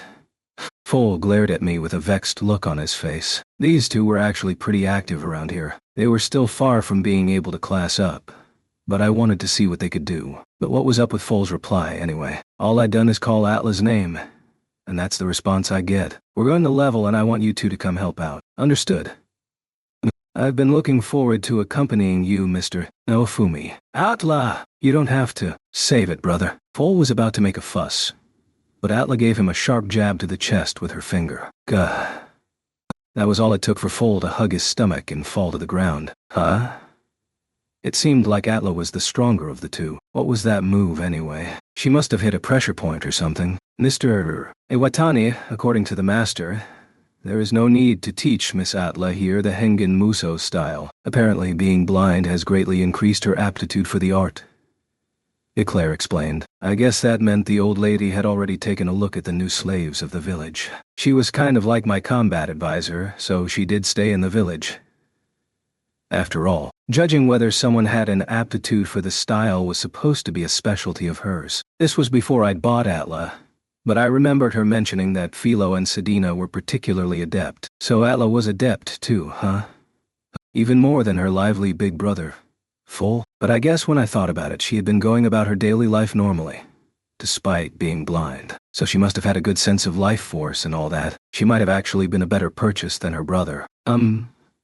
I guess she should be fine if that's the case. I'm counting on you, Atla. Atla, alright. Let's head out. Mr. Awatani, where have the bandits been showing up? Apparently they've banded together in a certain area of the mountains lately and are building a stronghold there. I unfolded a map and showed Eclair where the bandits had been active. It was a prime location for ambushes. Sure was nice of them to gather up all in one spot for us, right? Why do you look so excited, Mr. Awatani? I've never seen you smiling like that before. Eclair seemed a bit creeped out. Had my expression really been that odd? Bandits were good about stockpiling all kinds of valuables. They were perfect for robbing. Plus, this was an official request, so there would be a reward. It was killing two birds with one stone. Mr. Naofumi seems to enjoy hunting bandits, said Raphtalia. It's a lucrative venture after all, and we get to make the territory a safer place at the same time. Eclair eyed me suspiciously. Whatever. Someone that prioritized training over running the territory had no room to speak. Apparently there's a new bandit chief that's risen to power lately, and we'll be wasting our time unless we capture him. These new bandits were supposedly well organized, which was going to be a hassle. I'd captured some bandits yesterday while we were out selling some goods, and I heard them whispering about it. Chief? According to some of the bandits we captured, the guy recently became the boss of a nearby group of bandits. They say he's really combative. The slaves had been ambushed while out vending, but managed to turn the tables on their attackers. It was comforting knowing that they had gotten a lot stronger. And this guy's fleeing despite being combative? Asked Eclair. That's the thing. I don't know all the details, but apparently the boss is really distrustful and rarely makes appearances. But he's also supposed to be strong enough to pick off even the toughest of adventurers one by one without a problem. It doesn't really make sense. I couldn't argue with that. It sure didn't sound very boss-like. You could make it sound good by calling him a strategist, but you could also say he was being petty. Either way, the type made for a really annoying enemy, and that's exactly why it had fallen on us to get serious and go take care of him. The bandits do exactly as the boss says. He targets a group, and the bandits cause a disturbance. They force the members of the group to separate in the confusion, and then the boss picks them off himself, one by one. That's their strategy. Still, why were they using such troublesome tactics? It was hard to tell what they were really after. That's why even if they manage to round up his subordinates, they can't capture the boss. Our job is to catch that chief. Phil, what a troublesome bunch of bandits. I couldn't argue with that either. They were definitely troublesome. As long as the boss was alive, he could always get more subordinates. And if they were using such elaborate tactics, they would probably have more than one hideout too. But that meant more bandit hunting profits too. Either way, the plan is to head out to where the bandits have been showing up and do our monster hunting there. Okay. Got it. Understood. Just then, Raf-chan came waddling over. Rafu. Oh? Hey Raf-chan. It had been too long since I'd last given Raf-chan a good petting. She was in charge of keeping stress levels low among the slaves, so she hadn't been spending any time with me lately. Raf-chan kept her distance when Raphtalia was around, probably to try to keep Raphtalia happy. That polite restraint was one of the things that made Raf-chan so cute. Rafu! Yeah, you're a good little girl, aren't you? Mr. Naofumi? Why do you look like you're enjoying yourself so much? Because I am. Raf-chan was so cute. She really was the best. I hadn't had much time to play with her lately, so if I had a chance to pet her, I wasn't going to pass it up. Raphtalia sighed. You want to come bandit hunting with us, Raf-chan? Rafu. Oh. It looked like she wanted to come too. I guess I would take her along. I was really starting to look forward to this. Mr. Iwatani. Claire sighed. Don't give up, Raphtalia. Eclair seemed to be trying to encourage Raphtalia for some reason. Did something happen? Rafu? All right. Philo is over in the next town with Melty, so somebody go fetch her. We're gonna go clean up some monsters and hunt some bandits. I gave the order and everyone quickly began making preparations. You're moving so much better. I hardly even recognize you. Rishia took the lead and went straight to stomping out monsters. It must have been a result of the old lady's training. Anyone that knew the old Rishia would probably think they were seeing some kind of illusion. Actually, that's exactly how I felt. She was using a short sword, the Peckle Rapier, as her primary weapon, along with a whip and a throwing knife with a rope attached to it. She would throw the knife while using the whip to grab a monster at the same time. As soon as the knife hit the target, she'd pull the monster in and skewer it with the Peckle Rapier. That final stab was a Hengen Muso attack known as bound thrust or something. The name of the skill was a bit simplistic. It sounded like something made up by a teenage otaku stuck in their own little fantasy world. Other than that, I was impressed. Plus, she was fast. Even before, Rishia got really strong when she got overly emotional, but she had surpassed that and become even stronger now, as far as I could tell. She was really good at throwing objects and hitting her targets, too. Add in some defense penetration or something, and she'd be hard to beat. I really needed to start taking my training seriously. I'd put it on the back burner after establishing an amicable relationship with Lark and Glass, but considering the kinds of enemies we were going to be facing from now on, it probably wouldn't hurt to be able to pull off some similar moves. Rishio is level 70 now, by the way. It looked like she would hit the next level quicker than she'd gone from 69 to 70, but she still had a long way to go. I thought she might experience some kind of awakening when she hit level 70, but there hadn't been any big change when it happened. Even so, she was a lot stronger than her stats would have implied. I was really surprised, honestly. This was just a guess, but I bet if Itsuki saw Risha now, he would ask her to come back. Although he was an exceptionally proud person, so he probably wouldn't actually say the words. Really? I don't really feel much different. So, she hadn't noticed the difference. I guess even if she had gotten stronger, the fundamentals remained the same. As I mulled over the thought, I noticed Eclair cut down a monster. It was a pretty impressive attack, although not quite as impressive as Rishia's. She'd definitely become stronger than before. That was amazing, Eclair. Raphtalia complimented Eclair, clearly impressed. I still can't compare with you, Raphtalia, but I am one step ahead when it comes to the Hengen Muso style. You better catch up soon. You can be certain I will. It seemed like Raphtalia and Eclair had become friends, completely disregarding their exchange. Atla came over and called out to me. Watch this, Mr. Naofumi. Okay. Now, to find out what Atla could do. I wondered if she was stronger than her brother. Atla! This is my Mon. You're in my way, brother. Oof. Atla jabbed full. He fell forward onto the ground and she climbed up and stood on top of him. A huge wild boar monster called a razorback was barreling toward them, but Atla stopped its charge head-on with just one hand. All she had done is place a single finger on the tip of the razorback's nose. The razorback appeared to be trying to charge forward with all its might, but it didn't budge an inch. Huh?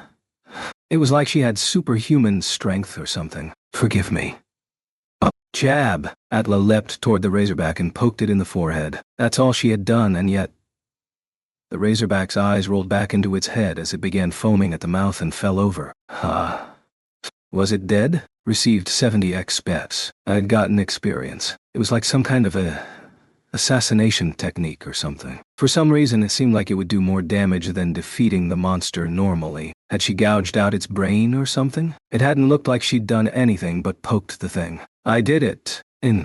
Nice. Genius is a scary thing. Atla appeared light years stronger than Rashia, or the Lady Knight, and barehanded. I just realized I hadn't given Atla a weapon. No. Wait, I was sure I must have given her one along with the rest of the slaves. I guess she just didn't use it. The monsters here were around level 40, on average. That was child's play with this group. I poked Foal, who was still lying on the ground with Atla standing on top of him. I felt kind of bad for the pitiful brother. Yeah, Philo was in her Philolial queen form, jumping around and kicking monsters left and right. Like usual, it was clear she knew how to handle herself in a fight. Anyway, we were mowing through monsters without any need for me to use my shield. I probably should have been doing something, but I just felt redundant. Everyone had gotten so strong. I was starting to feel a bit alienated. Mr. Naofumi? Is something wrong? Asked Raphtalia. Nah. Raphtalia, bring us some more monsters so Mr. Iwatani has something to do. Otherwise, Hadina is likely to steal him away from you, Eclair quipped. Understood. I wasn't asking anyone to worry about me. And why are you nodding so vigorously, Raphtalia? What the hell was Eclair talking about? And why the hell do I have to end up with that drunkard? Oh, whatever. If it's going to be like that, I might as well use this. Hate reaction. I'd just use hate reaction to draw nearby monsters to us as we made our way to a location with monsters that were a bit tougher. We made our way deeper into the mountains, and before long we started to see some monsters with dragon-like characteristics. That reminded me. Dragons lived in really remote regions. I guess we had left the area the bandits had been active in, but that was fine since it was a chance to see just how far we could go. Besides, I could absorb the materials into my shield to get some nice little stat boosts. Or at least that's what I figured, but for some reason I hadn't been able to unlock any dragon-related shields. The demon dragon shield had been really slow to appear too. Mr. Iwatani, Mr. Naofumi, you're needed. It's finally my turn, huh? There was finally a monster that they needed my help with. I held it down, and the others attacked it. The rest of the monsters were weaklings, and everyone went about clearing them out on their own. We'd all leveled up after a while, but one person's growth had been particularly remarkable. The instant her level changed from 70 to 71, all her stats shot through the roof. Her name? Risha Ivard. Was it because of her training? No. I was pretty sure increasing physical fitness wouldn't affect status magic, so that shouldn't cause a sudden rise in stats. Since we hadn't run into any bandits that day and just ended up fighting monsters the whole time, Rashia made it to level 72, and when she did, her stats shot up another 30% or so. Her stats had already reached about half of what Raphtalia's were before being chosen by the vassal weapon. That may not have seemed like much since Rishia's stats had been a measly 1/3 of that to start out with. But if Rashia kept improving at this pace, she should catch up to where Raphtalia was by the time she hit level 75. Apparently the awakening of Rishia's abilities started when she hit level 71. I guess I could finally really look forward to her making a significant contribution on the combat front. Chapter 15. The Masked Man. Alright then, we got some good leveling in, so let's actually focus on finding those bandits now. We can do some more leveling after we steal their loot. I called everyone together after we had finished cleaning up plenty of the dangerous monsters. Hold on. Just what do you plan on doing with the stolen goods? Eclair snapped. What? Are you going to tell me to return them to their original owners when we have no way of knowing who they are? Eclair groaned at my reply. She had said something similar back when we were dealing with the spirit tortoise. If you can prove they belong to someone, I'll be happy to return them to that person. But do you think you can do that? Eclair seemed to have given up and sighed deeply. And I guess you'll say governing a territory requires such toughness, Mr. Iwatani? Raphtalia, is stealing the bandits' loot wrong? Huh. Huh. Is it wrong? They're the thieves. So aren't they the bad ones? Raphtalia? I have a feeling Eclair's response is actually the proper one. Still, it wasn't like I was going to change my mind now. Regardless, the bandit loot belongs to me. It will help cover the funds for reconstruction. It was always possible that I'd have a sudden need for money. Like when I wanted to buy up the Luralona slaves recently. There was no such thing as having too much money. So it's a necessary evil, in other words? I don't know what I should do. Eclair was at a loss. What happened? I'd actually expected her to show a little more resistance, but oh well. That just meant less trouble for me, so I wasn't going to complain. Eclair sighed. Rafu? Oh. Raphtalia and Raphchan had both cocked their heads to the side in unison. It was beautiful. Now I was really getting excited. I can't help but feel like the reconstruction is going better in your village than in the town, mumbled Eclair. The grass is always greener on the other side. Don't let it bother you. She had the cooperation of Melty, and some of the nobility, so the reconstruction of the town that Eclair was overseeing had progressed a bit, too. There was still a shortage of hands in my village, after all. It was nothing but a few houses and some farm plots right now, so it was a long way from what you would call a town. Still, if things continue like this, it's only a matter of time until, if it bothers you that much, then stop training all the time and give Melty a hand. Sheesh. She had no place envying me if she was going to be a training-obsessed muscle brain. She needed to decide whether she wanted to be a martial artist or a politician. Anyway, we've cleaned up enough monsters. Now it's time for some bandit hunting. We started making preparations in the mountains near the road that the bandits had infested. I'm sure you all know this, but most of the bandits are going to be maybe level 40 at the highest. Just do your usual thing and we'll be fine. People couldn't class up if they weren't trustworthy, so the levels of the bandits wouldn't be that high. Of course, it was possible that there might be drifters who had classed up in Zeltobel or something. We'd come across one once while out peddling wares a long time ago. Someone would probably need to have a successful fighting record in the Colosseums to do that. But it didn't make much sense for someone to become a bandit if they could make money fighting in the Colosseums. Whatever. It wasn't like I actually cared. For now, we'll split up into groups of 2 and go look for bandits or their hideouts. We need more intel before we can worry about their boss. The quickest way to find their hideouts would be to find some bandits and make them talk. We needed to round up several bandits to really get started. As for groups, I'd just split everyone into pairs based on who would get along or complement each other well. Let's go with Foal and Atla, Raphtalia and Eclair, and Philo and Rishia. If you'd prefer a different partner, then just split up however you like. I scooped Raphchan up into my arms and started walking away. Raphchan's with me. Come on, Raphchan. It's petting time. Rafu, what is that? Raphtalia started to complain. We should avoid moving around in big groups. Based on what we know about the boss, I'm going to pair with Raphchan, so that it looks like I'm on my own, and see if our prey doesn't take the bait. If anything happens, Raphchan will let you know. Raphtalia. Right. Raphchan? Rafu. Being a familiar, Raphchan was able to send Raphtalia a distress signal if needed. Since Raphtalia was one of the more capable fighters among us, I wanted her to be able to move around freely. Raphchan seemed eager to help out too. Sure, if I ran into any monsters, I might have trouble killing them, but fleeing would be no problem. It wasn't like there was a rule that said I had to stand my ground and fight any monsters or attackers that appeared. Worst comes to worst, I was sure Sign would come if I called for her. That makes sense. Got it. Let's go then, said Eclair. Understood. Raphtalia seemed convinced when Eclair agreed. Atla, I'm counting on your heightened senses. Go find me a bandit hideout. Leave it to me. Come, brother. Let's go.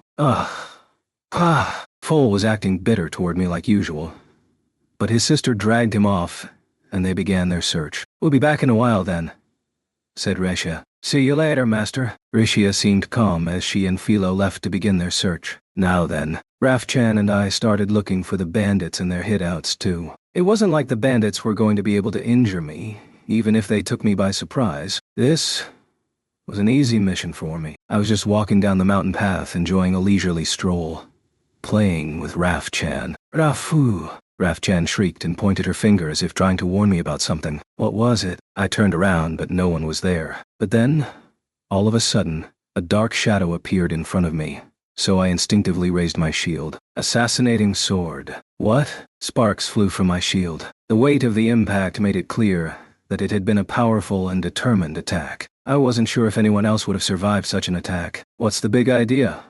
All of a sudden, I swung my shield and tossed the ambusher off to the side. I took a quick glance at the person who had tried to stab me. "Fight me fair and square," he shouted. Wah. Even I couldn't believe my eyes. I stood there looking at the attacker, speechless. The attacker's face was hidden behind a shady-looking black mask made to look like some kind of skull. But based on his build, voice, and the way he held his weapon, I already knew exactly what his face looked like. It was Ren Amaki. The sword hero readied himself, with a sinister, jet-black sword gripped tightly in his hands.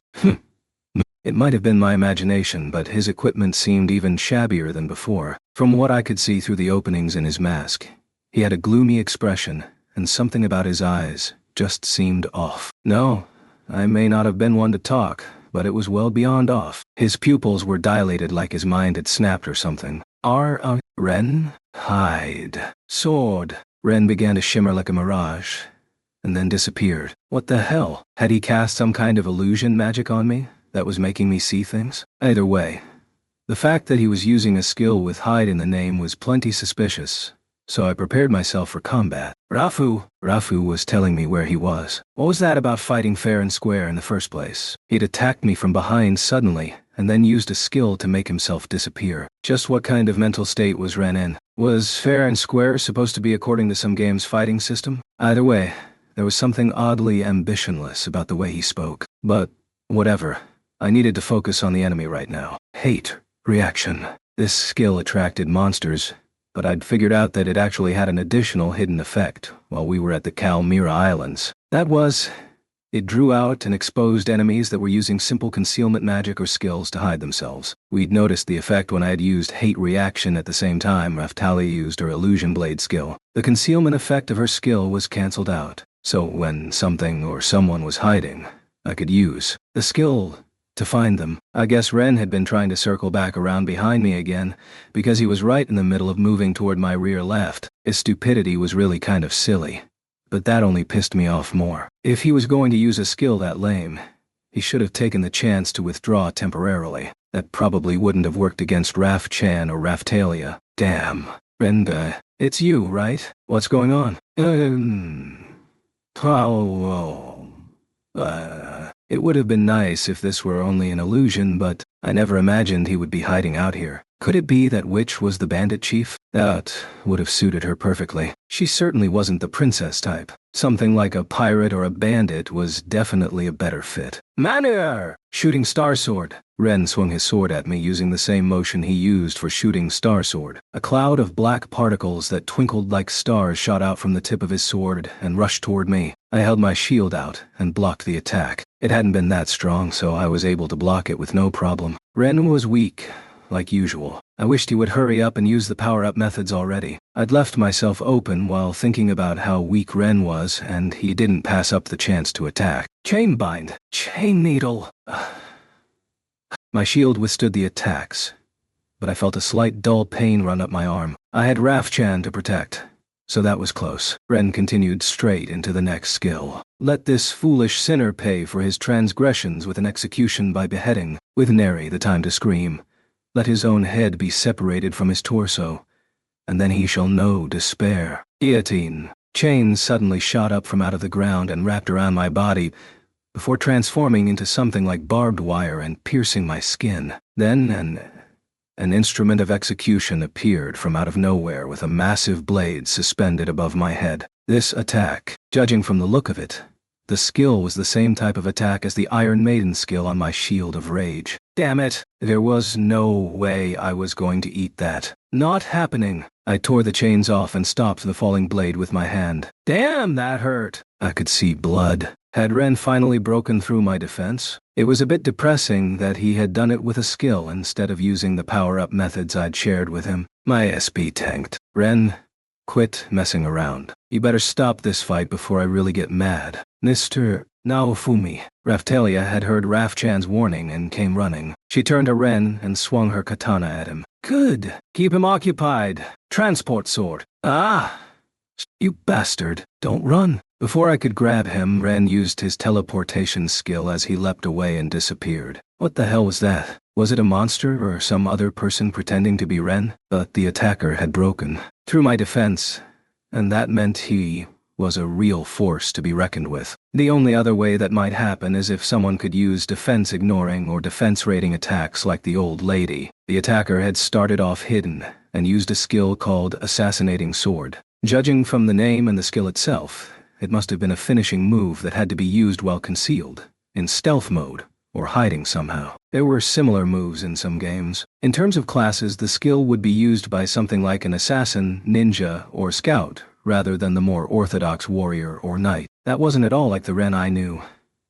And he'd been using a sinister sword that screamed Curse series. But a sudden ambush. Was he trying to be a player killer like in an online game or something? Don't tell me Ren was the bandit chief. His behavior matched up exactly with what we already knew about how the chief operated. Well, I guess he had come from playing some weird Vrelmo game after all. And to top it all off, he had used an attack that screamed curse skill. If it had been anyone other than me, not only would they have died instantly, but they'd have been sliced clean in half. If Raf-chan hadn't warned me, I might have been taken out from behind with that first attack. The thought of it made me nauseous. Are you okay? Asked Raftalia. Yeah, but unbelievable. I saw it too. Eclair came running up, seething with anger. What in the world is he thinking? She snapped. I cast some healing magic to heal my wounds. Oh, and by the way, that guillotine skill hurt like a bitch thanks to the curse effects I was suffering from. Plus, my wounds took longer to heal now. It had only been 30 minutes since we started our search for the bandits, and I already had a really bad feeling about how this mission was going to turn out. We ended up finding the bandits' hideout, but we didn't find Ren. That meant he was using a cowardly strategy of only fighting people when they were alone, just like we'd heard. All right then, what should we do now? I wondered out loud. To think that the sword hero is the bandit chief, mumbled Eclair. It's safe to assume that Witch is behind this. The former princess? Just how long does she plan to act so foolishly? Witch hadn't been in the hideout either. She was probably staying low somewhere else. I guess I'd start by getting the bandits to spill. I approached one of the bandits that had been in charge of the hideout and looked at his face more closely. I'd seen this guy before, and recently, too. Wait, wasn't he one of the bandits that Ren had captured? What was he doing here? Hey, didn't you get captured? He was one of the bandits that was always there when I used Philo to threaten them. He'd been acting real tough when we first showed up at the hideout, but his legs started shaking, and he started looking around nervously as soon as he saw me. So I'd pointed over to Philo. Rah! Foo! Foo! Raf-chan had an evil grin on her face. I just loved how she always played along so well. Raftalia could have learned a thing or two from her. Oh, all right, Philo. Eat? I surrender. The bandit had given up immediately, and that's how we'd ended up here. Like always, the other bandits had started calling our bandit friend names like Scaredy Cat. Of course, I swiftly put them in their place. Why are you on familiar terms with a bandit, Mr. Owatani? Eclair asked. We seem to be stuck in an unfortunate relationship. Our first encounter was before I'd cleared my name. I couldn't take his group of bandits to the Vigilante Corps, so I stole their loot. Then we ran into each other again during the whole Melty abduction mess, and I used his hideout as lodging. So you couldn't really capture him, even if you had wanted to. Pretty much.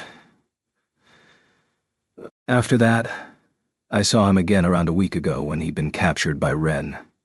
And now this makes the 4th time. And why is he here now? That's what I'm trying to ask him.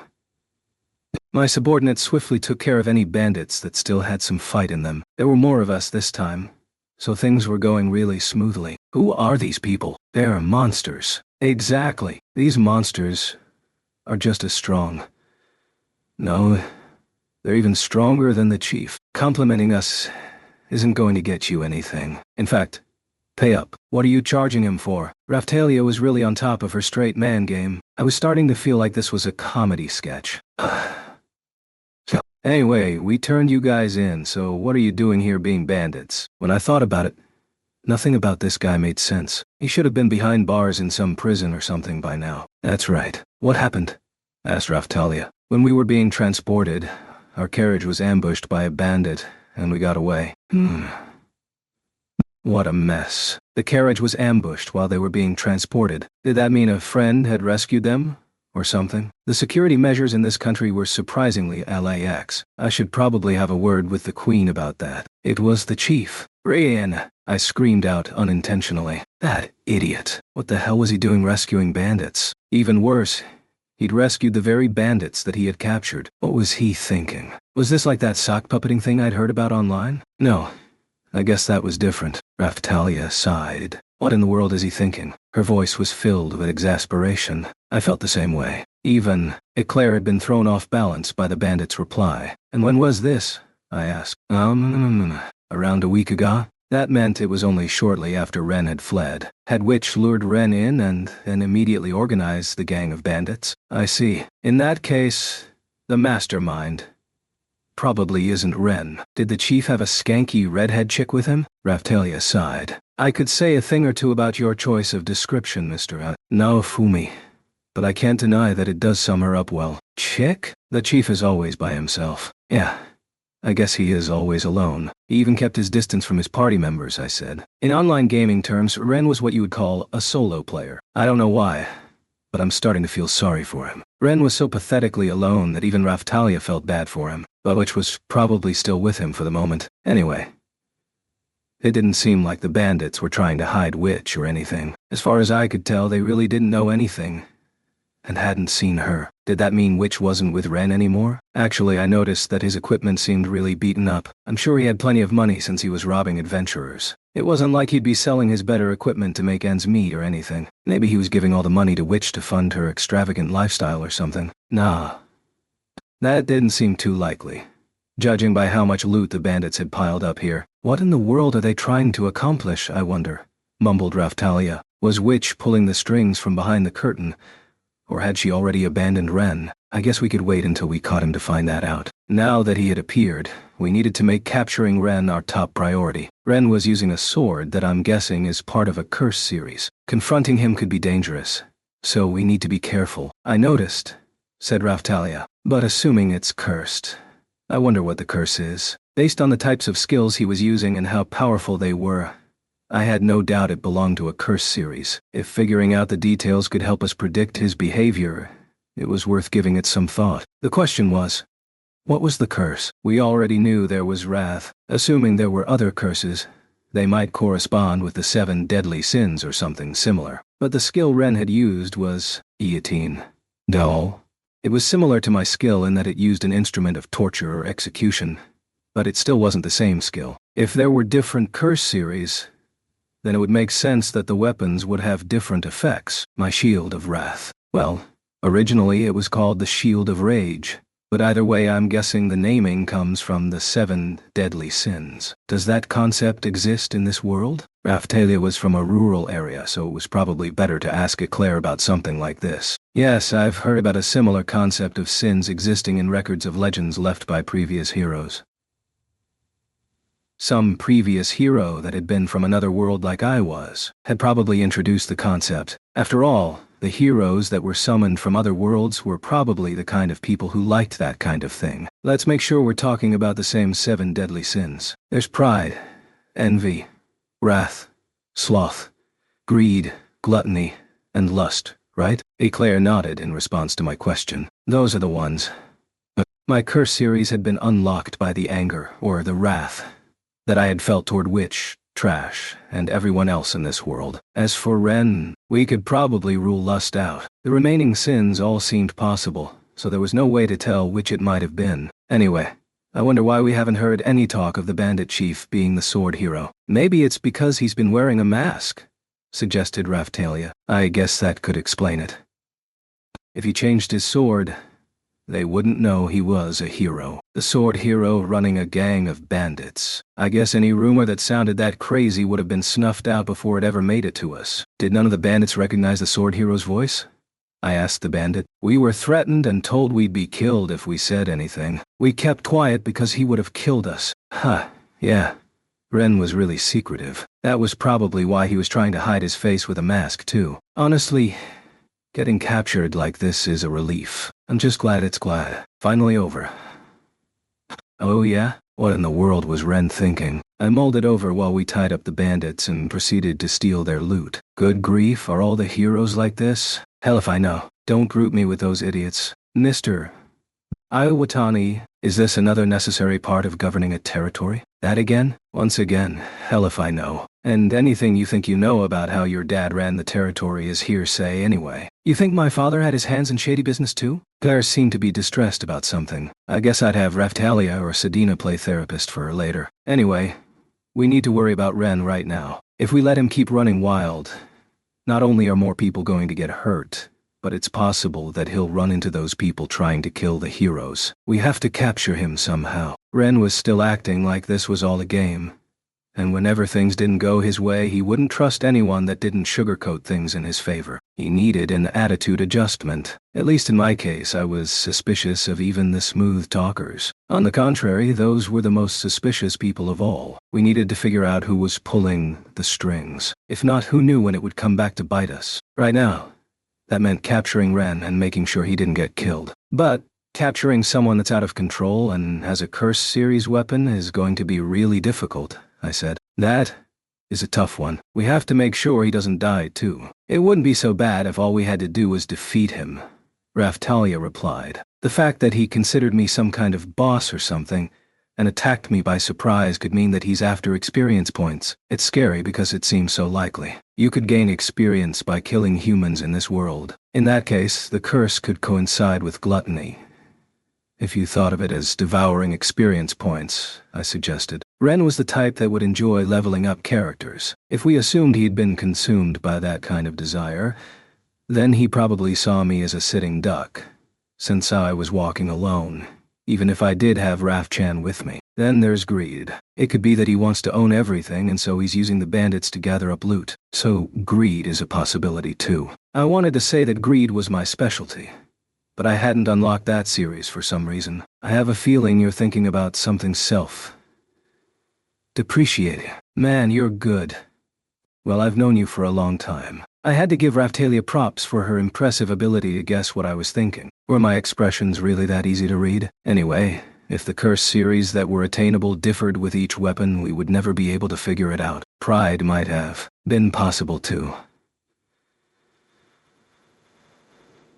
There were players in online games that valued their level above all else, and looked down on anyone that was a lower level. Ren seemed really proud, or at least the way he seemed to romanticize his lone wolf tendencies spoke to a sense of pride. I guess Itsuki was a better fit for that one. Eclair, aside from the 7 deadly sins, there's also the 8 cardinal sins. It's possible that it could coincide with one of those. Oh, I've heard of those. Risha spoke up while raising her hand hesitantly. So those existed here too? The previous heroes must have really been into all this sin business. Probably some escapist fanboys. Anyway, the 7 deadly sins were a revised version of the older 8 cardinal sins, which included gluttony, lust, greed, sorrow, wrath, acedia, vainglory, and pride. So envy was missing, but sorrow and vainglory were included. Acedia was basically the same thing as sloth. Later on,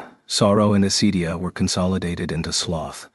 Vainglory was merged with pride, and envy was tacked on, resulting in the 7 deadly sins. If the older 8 cardinal sins are included, then it might be vainglory, or being concerned solely with superficial appearances. You think so? I can't really say for sure, but is the sword hero that concerned with outward appearances? I can see the connection, but it seems a bit weak. Raftalia and Eclair expressed their doubts about the possibility of vainglory. Well, this is just based on my understanding, or shall I say the unique understanding of someone from another world. Let's see if I can make it easier to understand.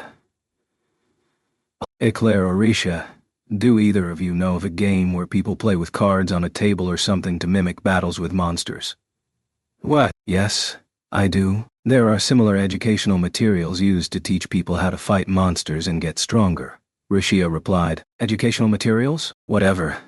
That will work. To put it simply, people from worlds like Ren and I play with educational materials like that a lot. But Just playing with those educational materials doesn't actually make a person stronger, does it? Rishia and the others all nodded. Rishia knew that better than anyone. Those educational materials. I'm guessing they're only used by several people at once here in this world. But people all around the world can play together in similar games in the worlds that the heroes come from. Fair. Did you all play these games with that many people? Itsuki's case is a bit different. But for the most part, yeah. Itsuki had played a console game back in his world. I hadn't asked him about the details, so I wasn't sure if it had elements like those you would find in online games. I see. Now I understand why the heroes are so knowledgeable about this world. The importance of prior knowledge cannot be underestimated, said Eclair. The power obtained in online games wasn't true power, and it was vainglory that created attachment to that power. Of course, the experiences gained from playing online games were real, and I'm sure there was value in becoming powerful. Back in my world, there were people that had gotten jobs as a result of relationships built in online games. In fact, someone I knew from online once offered to set me up with a full-time job at his company after I'd graduated from university. It was a guy I'd met in real life too. He told me that his company could use someone fearless like me that had the charisma I display as the guild leader. I'm not sure how honest he was being, but it felt good to hear anyway. Thinking back on it now, he was probably just flattering me in an attempt to make me his errand boy or something. But judging from Ren's personality and relationships with others, I couldn't even begin to imagine him being able to build a relationship from which he could expect anything like that. It was easy to imagine him being the kind of solo player whose interactions with others wouldn't extend far beyond flaunting a rare drop he'd gotten from a boss or something. Managing a guild had made it painfully clear that being the strongest wasn't everything, and going around flaunting items like that was not only pointless, but also super annoying. But there were people that got off on that kind of thing in online games. And you could probably even say those players were the reason the game companies did so well. If he persisted in believing that transient power was true power, and neglected his inner development, that would be vain power, right? Although, if we were talking about vainglory, would Ren really be the best fit? It probably corresponded to Itsuki more than anyone else. It's hard to say one way or the other, since the conditions required to trigger a curse are still a mystery. And I don't know which sin it would be, but he's definitely guilty of blatantly committing several of the sins. So the fact that you are guilty of several sins that haven't appeared as a curse series serves as counter-evidence to the theory, making it even more difficult to determine the curse, Eclair replied. She was right. If being a bad person was all it took, I'd committed plenty of sins. But Wrath was the only curse series that I had unlocked. If they triggered based on behavior patterns, I'd have to be worried about greed more than anything else. Even I recognized just how greedy I was. I wasn't afraid of the Wrath series since I'd started to understand how to stay in control lately. And I had companions that helped me do that. Maybe the kind of emotional outburst that almost shattered a person was a condition. I probably needed to spend some time determining the conditions that triggered a curse, or I could end up in trouble. But the love of money was greed, right? Thinking about the pile of treasure behind me, I couldn't help but feel like I was just a big mass of desire. And then there was insatiable desire, but I hadn't been consumed by greed. There had to be a reason why. Anyway, the curse series most likely to have tainted Ren was probably gluttony, greed, pride, or vainglory. We'd narrowed it down to a certain degree, so now we could further refine our line of thinking. I had a feeling that it could be dangerous if the curse remained unchecked for too long. The curse series included skills that required the user to pay a price. There had to be a way to get Ren under control before he used those skills. Oh. Rafu, Raftalia, and Rafchan were blinking and looking behind me, in the direction of the entrance to the bandit hideout. What is it? I'm not sure, but it felt like a hidden presence. Raftalia and Rafchan could use illusion magic, so they had increased resistances to the effects of concealment skills and magic. Rafchan had detected Ren earlier, for instance. I guess it was because they had gotten stronger, but lately they had even started to detect concealed shadow lookouts. Is someone there? I'm not sure. They were really well hidden, and I think they'd already fled by the time we noticed. I wonder if it was Ren. That would just make things worse. I think I would know if it was the sword hero. It was probably someone else. That meant that someone had been watching us seize the hideout from the shadows. If it had been Ren, and now he had fled to a completely different location, That would only make things even more impossible for us. Mr. Awani, I think it would be best to report this to the authorities. I guess we could report it and have them cast ceremonial magic to interfere with attempts to escape. Yeah, it was a reasonable strategy. Chasing him would be pointless if he just used his portal skill to flee every time we found him. He'd gotten away this time. But if we found him again, we would need to jam his portal skill before he could run. Seriously, it would have been so simple if all we had to do was defeat him. Capturing him alive was a real hassle. And then I suddenly remembered something that happened in Zeltobel. Sin. I called out to Murder Piero, aka Sin. She was keeping tabs on me, after all.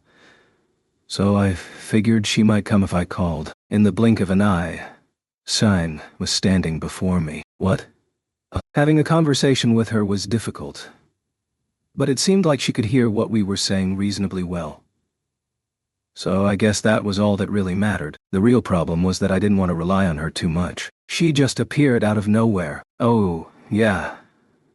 I hadn't told Eclair about Sign. You've seen me use Portal to teleport somewhere and appear out of nowhere, right? Don't be so surprised. Just think of her as my own personal shadow. I didn't want to bother with explaining about heroes from other worlds and all that mess. This explanation should do for now. She doesn't seem to be our enemy, so you don't have to worry. Raphtalia told Eclair what we knew about Sign. I wasn't sure if I could trust her, but I couldn't deny that she seemed to be trying to protect me. It probably wouldn't hurt to rely on her a bit.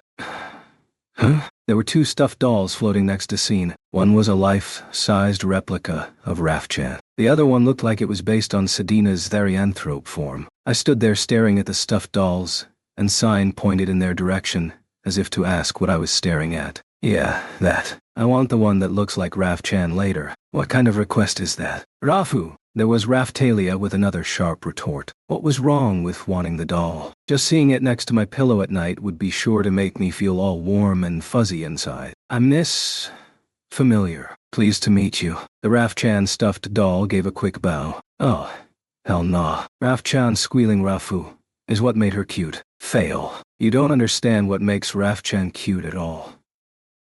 A Raphchan that speaks human languages can't be called a Raphchan. Change the design. Fine. So that it doesn't talk. And the other doll was Sedina.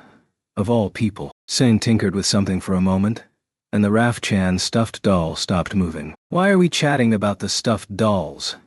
The familiars that Sign made. Raphtalia had a point. We needed to get back on topic. You used some skill that interfered with our skills, right? Yes.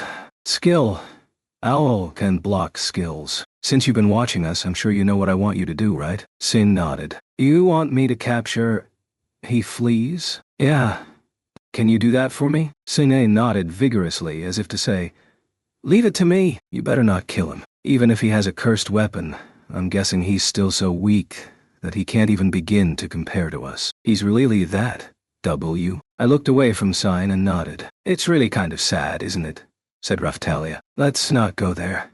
I mumbled. He'd used a finishing move on me in a surprise attack and it didn't even scratch me. Then he used an attack that was the equivalent of my Iron Maiden skill, and the only reason it stung a bit is because I was still weakened from a curse. Now I understood how Glass felt when she fought us. The fact that Ren was weak hadn't changed. It was just that capturing him without killing him or allowing him to escape was a hassle. Things would be a lot easier if this were a certain Monster Tamer RPG, where all we had to do to capture him was weaken him and then throw a ball at him. Okay, go now. Yeah, if you don't mind. He likes to use surprise attacks, so I'm sure he'll attack you if you just walk around by yourself for a while. Will you be okay? Yes. Sign skipped out of the bandit hideout, and then immediately returned. What is it? That... I looked over in the direction Sign was urgently pointing toward. What are you still doing alive?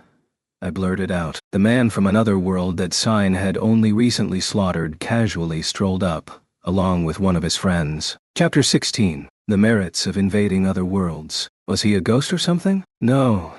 He certainly looked alive. Maybe it had been a stand-in that Sign had killed. He could have used some spell to create a double or something. That would be really troublesome. It's the shield hero.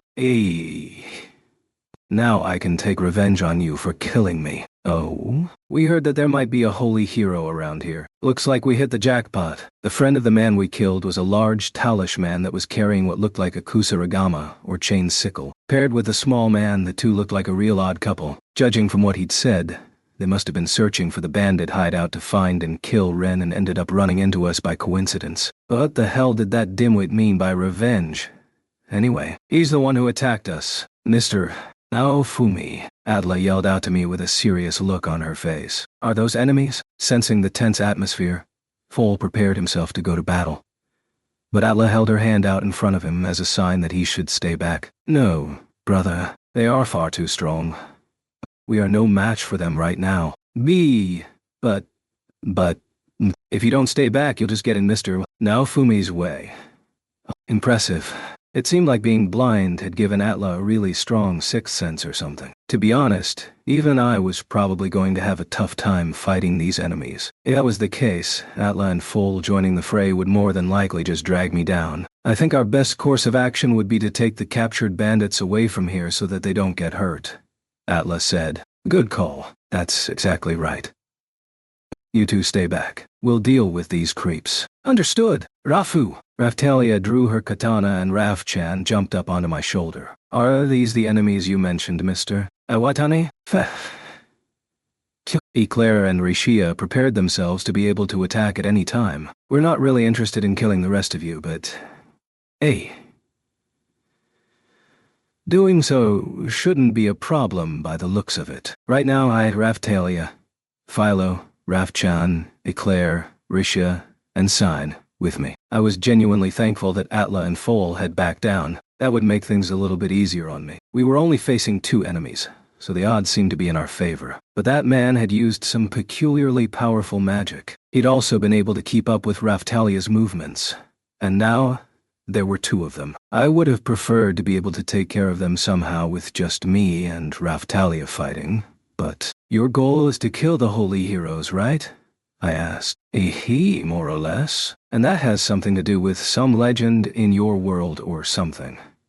Right? If they were willing to listen, we might be able to avoid fighting. We could form an alliance of non-intervention to prevent fighting between our worlds, like we had done with Kizuna, perhaps. Ah, I see. So that's about the extent of your knowledge, I guess. These won't listen. Sin swung her scissors up high into the air and swiped them at the taller man. Ha!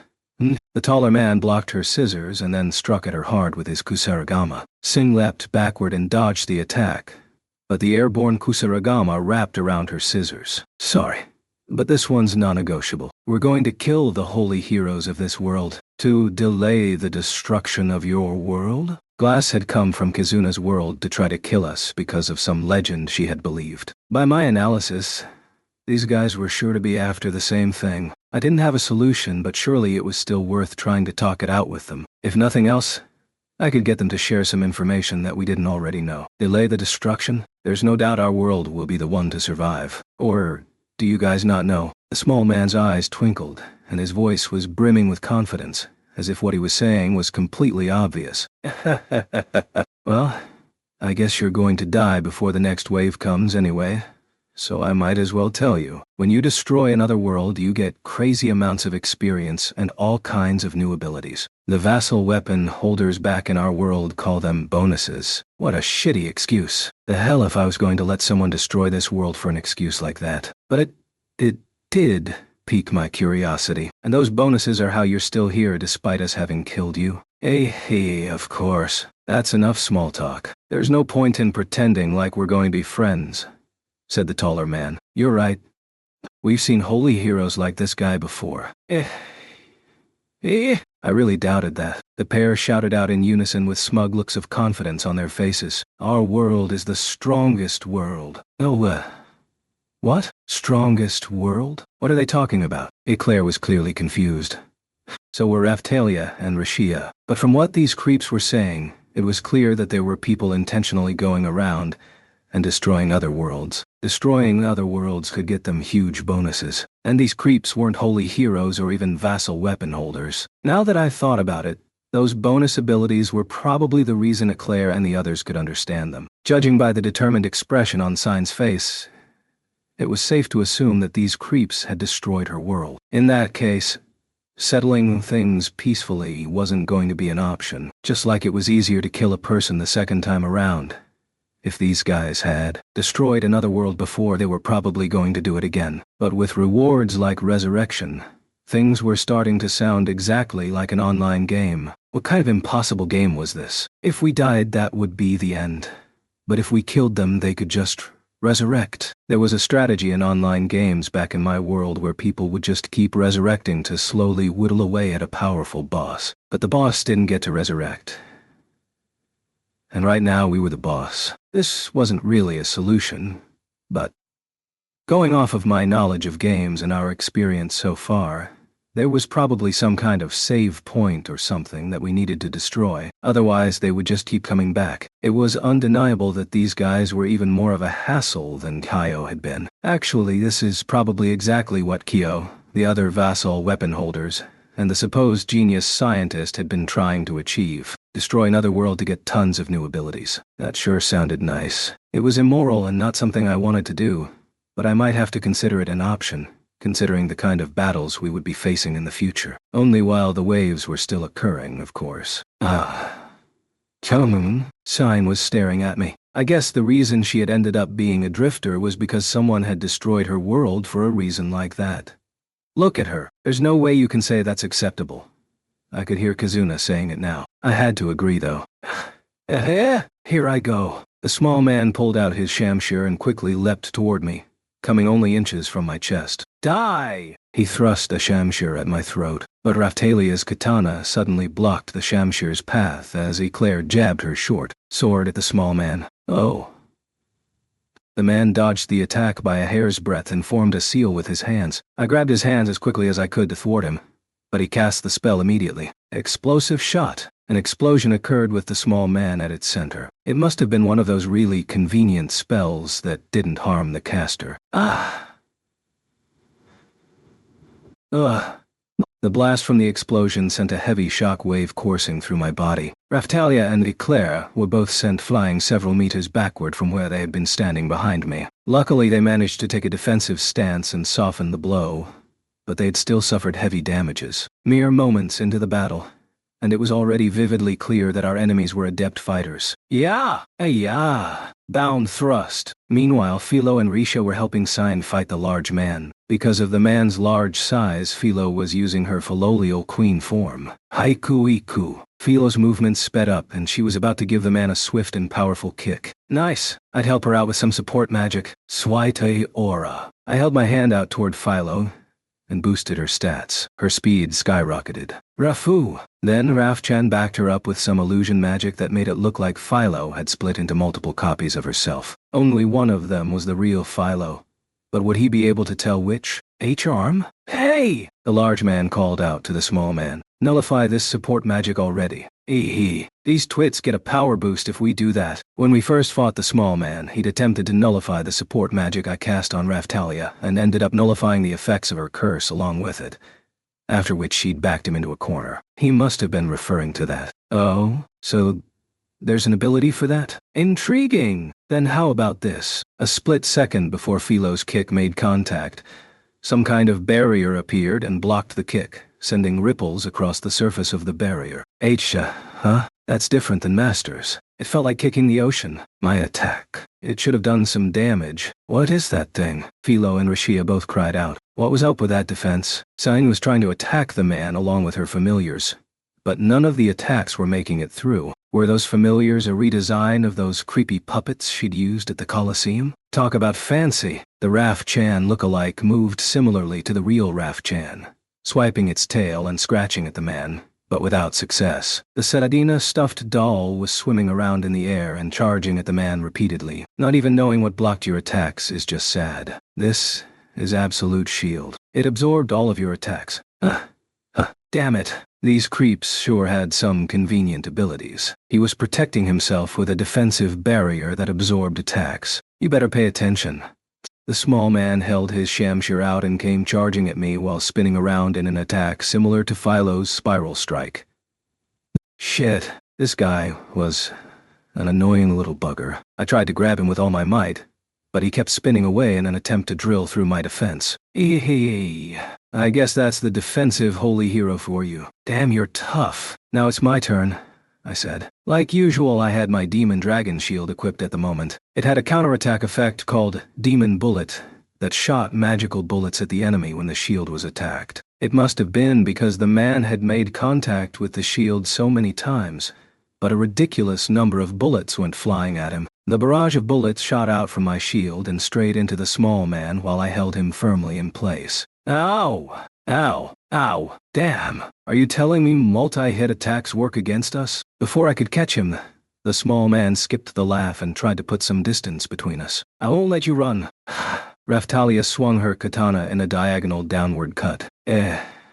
You again. You're a bit of a pest, aren't you? Don't forget about me. Eclair thrust her sword sharply at the small man, and the blade grazed his cheek. They're weak, but they have some skill, it seems. We shouldn't underestimate them. The shield hero's defense seems pretty solid, too. Maybe we should call you-know-who to take care of them. That's probably a good idea. Someone with abilities to counter defensive heroes is just what we need. You're full of holes. Eclair caught the small man off guard and... She launched an attack that was far more powerful than any of her previous attacks and plunged her sword into the man. Oh. Not too shabby. Eclair's sword stabbed deeply into the small man's shoulder, and he grimaced in pain. Or at least I expected him to. But the part of his shoulder that had been stabbed began to waver like a mirage, and the man stepped to the side. Was that part of being able to resurrect? Oh, a pain in the ass. Yeah. Philo launched a kick with all of her might right smack dab into the large man's face. Not bad, but not enough to beat me. The man swung his kusarigama in a counterattack, but Philo dodged instinctively. Jingle jangle! Philo pulled out the morning star that she'd been keeping hidden in her feathers and flung it at the man. That was Philo's toy. We'd gotten it while we were in Zeltobel. It made pillars of fire wherever it hit. Where the hell had she been hiding that thing? Did she not think that would be dangerous? I figured she'd lost it, since I hadn't seen it lately, but apparently it had been hidden in her feathers. That said, I couldn't deny that it was a pretty clever tactic. In fact, it sent a huge wave across the watery surface of the large man's barrier, causing it to burst open. Ayya! Take this! Philo launched a sharp kick, and Rishia flung her throwing knife through the opening and straight into the man. So, you managed to break through my shield, huh? You're tougher than I thought. It's been a while since we got to really enjoy ourselves, right? I said they seemed weak, but I'll take that back. What was with these guys? It was almost like they felt no pain and were coming at us like it was all a game. But that wasn't quite right either. It was more like they knew this was a real fight to the death, and yet they were still completely relaxed. They were enjoying the fight, and I could tell that they were confident they would win. Well, things are just slowly going downhill as it is. It looks like we'll need more people to get the job done properly. I won't let you I'll be damned if I let you kill me again. Thread shot out of Sign's ball as she launched a follow-up attack, and the small man began to cast another spell. All right. In that case, I guess I might as well cast support magic on everyone, I said. It was true that the situation was gradually getting worse, but that didn't mean that our attacks were completely ineffective. Raphtalia had the most powerful attacks among us. If she used her strongest attack along with my attack support, we might be able to finish these creeps off. Zwaitora. I cast my support magic on Raphtalia. I needed to concentrate so that I could cast multiple times. Our enemies were getting a good idea of what we could do. We'd be at a disadvantage if we didn't finish them off before they figured out exactly what we were capable of. There was a world where people wanted to kill holy heroes to get stronger, and they couldn't be negotiated with. It was becoming clear that this was a fact. Raphtalia, you know what to do, right? I'm going to use attack support. Yes. Raphtalia gave a big nod and sheathed her katana. She was preparing to increase her speed and launch a powerful skill at the enemy. Philo and Rishia. Sorry to split you two up, but when I give the signal, each of you launch your most powerful attack at one of the enemies. Eclair, you follow up Raphtalia's attack. Sign, you know what to do. Okay. Understood. Got it. Yai? With this many people, carefully splitting up our attacks wouldn't be necessary. The enemy had some really annoying abilities, but it wasn't like our attacks were ineffective. I didn't know if they were just impervious to pain, or if it was because they were something similar to Glass's spirit race, but their bodies almost seemed to act like smoke at times. I was impressed that Sign had managed to kill one of them. I didn't know what their weak spots were, but we needed to finish them off either way. I didn't really like the thought of outright killing them, but they were trying to kill us after all. There was no turning back now. I'll kill you next time for sure, shield hero. The small man leapt over next to the large man and began to cast a spell. That's not going to happen, shouted Raphtalia. Eat this. I threw my attack support dart and it smashed into the rippling barrier protecting the large man. Jingle jangle, hiya. I don't know when Philo had retrieved her morning star, but she flung it just as Rishia threw her knife and their attacks pierced the rippling barrier. Instant blade. Missed. Raphtalia's katana went straight through the opening toward the small man. But just before it hit, the large man reached out too. Protect him. Blood sprayed out from his arm. That's sharp. That must be a vassal weapon. It would seem so. Your coordination is fitting for a hero's party, but you're not getting away. Four cross. Eclair's short sword flashed brightly as she struck at the enemy. The rippled barrier had begun to regenerate, but her attack pierced through and hit both men. But they must have realized that they wouldn't be able to dodge it, because they both took defensive stances to reduce the impact. Damn, this was tough. Later, Transloka, not Pen. Sign used her skill seal and thread shot out of her ball and wrapped around the men's bodies. It's interfering with the skill. It's just thread. Rip it off. I know that. Sina glanced over at me. She was trying to tell me to finish them off before they got away. Attack support. I threw a second dart. Now, someone just had to attack. Nice. Attack support hit the large man. Hiya. Raphtalia struck out with her dual blades. Triple thrust. Raphtalia's skill generated 3 successive thrusts instantly, and she had skillfully launched it from both hands. In other words, she'd fired off 6 rounds straight into the enemy. That is, if things went our way. The large man swung his Kusarigama adeptly and formed a large X shape with the chains while taking a defensive stance. Raphtalia's attack was thwarted as it crashed into the chains and sparks flew everywhere. Harumph. Sign's thread snapped with a loud pop. I guess we were just a little bit too hasty. Translocating light. As soon as the small man uttered the words, the 2 men disappeared instantly. Shit! They got away! Damn it. That was not how I wanted things to end. Not to mention, this was not where I wanted to run into them again. What was that? Who were those men? Asked Eclair. Judging from what Cian told us and what those creeps said, they're basically assassins from another world. On top of that, they have ill-willed intentions to destroy this world. There were benefits to destroying worlds. Glass and the others hadn't actually succeeded, so they probably didn't know that. Destroying a world could give someone powers that included the ability to resurrect. It was like the worlds were practically being coerced into fighting with each other. It's a clash between worlds separate from the waves. Basically, the heroes from different worlds can kill each other, and those creeps want to prove that they're the strongest. What a ridiculously lame excuse. Not to mention, they weren't even vassal weapon holders or holy heroes, so it was like my companions. It would have been like Philo and Risha sneaking into another world to fight, for instance. Considering how strong those creeps were, if their boss, holy heroes, couldn't invade other worlds, so it would probably have to be a vassal weapon holder. Showed up. What then? There was no doubt someone like that would probably be strong enough to kill us. In any case, we can't have Ren running around out there with people like that roaming around. We have to get him somewhere safe.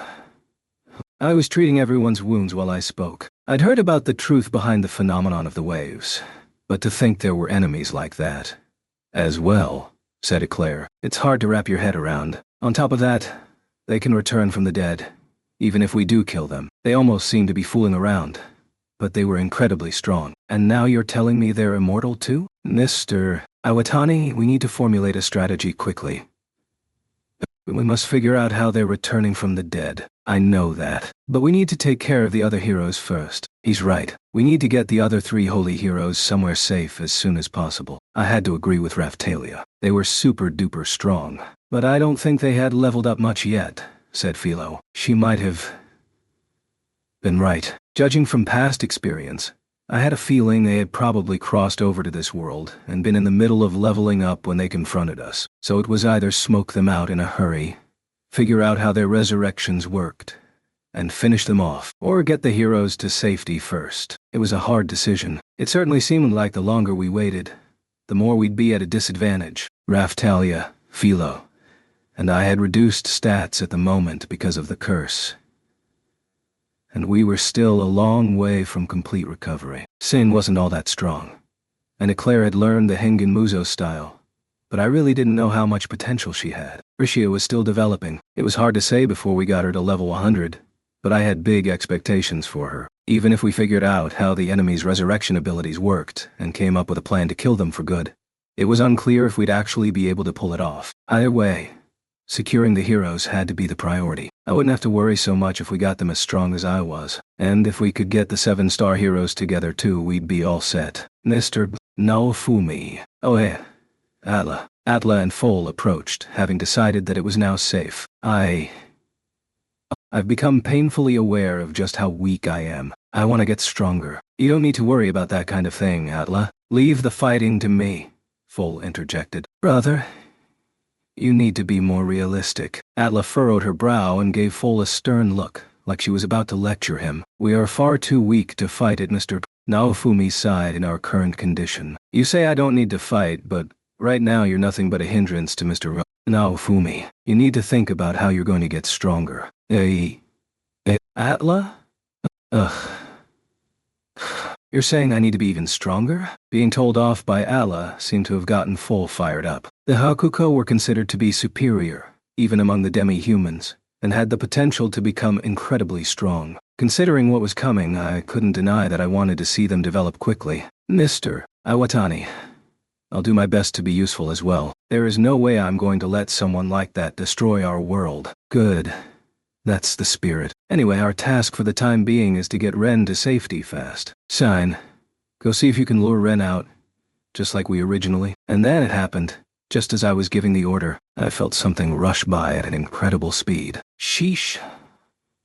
It was just one problem after another, and it was starting to piss me off. Chapter 17. Temptation. What is it this time? Had our enemies returned already? Or was it Ren?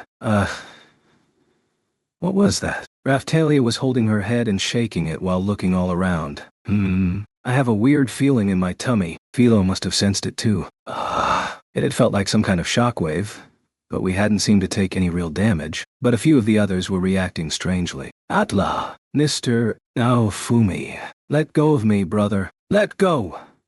Atla.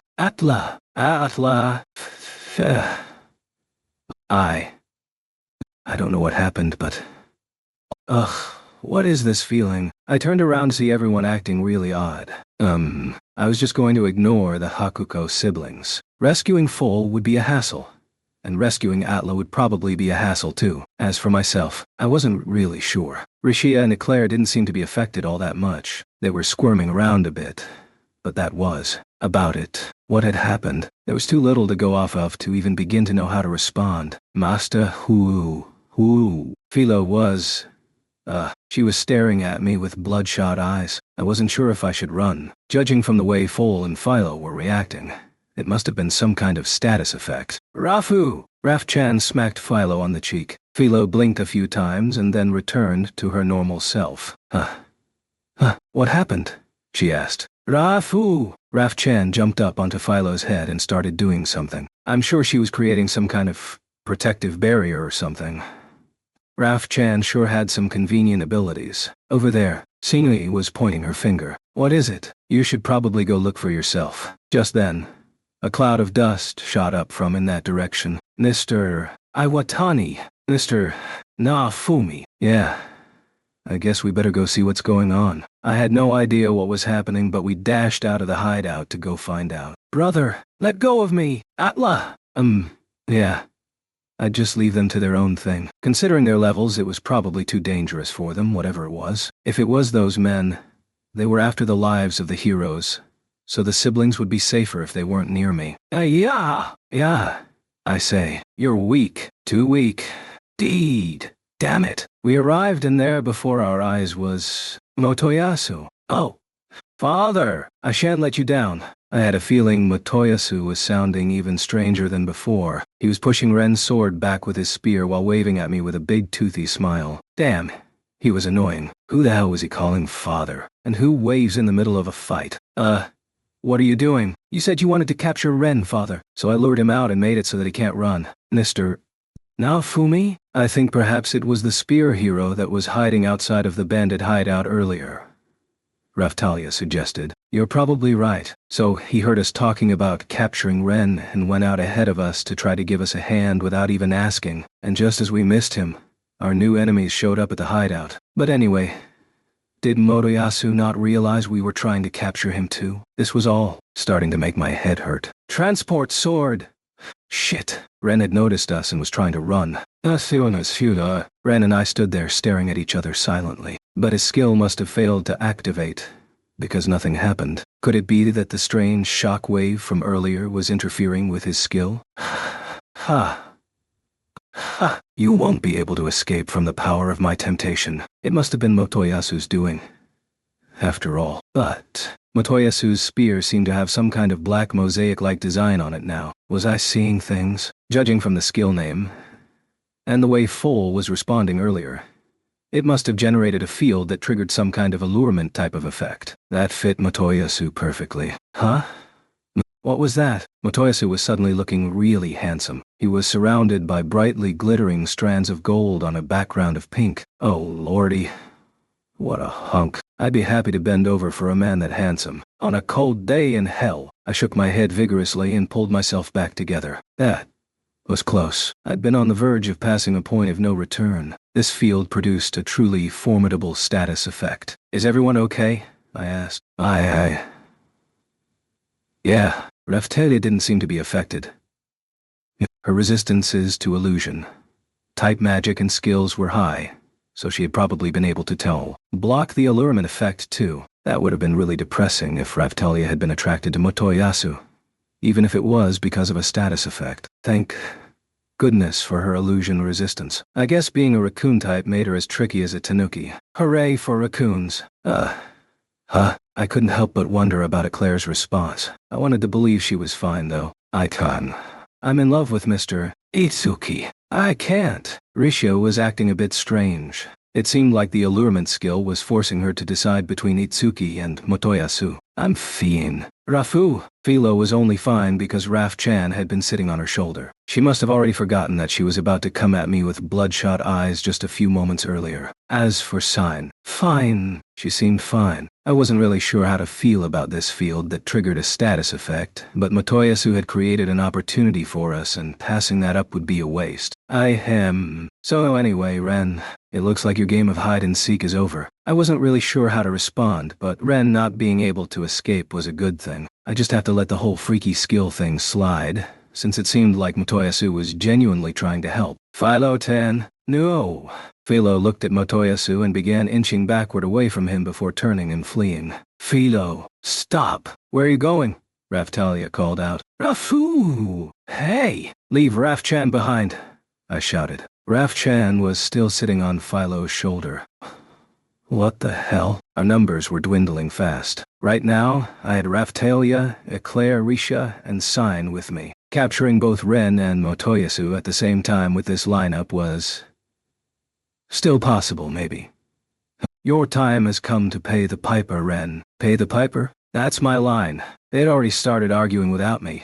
Damn it. Well, it looked like Motoyasu was cooperating anyway, so that should make capturing Ren a lot easier. Ren was still refusing to face reality.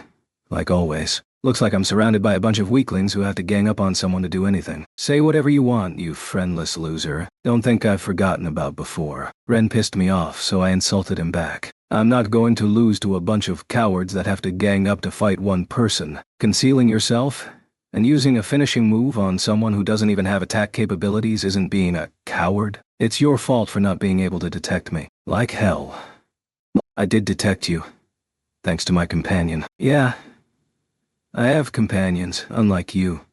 Loser. Ren had gone off the deep end. Everything he did was right, and everything anyone else did was wrong. He was talking and behaving strangely.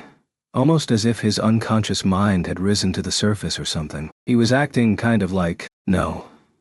He was acting exactly like one of those people in online games that was completely obsessed with being the absolute strongest player. Honestly, I wanted to rub it in his face that having no friends was the whole reason he was a failure. But it wasn't like he'd actually listen. Prepare yourself. Listen to. Before I could finish my sentence, Ren thrust Motoyasu away and came charging at me. Ah. You wait, I say. I'd just block his attack for now. Then I could give Raphtalia and declare the order to attack. The two of them seemed to understand, because they backed down. Sign was using me as a shield too. Rishia was still shaken up. Damn it. Prepare to fight already. Geez, Dot. I couldn't help but be a bit worried, but it looked like we would be able to coordinate well enough. Ren raised his sword and rushed at me. No. Wait. He suddenly switched his target to Rishia and rushed at her. Oh, come on. Just like I thought, Ren wasn't right in the head. He lacked coherence. Or maybe direction was more accurate. Faye? Rishia squealed when Ren suddenly changed the direction of his attack. If I had to guess, the bastard was going after the person here that looked the weakest. Taking out the weak ones first was a basic rule of warfare. But what the hell happened to fair and square? The thing is, Ren had made a big mistake. This wasn't the same Rishia he knew. Hiya!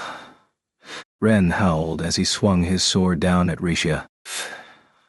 But Rishia instantly shifted into a crouching position, and before I knew it she had launched her throwing knife at a nearby tree, and then used the attached rope to swiftly pull herself out of Ren's reach. When pulling herself away, she had simultaneously launched 4 or 5 iron spike things in Ren's direction. You surprised me, she said. No.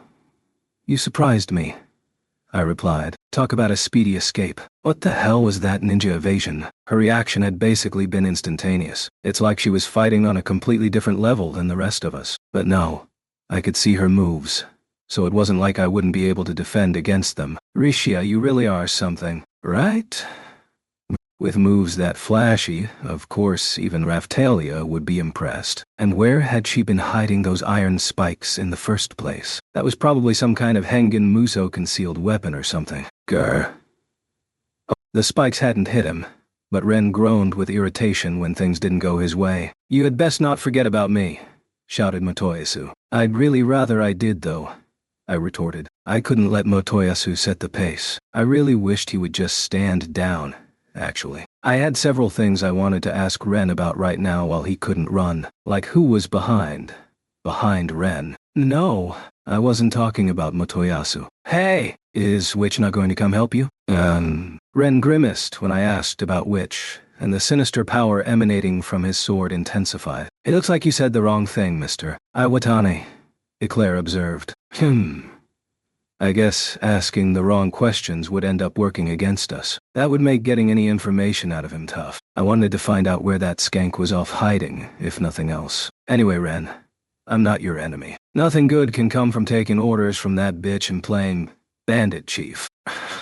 Rah! Before I could finish, Ren went into a rage and swung his sword high into the air as he came rushing at me. You're nothing but a demon pretending to be a hero. I shall bring you to justice. This guy was completely off in his own world. He obviously didn't realize it was him that was backed into a corner. Power within me. Awaken. It is in battle that I become stronger. Stop it. It hurts. I felt a chill run down my spine. He was taking the Fantasy World Geek performance to the next level. Perish, shouted Motoyasu. Don't kill him. Motoyasu raised his spear in preparation to finish Ren off. But I stopped him. Ren's sword smashed into my shield with a loud clang.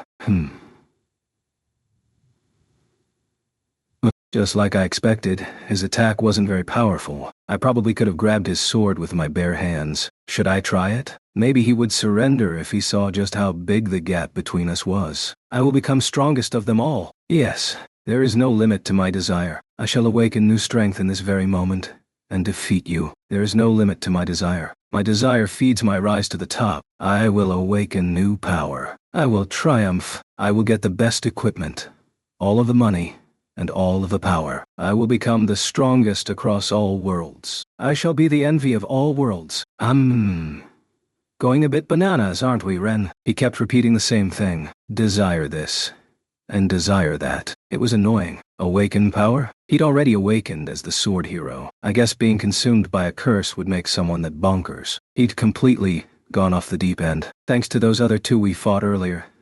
The whole thing about becoming the strongest across all worlds really hit a nerve. But I had a feeling I knew which curse Ren had been consumed by. Greed, but something seemed off. It felt so miserably trivial for greed. I didn't know if I could actually call that greed.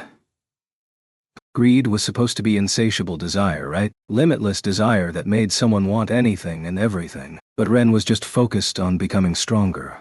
Of course, I wasn't trying to say that wasn't desire, but people that were truly driven by greed were far more despicable, and they wanted to have everything. But in the end, all Ren wanted was strength. So that was it. I finally understood why. If I had to spell it out, I'd say it was the process that he was chasing. With greed, you desire something, and so you obtain it. Once you have it, you want something else, and so you obtain that too. That's the basic premise. But with Ren, his objective was the act of getting stronger. It wasn't that he wanted to get stronger because he wanted something. The process and the result had swapped places. It made all the more sense having experienced something similar myself. Back when I was spending a lot of time peddling wares, I'd originally set out to make money so that we could get better equipment. But before I knew it, my goal had become the act of making money itself. So I guess even something as petty as that could unlock a curse series. But that was also why he wouldn't be able to win against my wrath. No matter how much stronger his curse grew, that pathetic greed of his could never overcome my wrath. It was transient. 2-bit greed. His weapon was part of a curse series. I was confident of that much, which meant there had to be a reason for the curse to trigger. For me, which interfering with my duel against Motoyasu is what sparked it. The curse series hadn't actually triggered then. But later on, when I thought Philo had died during our fight with the dragon zombie, the Shield of Rage first appeared. The weapon that Motoyasu was using looked like part of a curse series too.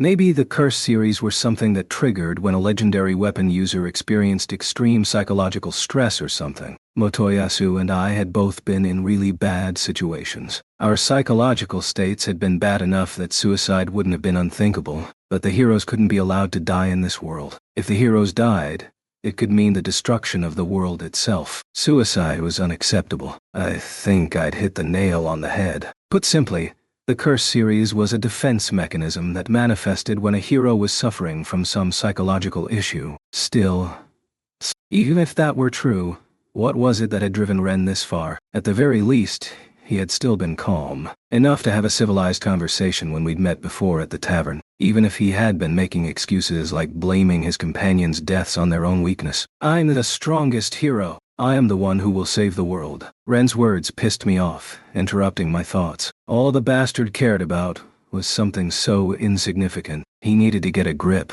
I didn't care about what had caused the curse anymore. I just wanted to shut him up. Save the world? Then go save it, you goddamn fool. Do you really think you're going to save the world by running around playing Bandit Chief here? The strongest? Save the world? By running around here playing Bandit Chief and ambushing anyone he didn't like? Going on and on about who won or lost? If he could save this rotten world by doing that, then he was welcome to keep it up. But that wasn't going to save the world. And it wasn't going to stop the waves. I'm tired of listening to you drivel on about being the strongest. I don't have time to be dealing with an insignificant brat trying to be king of the mountain out in the middle of nowhere. Wait, this isn't over. Let's see if you can withstand my maximum power. Ren's sword transformed again. Had it evolved to the next stage? My Shield of Rage had transformed into the Shield of Wrath. It was safe to say that Ren's current situation was similar to the one I had been in when that happened. In that case, it was highly possible that Ren's sword had just transformed into a superior version of itself. Yes, a new skill just came to me. Manier, Shooting Star Sword. He'd used that on me last time we fought. He was acting like he'd just come up with a skill that he'd been using all along. Using the same skill repeatedly wasn't going to work even in the most cliché of manga. Seriously.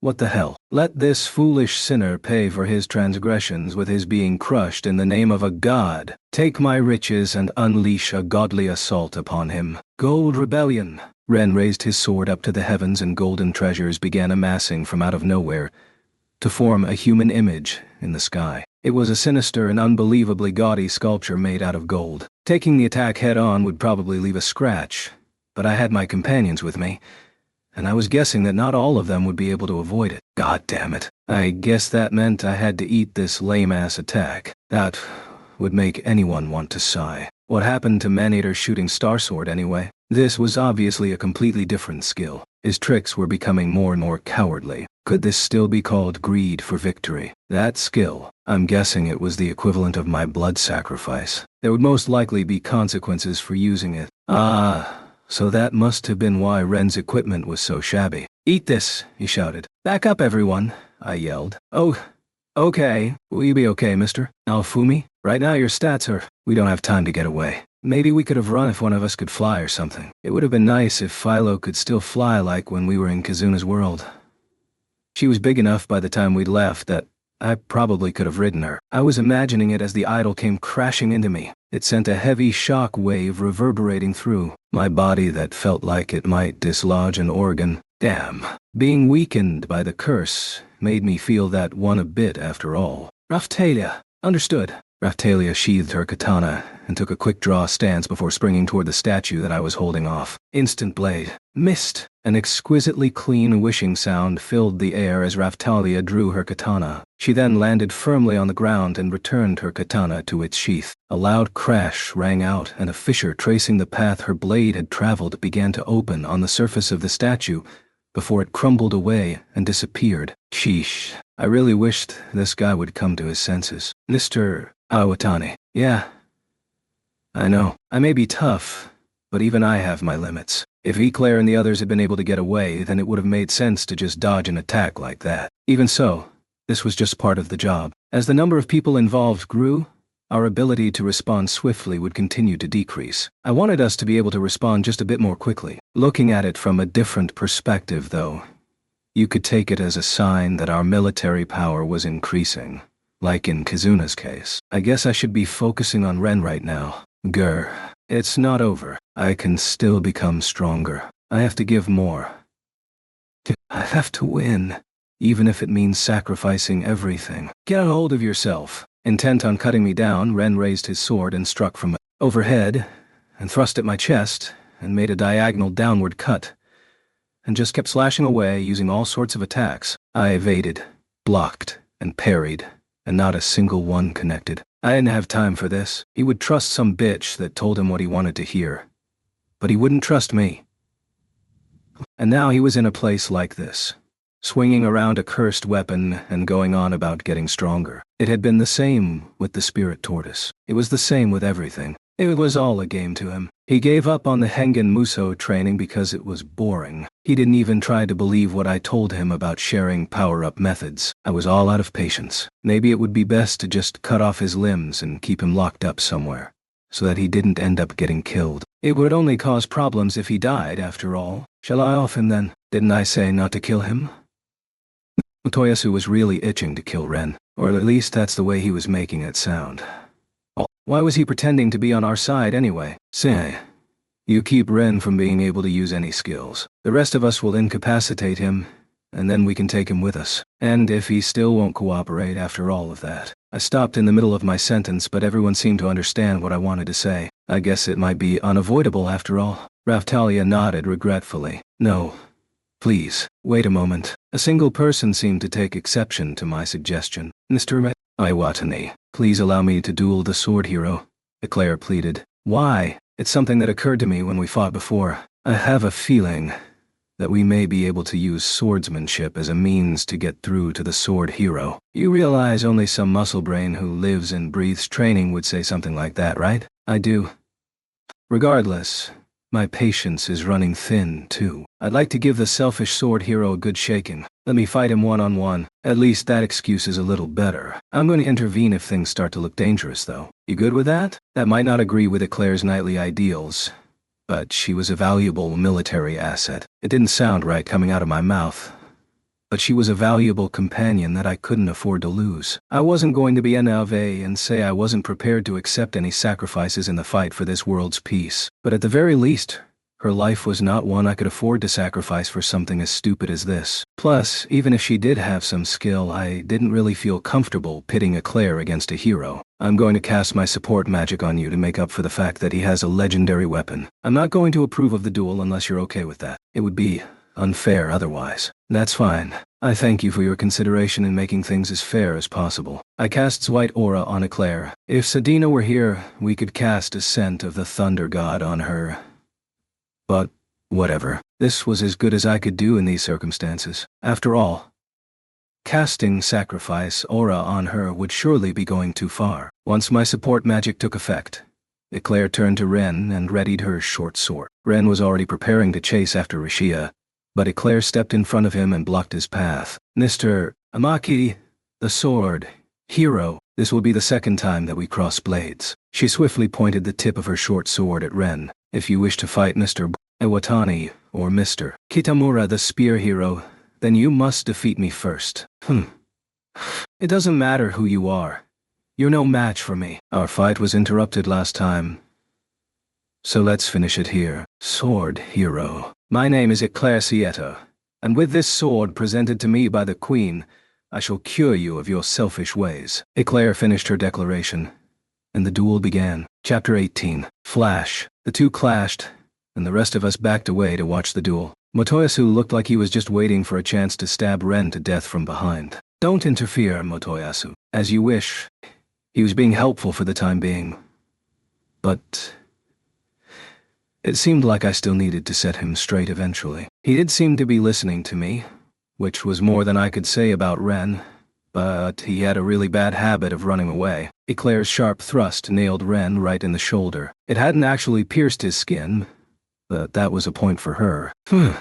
Is that all you've got? You weren't this sluggish last time. Upon hearing Eclair's provocation, Ren's eyes opened wide, and he squeezed his hands tightly around the grip of his sword. I will not lose. I am the strongest, and to become stronger, I will gain all and devour all. Ren's speech became fragmented, and his sword, what had been a sinister, single-handed sword, transformed into a soot-black long sword. On top of that, the black aura that it had already been emitting intensified. Would Eclair really be okay? That sword. I wouldn't have been surprised if its stats had risen enough to overcome my defense now. Looking more closely, I noticed that there were lots of little decorations on the sword. There was a dog-looking animal on the guard. A fox, maybe. I could see something that looked like a pig on the hilt, too. But Ren's speech had gotten even stranger when the sword transformed. Gain all and devour all? If he'd meant devour in the literal sense, then it was possible that he'd awakened the curse of gluttony too. I will become the strongest, even now. In this very moment, I am evolving, and I will harness an unfathomable amount of strength and defeat you all and devour the experience. Ren swung the long sword up into the air and dashed forward. His movements were awkward, but they were also quite fast. Rah! Ren began swinging the long sword around furiously. There was absolutely no rhyme or reason to his attacks. Eclair was crouching, bending, and maneuvering her body to dodge all of the attacks. Your swordsmanship is dull and simplistic. No matter how much your abilities increase, with swordsmanship like that you wouldn't be able to hit me, even if I hadn't improved a single bit since our last encounter. Oh, nice! She was right. His movement was quick, but it was also haphazard. I guess if someone had been swinging a sword around as long as Eclair, they would be able to dodge that much. I had a feeling the situation was similar to when Raphtalia and Sedina had fought. Sedina had completely read all of Raphtalia's attacks and dodged every one by a hair's breadth. It was an incredible feat. So now Eclair had become strong enough to do the same thing to Ren. Stop missing. Each of my attacks should be strong enough to destroy anything it touches. Stat and ability-wise, Ren was most likely well ahead of Eclair. The reason he still couldn't hit her was probably due to a vast difference in them. The levels of their swordsmanship. Why am I missing? There's no way you could hit me. Not with that languid blade. With haphazard attacks like that, it's as if you're not even trying to hit me. Shut you up. I wondered how Raphtalia or Philo would dodge if it were one of them fighting him. They probably wouldn't dodge by a hair's breadth like that. They'd probably just use pure speed. It was probably because she had always fought by my side. But Raphtalia tended to fight really aggressively. I guess that only made sense though. In all of our battles, her job had been to try to land the most fearsome attack possible while using me as a shield. instead of dodging. Perhaps it was time for us to undergo some serious training too. To get a better idea of Eclair's skill, I decided to ask her fellow Hengen Muso pupil Risha what she thought. Hey Risha, what do you think so far? Faye? The sword hero's attacks are all rather monotonous. I'm sure anyone experienced at combat would be able to dodge them. I guess so. Ren was fast, but even I would probably be able to dodge those attacks. That's how repetitive and tedious his attacks were as he swung his sword around. For the most part, they were either cut straight down or slices to the side. Every now and then he would make a right-angle turn or something, but it was always completely obvious when he was going to change his path. Technique-wise, Lark and Glass were probably far more advanced. Compared to them, these attacks of Ren's were like a child's swordplay. The strength gained from a curse was basically a stat boost. Dottie. I had a feeling Ren had actually fought smarter and been stronger before he had been consumed by the curse. Alright, I guess that's all you have to show me. In that case, now it's my turn. I'm not finished. My victory will be one-sided. What a line. He was saying it was all about his attacks, and the opponent shouldn't even get to counterattack. Oh yeah, Ren had mentioned that shielders had died out in the VMMO he used to play. Maybe that's why he was so caught up on defeating his enemies before they could counterattack. He'd also said something about expecting them to evade though. It didn't add up. Since even the earliest online games, it was usually in PvP where the existence of defensive classes really made a difference. It seemed to me like Motoyasu, Ren, and Itsuki were all total noobs when it came to fighting against other people. Of course, things probably worked just like they said in their own games. But that's not how it worked in this world. That much I was sure of. Eat this. Ren swung his sword down hard and recklessly. The instant the tip of his blade touched the ground, the earth shook and split open. Oh man. So it was one of those earth-splitting attacks. It seemed pretty powerful. You're full of holes. Aiming for Ren's shoulder, Eclair unleashed a sharp jab just like the last time they had fought. With a dull thud, her jab bounced off of Ren's shoulder, ineffective. It was clear that Ren's defense had risen even higher than it was several moments ago. Muhaha. The sword that I am currently using features the highest level of automatic self-repair. Your measly attacks are meaningless. Quietly accept your defeat. Ren's eyes twinkled as he laughed sinisterly. I guess he was laughing because he'd realized that Eclair lacked a decisive blow. But what was up with the explanatory narrative? Actually, the armor I'd been wearing before had automatic self-repair functionality, too. So he's not as tough as Mr. Iwatani. But he rejuvenates as soon as I cut him. That makes things difficult, Eclair mumbled while looking at the tip of her sword. She must have still been pretty relaxed, because there wasn't a single bead of sweat on her brow. Quietly accept defeat and give me my experience points. Maniata. Shooting star sword. That skill again. I guess it's because it was a long sword now, but the cloud of black stars dispersed over an even larger area. Claire's appearance began to blur as she went about dodging every single one. That's the Hengen Muso evasive form shimmer, Rishia cried out. Yeah. Rishia had the fantasy world geek thing down pat too. Rishia, stop playing the narrator character. What? It was?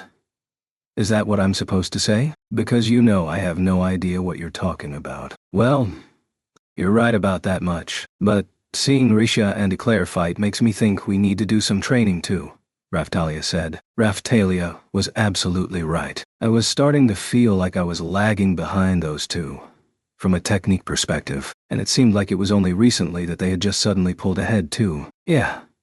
I have a feeling we need to get serious about learning this stuff. If it meant being able to move like that, it probably wouldn't be a bad idea to prioritize learning the style. The hero's weapons made mastering it more difficult, apparently. But it couldn't hurt to learn how anyway. Maybe we should go hole up deep in the mountains for a while, for the sake of being able to survive what was coming. I'm not finished! Chain bind. The chains that Ren had called forth went flying toward Eclair, but she swung her sword and they shattered into pieces. What? Just as I thought. Even strong chains or tough defenses shatter easily if you take advantage of their weak point. I'm not finished. Try my finishing move on for size. Hyde's sword. Ren began to waver and then disappeared. That idiot. He just kept using the same attacks. What happened to 100 swords? Or Thunder Sword? It didn't matter how many attacks he had. If he wasn't going to put some thought into how he was using them, he wouldn't be able to beat Eclair. Parlor tricks. When Raphtalia disappears in front of me, I can't detect her life force. Eclair swiped her sword to the side. That's all it took for Ren's concealment skill to be cancelled out, revealing him once again. Nice one. That was pretty impressive. Is she telling the truth? I asked Raphtalia. What do you expect? I specialize in that kind of magic. I guess that would be depressing if Ren had outdone her specialty. Magic. I'm sure I would have been annoyed if he'd outdone my defense. Now then, how about you try another one of mine? Eclair crouched down low before springing toward Ren, thrusting her sword at him. Ren didn't feel it necessary to defend. No. He suddenly jumped backward away from Eclair. That won't work. Eclair moved even faster than Ren could retreat and leapt right up against him. Four cross. Her short sword flashed brightly as its path traced the form of a cross. It was one of those magic sword techniques. Those were in a category separate from both skills and magic. Eclair had used that on our enemies earlier too. Eclair's attack was a direct hit. I could see some kind of light cut through Ren's body. But in the same instant he took damage. The wound began to close. Ren stood there grinning like nothing had happened. To think that one of your attacks could actually touch me. Not too shabby. I guess you're worthy of seeing what it looks like when I start to get serious. What the hell was he saying? That bastard had been having the struggle of his life. And now he was saying that it had all just been an act? Get a grip. If we'd been serious, I'm pretty sure defeating him would have been easy as pie. And anyway, what happened to the after effects of the Curse series skills? Was he not feeling the effects of the curse? He seemed to be, moving around normally. I wanted to make a witty remark about it, but I kept my mouth shut. I figured he'd just say something like, "No curse can touch me." Or, "Curses can only make me stronger." Hogwash! Nothing is more insulting than holding back against an opponent in actual warfare. Stop pretending like you're not struggling, you fool. Oh man. He went and made Eclair mad again. These two were as incompatible as it got. Even so, Eclair had seen right through Ren's act. He was fast, but that's all he was. Eclair could read his every move. If that was the case, being fast was pointless. That said, Eclair's attacks lacked power, too. Even if she'd mastered the old lady's defense rating attacks, they wouldn't be very useful unless the opponent had an extremely high defense, like I did. I'm sure her swordsmanship was superb, but being pitted against a hero consumed by a curse put the odds against her. Those defense rating attacks didn't really make sense in the first place. It was almost as if they were made to be used against the shield hero. I didn't know where the Hengen Muso style had originated, but if it was Melromark, then it was possible that hostility towards certain countries drove them to develop the technique for exactly that purpose. My attacks will devour all. Yes, that includes your experience points. It doesn't matter how strong your attacks are. If they can't hit me, they're pointless. The fight had reached a stalemate. Ren couldn't land any attacks, and Eclair's attacks were ineffective. A long, drawn-out battle would put Eclair at more of a disadvantage. Ren's attacks weren't landing, but that didn't mean they weren't powerful. Judging by the way things were now, there was a high probability Ren would win this fight. What do you want to do, Eclair? If this continues, things are just going to slowly go downhill until you lose, don't you think? Mr. Iwatani, give me a little more time. I've almost reached through to the sword hero's heart. Heart, huh? Maybe she was dealing with something I couldn't understand, since I could only use a shield. I mulled over it, as Eclair asked Ren a question. Tell me, sword hero, what is your objective? Mr. Iwatani says he intends to return to his own world. Leave me out of it. Ren was obsessed with being the strongest, so she was just going to make him come after me. Sheesh. Oh? Ren didn't seem to know how to respond. Maybe this really was the key to getting through to him. I'm asking what your objective is. What do you hope to accomplish by becoming stronger? Oh, come on. Asking him a question like that was only going to get an asinine response. You could see the crazy in Ren's eyes. That guy wasn't thinking straight, or even at all. I have to become the strongest, or I won't be able to bear it. I will become the strongest across all worlds, all times, and all dimensions. This is my greed. This is my gluttony that seeks and devours all experience points. Ren finished his spiel and the pitch-black aura emanating from his body intensified. I could tell he was about to use some skill. You can help make me stronger. Give me my experience points. Let this foolish sinner pay for her transgressions with her being preyed upon in the name of a god. Accept as an offering the earth's nourishment I have received. Unleash its putrefaction upon her and let her be devoured. Strong decline. Ren clenched his fist tightly. His whole body began to glow like a firefly. And then the light seeped away into the ground and disappeared. The ground began to shake, and then suddenly split open beneath Eclair's feet. So this must have been some kind of evolution of that other attack that had caused a fissure earlier. The incantation had been similar to the one I used for blood sacrifice. Fangs grew up out of the fractures and were attempting to bite into Eclair. Your attack is full of holes. If this were Mr. Iwatani's attack, I wouldn't be able to avoid it. Stop comparing him to me. You're going to make Ren come after me. Mr. Naofumi, just be quiet and watch for a moment, Raphtalia whispered. But it's going to be fine. I have a feeling this will work. Have some faith in Eclair. Did it really look like it would be fine? I guess it was just one of those things you had to be a martial artist to understand. But if Raphtalia thought it would be fine, then I'd trust her. Eclair had successfully dodged Ren's attack, by the way. It looked like it was pretty much the exact same attack as blood sacrifice. No, wait. I guess it was different after all. Some gray, foul-smelling substance started spraying up out of the ground like a geyser. The golden idol earlier had been off-putting, but this was just disgusting. Whatever that was, getting hit by it probably would have been bad, even for me. It had missed Eclair, though, just like blood sacrifice. That meant that the user would have to pay the price of using it without getting anything in return. In my case, that would have been an utter tragedy, considering my current condition. Yeah.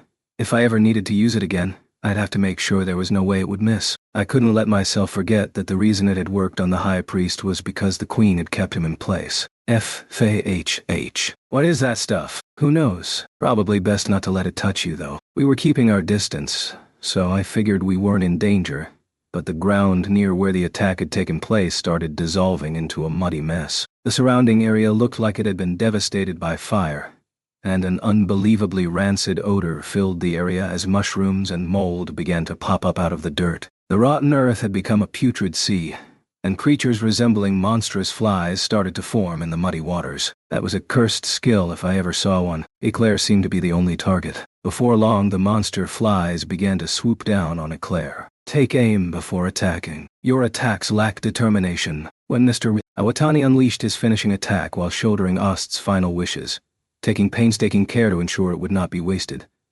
That was an attack that carried weight. I believe it is that determination that is true strength. The cursed onslaught of monster flies cannonballed toward Eclair. She swiftly leapt straight over the creatures and landed directly in front of Ren. Having lost their target, the monster flies continued to charge forward miserably before crumbling away and disappearing moments later. I sighed. I couldn't help but feel like the whole area had been horribly contaminated. There was seemingly no end to the damage this bastard did to others. Now let me ask you once again, what is it that you desire after you become the strongest? After becoming the strongest? After.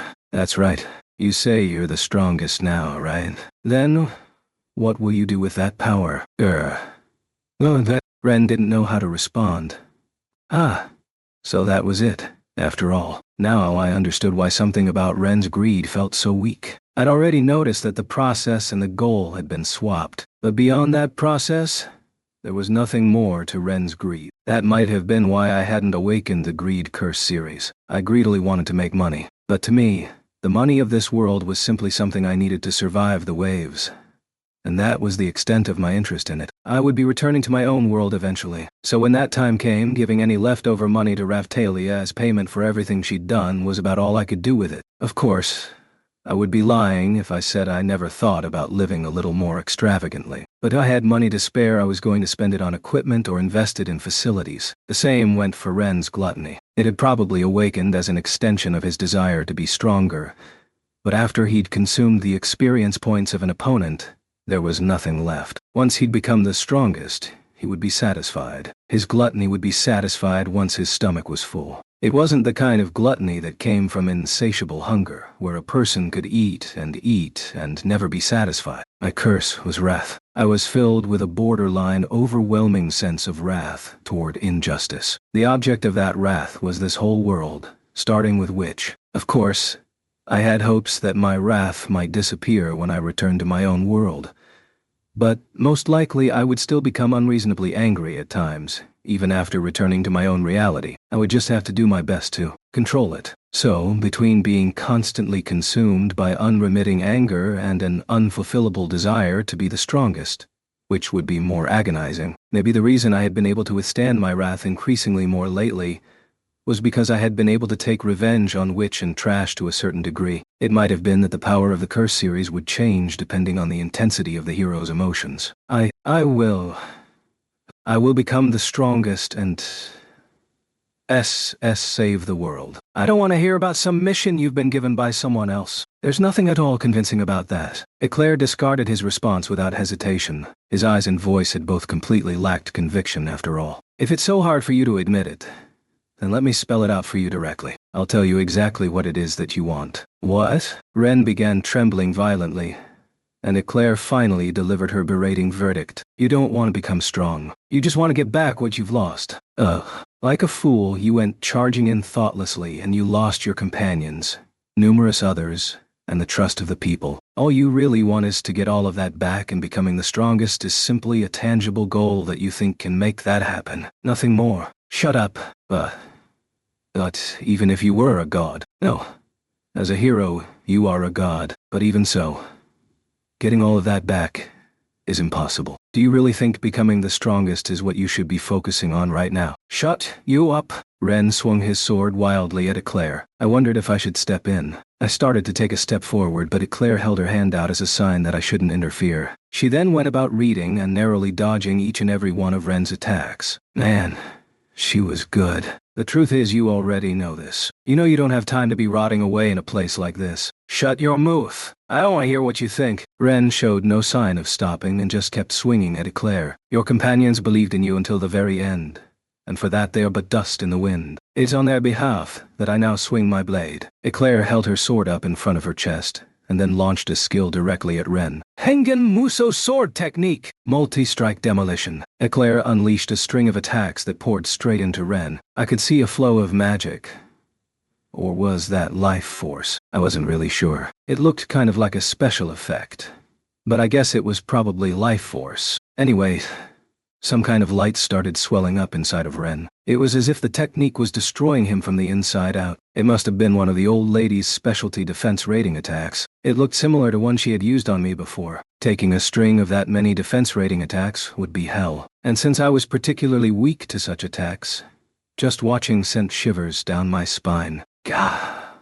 Sword hero, you are weak. It is by accepting this that you can become stronger. Eclair paused and returned her sword to its scabbard. The people that you lost are never coming back. But starting now, you can live with enough purpose and fight with enough vigor for yourself, and all of them too. I will assist you in any way that I can. She was making herself look good, but Ren hadn't actually taken that much damage. But then again, he was a hero, even if he was a lame one, and he had unlocked 2 curse series. For Eclair, that was probably one hell of a close fight. If she had eaten even one of Ren's attacks, she'd probably be split clean in 2 right now. Ew.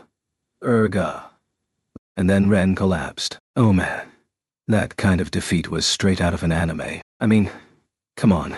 He'd clearly had plenty of stamina left. Don't run from your sins. Every time you try, I will be there standing in your way, for the sake of your deceased companions. Ugh. Ren was still collapsed on the ground, but he was crying. Was it involuntarily? He was completely still otherwise. His long sword had changed back into a normal sword, and the sinister aura had vanished. When Eclair finally turned around, I called out to her. I never knew you were so skilled at psychological attacks. Praising her too outright would be out of character for me, so I masked the compliment as sarcasm. Putting it like that was probably a safe bet. It sounds so horrible when you put it like that, Eclair responded deploringly. But it was true that she hadn't actually physically defeated him. This was supposed to be an emotionally moving scene. It was supposed to be a communion of 2 hearts, via the sword, guiding a troubled soul to harmony. But you just completely ruined it, Mr. Naofumi. Now Raphtalia was giving me the evil eye. Did I? But seriously, it was basically a psychological attack, right? Oh, looks like we have a little scrap going on here. Eehee. And then with the worst timing possible, the same pair that had fled only minutes earlier faded into view. What the hell were they doing here? This was not the time for them to show up again. They were supposed to be running away. We were going to run away, but then we noticed a cloud of smoke and decided to check it out. Is that one of the other heroes? Shit, this was bad. Ren and Motoyasu were so weak that they couldn't even begin to compare to me. Not to mention, Ren had passed out and couldn't even move. Who might this be? Asked Motoyasu. For some reason he was over by Ren and Eclair just standing there looking confused. He obviously had no idea what was going on. Judging from the power of his attacks and that flurry of skills, he must be a weakling. Unlike the shield hero, it wouldn't make sense to pass up an opportunity like this. We might as well finish him off real quick. I won't allow that. Eclair pointed her short sword at the pair and readied herself to protect Ren. I couldn't just let Ren and Motoyasu be killed either. That would only make things a lot harder on me, after all. Die, holy heroes. The small man began to cast a spell and the large man started spinning his Kusarigama around and running toward us. Not on my watch. Not happening. Please, make it in time. Raphtalia and I swiftly broke into a sprint, and Rishia threw her knife and was trying to obstruct the men by getting them caught in the rope. Should I use attack support and fire off a skill? I was almost close enough for Ren to be in range of airstrike shield. The large man was headed toward the collapsed Ren, and it wouldn't be long until he reached him. Neither Eclair nor Motoyasu had an attack strong enough to deliver a decisive blow. Blast it! I didn't want to use that technique before I'd mastered it, but it appears I have no choice. Eclair crouched down low and readied herself to perform some kind of technique. What was she going to do? Mr. Iwatani, I won't be able to fight after using this technique, but it will buy you some time. I leave it to you to protect the sword hero. Got it. I guess she still had an ace up her sleeve. Eclair was going to buy us some time so that I could protect Ren. I'll help too. Muso. Rishia was focusing in preparation to use some kind of technique too. I wanted to jab her about not waiting until the last second to play her trump card, but I guess this wasn't the time for that. Are these your enemies, father? They shan't defeat me. Motoyasu sprung forward and stood next to Eclair. Stay back, Motoyasu. You're no match for them. His efforts were commendable, but frankly, him jumping into the fray would just make things messier. What the hell was I going to do if Ren and Motoyasu both died on me here? Outer Hengen Muso secret technique. Looks like we win this one. The large man grinned and swung his Kusarigama at Motoyasu and Ren, while the meteorite summoned by the small man appeared in the sky above them. I just had to hope that Eclair's and Rishia's attacks would make it in time. I was concentrating while running to prepare to cast my support magic on Raphtalia and the rest of us. Finally, Ren and Motoyasu were finally in range of my defensive skills. Airstrike shield, second shield, that should buy us a little time. Eat this, I say. Motoyasu thrust his spear at the large man out from behind the shield that had appeared in front of him. The enemy had some mysterious rippling defensive barrier. Motoyasu's attack wouldn't be able to touch him. Even if he did have a cursed weapon, just like Ren, his attacks wouldn't be powerful enough to pop. A sound like a balloon popping echoed out. I'm pretty sure it was louder than when Philo and Rishia had just barely managed to break through the barrier. Gah! Motoyasu's spear had pierced through the barrier effortlessly and straight into the large man's chest. The spear went clean through the large man, and Motoyasu started swinging the spear around like it was a toy, with the large man still skewered on the end. Oh? What? Both the large man and the small man were flabbergasted. Stop. Damn it. The large man was struggling to free himself from the spear while being flung around. There's a meteorite coming this way. You needn't lift a finger, father. Motoyasu was looking up at the sky and staring at the meteorite rushing straight toward him. How long do you intend to be stuck to my spear? It's unsightly. Despite being the one that had skewered him, Motoyasu reprimanded the large man while looking at him like he was a piece of trash. Gee, go to hell, Urga. It was everything the skewered man could do to squeeze out a response while he continued to struggle. Blood spurted out of his mouth. He had almost managed to pull the spear out of his chest. It seems that you two are father's enemies. Death to enemies, I say. Motoyasu gripped his spear tightly.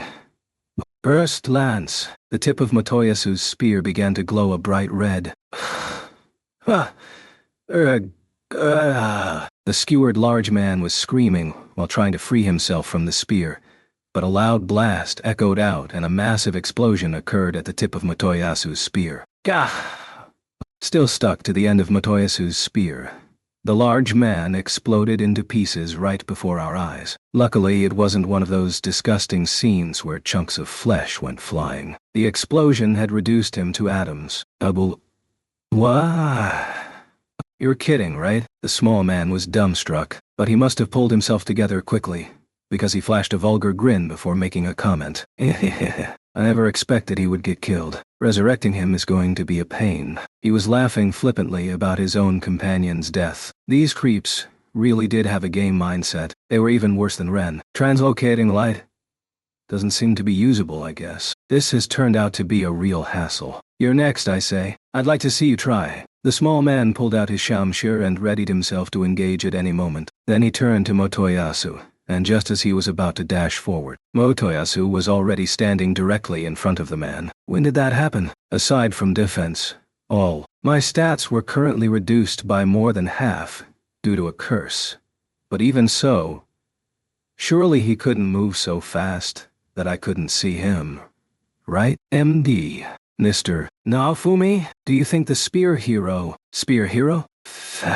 Motoyasu had just blown a man to smithereens, and yet he was acting completely unaffected. Something about his expression seemed crazy. Oh, that's right. Motoyasu was using a cursed weapon too. I'd forgotten since he had actually been listening to me. But Motoyasu obviously wasn't in his right mind. Too slow. Death to father's enemies, I say. Motoyasu swung his spear to the side. It sliced clean through the small man's shamshir. And his neck, too. Wah! Blood spurted out all over Motoyasu. Red had been one of his favorite colors to start with, and now he was covered in blood. He was red from head to toe. Having just seen two seemingly formidable enemies effortlessly killed in a single instant had left us speechless. Motoyasu, you... How did you get so strong? Your words can never be wrong, father. In other words, you used the power-up methods I told you about. Motoyasu nodded without hesitation, as if to imply such a thing was only natural. That meant that the Motoyasu here with us had implemented all of the power-up methods of the four holy heroes. On top of that, he had probably powered up his Curse Series weapon too. It was probably at stage 4, like my Shield of Wrath, or perhaps even stage V. That shield had made a huge difference when fighting the Spirit Tortoise and Kyo. It was ridiculously tough and had some powerful abilities. But what about in Motoyasu's case? It only made sense that his weapon equivalent would have extraordinarily high attack power. In other words, Motoyasu now possessed a colossal amount of power. It would be a far cry from the mediocre strength that Ren had displayed. That was certainly reassuring. Crazy. To think that he'd been able to so effortlessly and brutally annihilate enemies that I'd had such a difficult time with. That takes care of all of the enemies, he said. Yeah, it does. The enemies had appeared unexpectedly, but we'd narrowly managed to protect Ren, thanks to Motoyasu. The completely unanticipated turn of events had thrown me for a loop, but now we needed to focus on Ren. Anyway, let's get Ren out of here. Got it.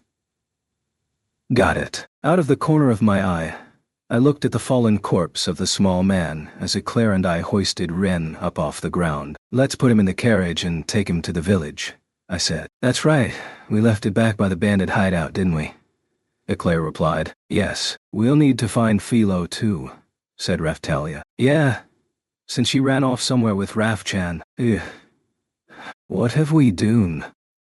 Rishia was just now noticing the state of things and making a commotion. Curious, I gave our surroundings a quick once-over. Headless corpse, putrefied earth. It would have been hard to describe the fierce battle that had occurred here in only a few words. But wait a minute. The men's corpses hadn't turned into light. I wondered why. It would have been nice if they could give us a clue about how to prevent our enemies from resurrecting. All right, Motoyasu, you come with... I looked over to where I expected Motoyasu to be standing, but there was no sign of him there. Then I heard a high-pitched sound, so I looked over in that direction. A short distance away, Motoyasu was walking off whistling for some reason. Motoyasu. I was about to call out for him to stop, but he turned around and replied, "The hero should always make his exit upon saving the day." "Farewell, father. There will be no making exits. Stop screwing around." He was using a cursed weapon. It would be a problem if he just went and disappeared again at a time like this. I don't know what the consequences were for using it, but I was sure they wouldn't be pretty. But before I could tell him that, something came speeding toward Motoyasu from behind. Was that Philo's carriage? No, my carriage. Huh? Philo came running up from a short distance away. Why? Philo's carriage was being pulled by. It was 3 Philolials, 1 red, 1 blue, and 1 green. "Farewell, I say." Motoyasu went running away alongside the carriage while holding onto the side as if he were preparing to leap into a speeding vehicle. "Philo-tan, father, should you ever find yourselves in a predicament, know that I will come running. Give me back my carriage." Philo went chasing after Motoyasu with her cheeks puffed out and fury in her eyes. I sighed. But I guess I'd be mad, too, if someone just went and used something of mine, like it belonged to them. I could understand how she felt. "Rafu!" As Philo ran past us, Raf-chan jumped down off of her and onto my shoulder. "Welcome back, Raf-chan," I said. She'd probably had a rough time, with Philo carrying her off somewhere like that. Philo had gone chasing after Motoyasu, so if everything worked out, maybe we would be able to capture him too. Although, judging by the way he was now, that wasn't going to be easy. "Rafu! Rafu! Rafu!" For some reason, Raf-chan jumped up onto my head and pointed at something just like she had done when pointing out Kyo's soul before. I was suddenly able to see the souls of the pair of men we just defeated. "Oh, it looks like the shield hero can see us." "Oh yeah? Whatever. That's fine. We lost this time, but we're going to kill you and your friends next time. I'm going to make you pay for doing this to us." Something about this situation. It seemed like we should be able to do something.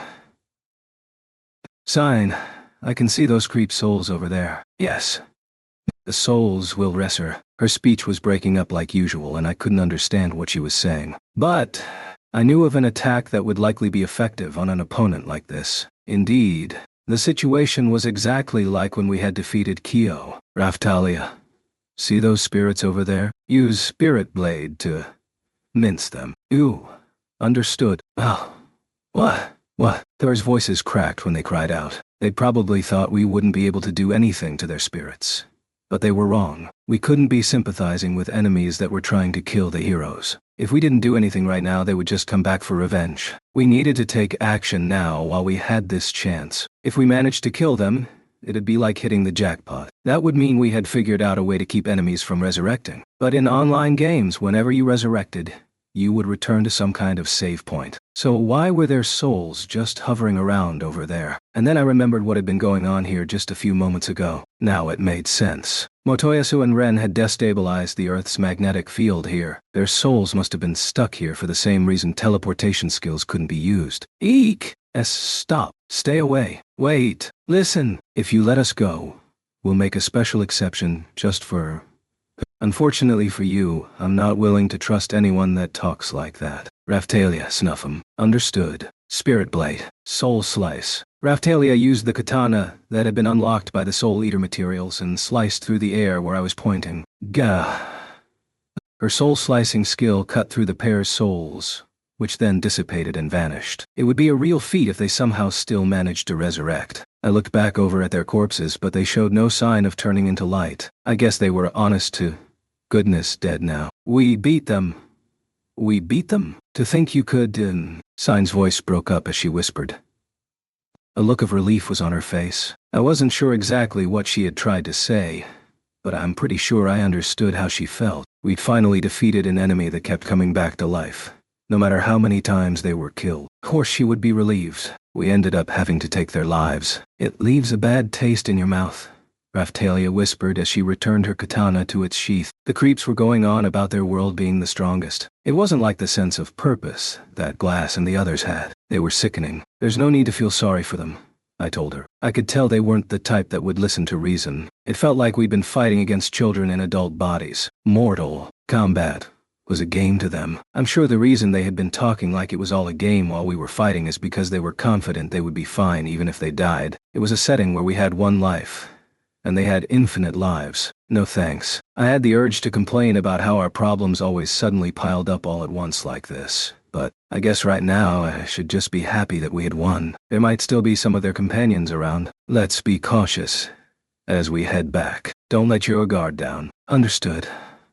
We waited for Philo to return, and then headed back to the village. By the way, Philo had gone chasing after Motoyasu, but ran out of steam before she could catch up with him. Sheesh. Motoyasu was nothing but trouble. Still, I wanted to think that the fact he'd been acting on our behalf was a sign that he'd changed. If he was that strong, I was sure he wouldn't end up dying easily, anyway.